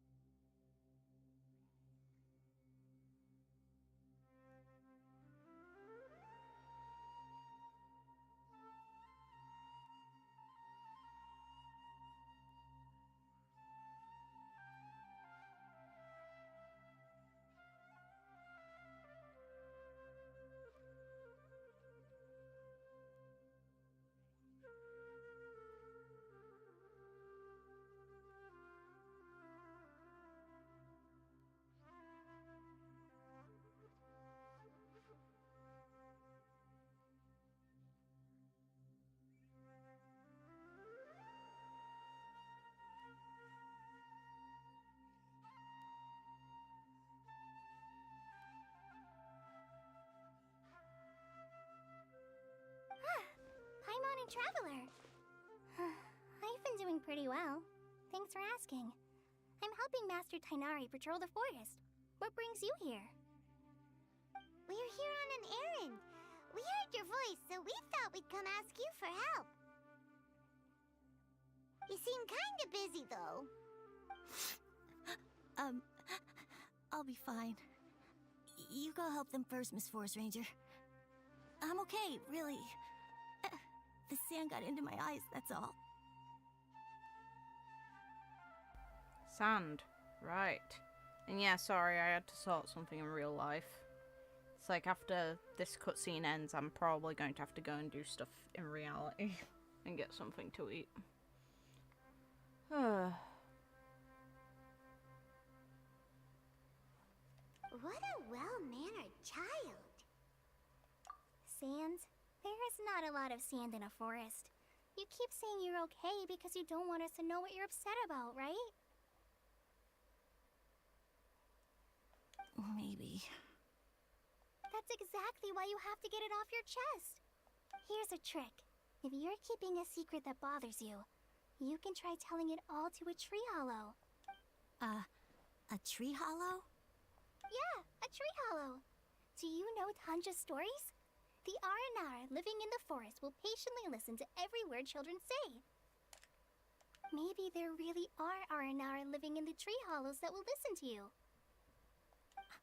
You like the Aranara stories too? Of course! I love them! Oh, people who like Aranara are the best. Okay, I'll try telling my secrets to a tree hollow. Thanks, Miss Forest Ranger. You know everything. Aw, you're just exaggerating. Anyway, I'm trying to be like my friend, who always does her best to cheer people up when they seem sad. So, how are you doing? Feeling any better now? The forest is very dangerous, so how about we stick together? Sure. Wow, Collei's so good with kids. Well, helping children who are lost in the rainforest is all part of a forest ranger's duty. So, what was it you wanted help with? You're not lost too, are you?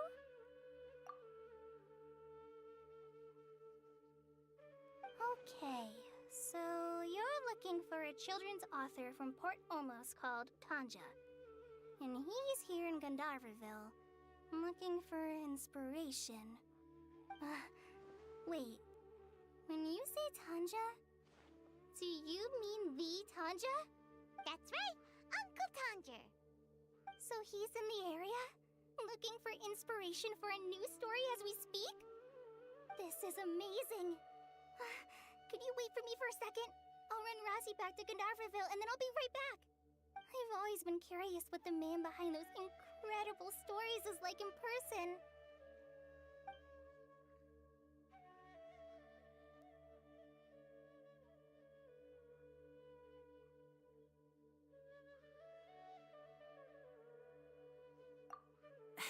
Tanja's just a normal guy.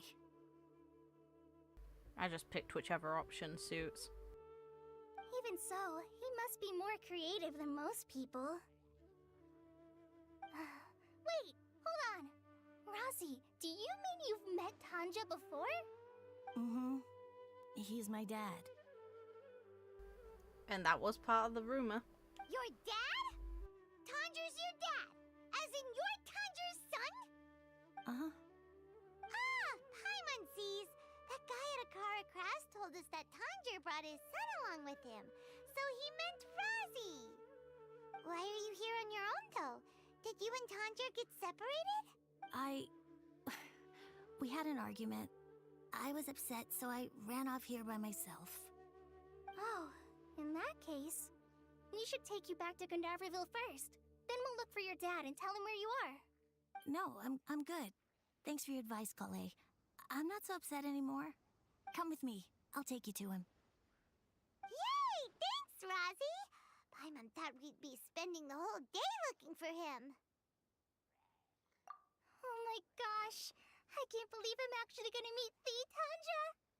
Oh.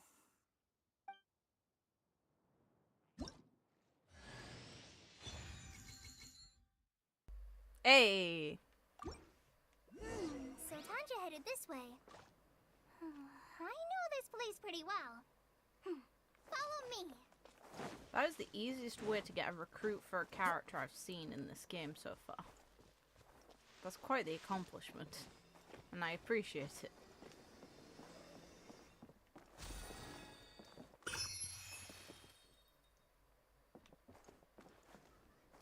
The question is,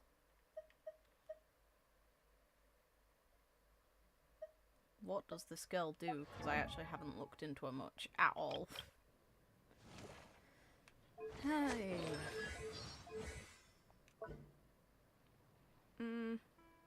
Fine. Normal. Oh yeah, Boomerang and the Mimic.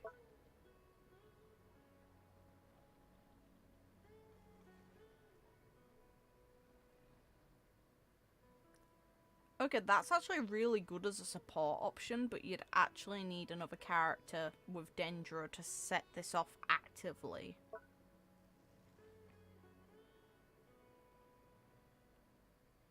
Yeah, she's a support for building Dendro-based comps. That's nice. That's real nice, if anything. Let's have a quick check on something. Because now there should be a new double elemental thing for Dendro, shouldn't there? Which I actually haven't seen yet. Okay, Sprawling Greenery. Elemental Mastery, fair.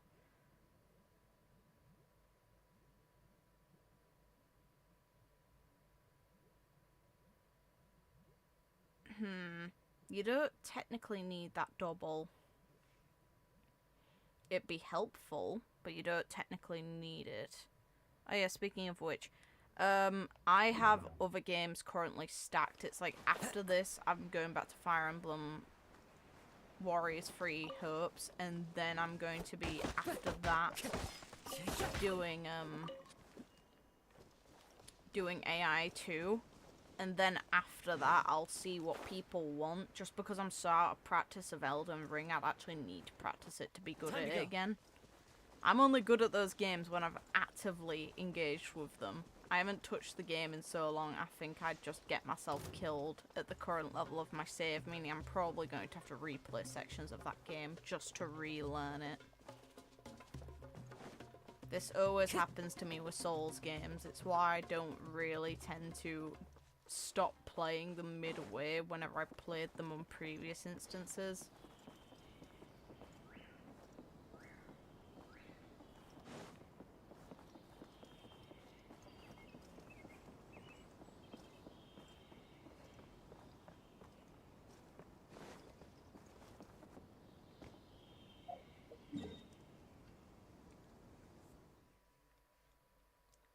That's quite a ways off. Alright, game. Fair. God, it's warm. God, it's really warm.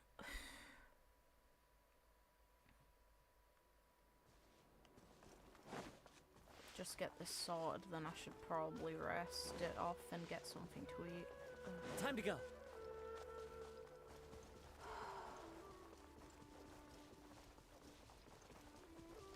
Gimme.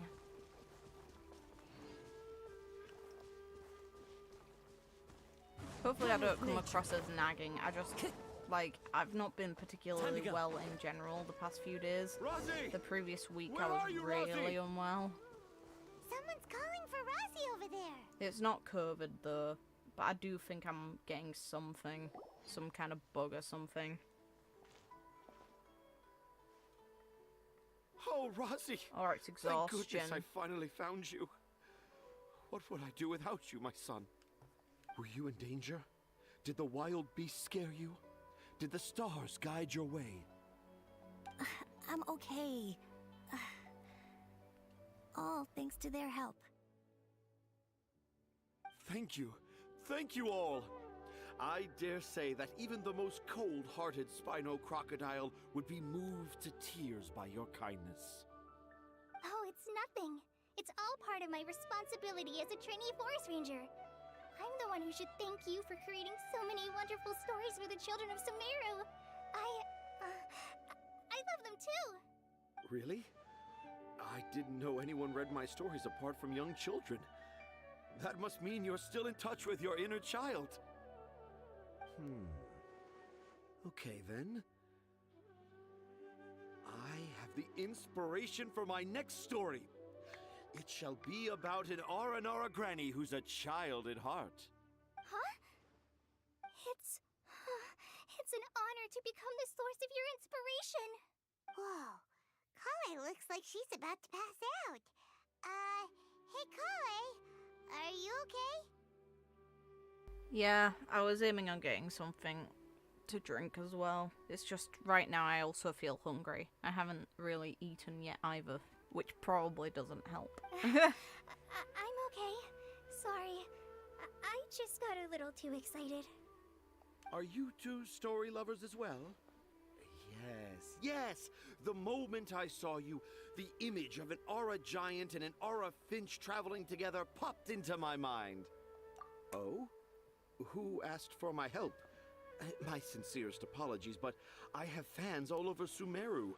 Trying to remember every last one is like trying to identify each grain of sand in the desert. Seems like Tanja has a slightly exaggerated view of what it means to be a children's author. Also, Paimon's not a finch. That's nothing to get excited about.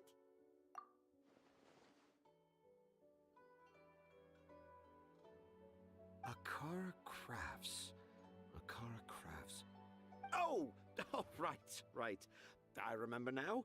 That small boat once sailed into the sea of my memory, but before long it floated away over the horizon, never to be seen again. Perhaps for the best. After all, a wild tempest was raging in Tanger Harbor. What?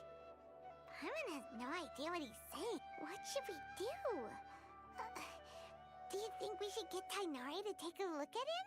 Dad's saying he forgot about helping the people at Akara Crafts learn more about Aranara because right now he has something more important to do. Oh, that's what he meant!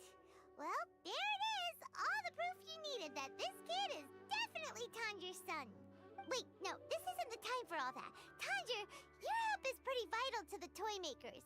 You gotta do something! But the garden that blooms before my eyes is of greater importance. For therein lies the beautiful Patisara that all the children of Sumeru dream of. I, Tanger, have found evidence of Aranara activity right here in the Avidia forest, conclusively proving that Aranara not only exist in stories, but in real life too. If I manage to document the first real-life Aranara sighting, the petty problems that perplex Akara Crafts will be untangled in no time. Meanwhile, I may well be able to leverage this to assume leadership of the academia. Then all across Sumeru will know of the great Tanger living in humble Port Ormos.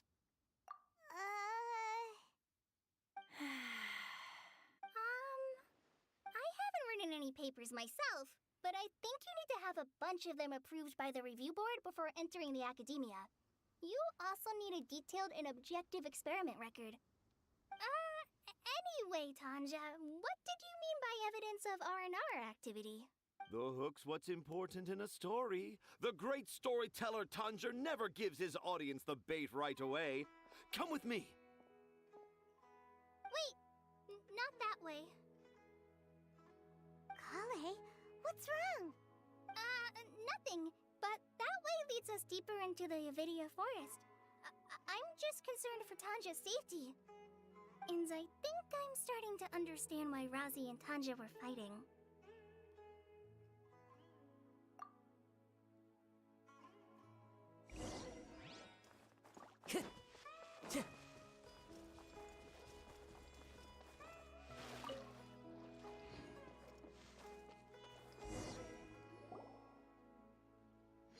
Just as I expected, the promise of one of my stories has kept you hot on my heels.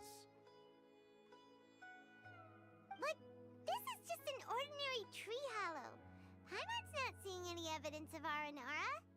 You can deceive the eyes, but you can't deceive the heart. Look with your heart and you too will understand. Paimon's not sure what look with your heart means? But anyway, let's start by investigating the area around this tree hollow.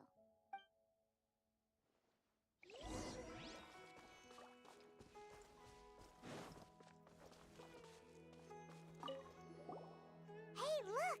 There's... the handwriting's so hard. Do Aranara need to learn about mushroom class?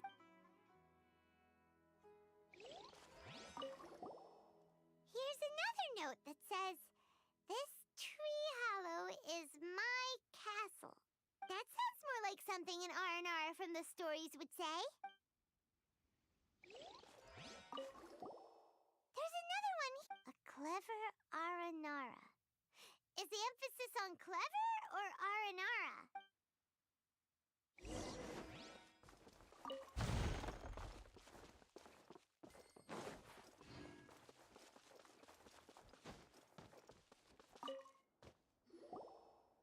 How does it feel to bear witness to a groundbreaking discovery?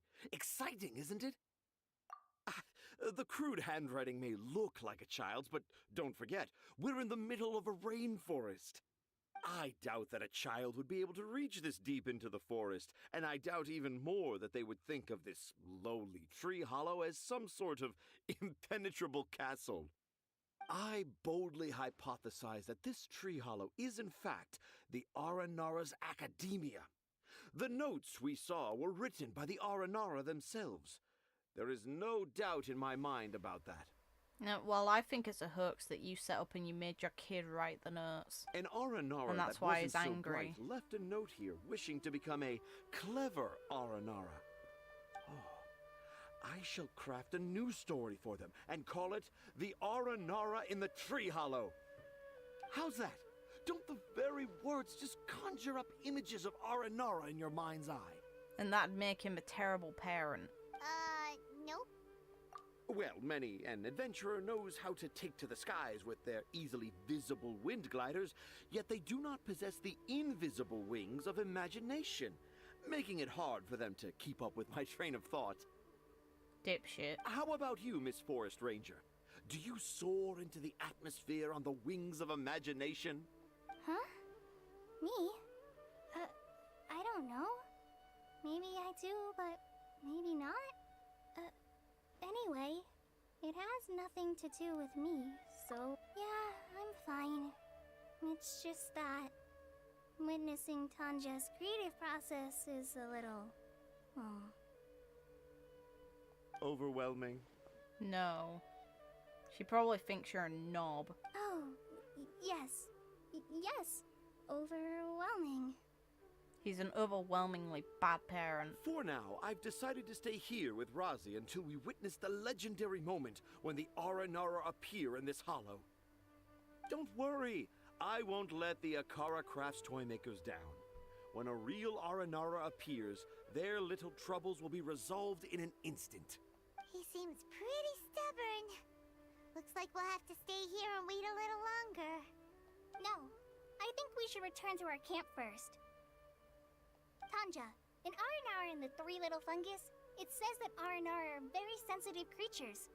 I don't think they'll show up if we stay here. Oh? Was that in the story? Ah, yes, I remember now. Miss Forest Ranger, you sure know your stuff. In that case, let's go back to camp and call it a day. We'll continue our search for evidence first thing in the morning.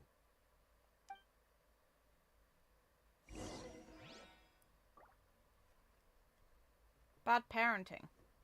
Anyway, I'm gonna call it only because I really am getting more and more worn down the longer this continues. I'm enjoying it, don't get me wrong. There was a glorious kingdom.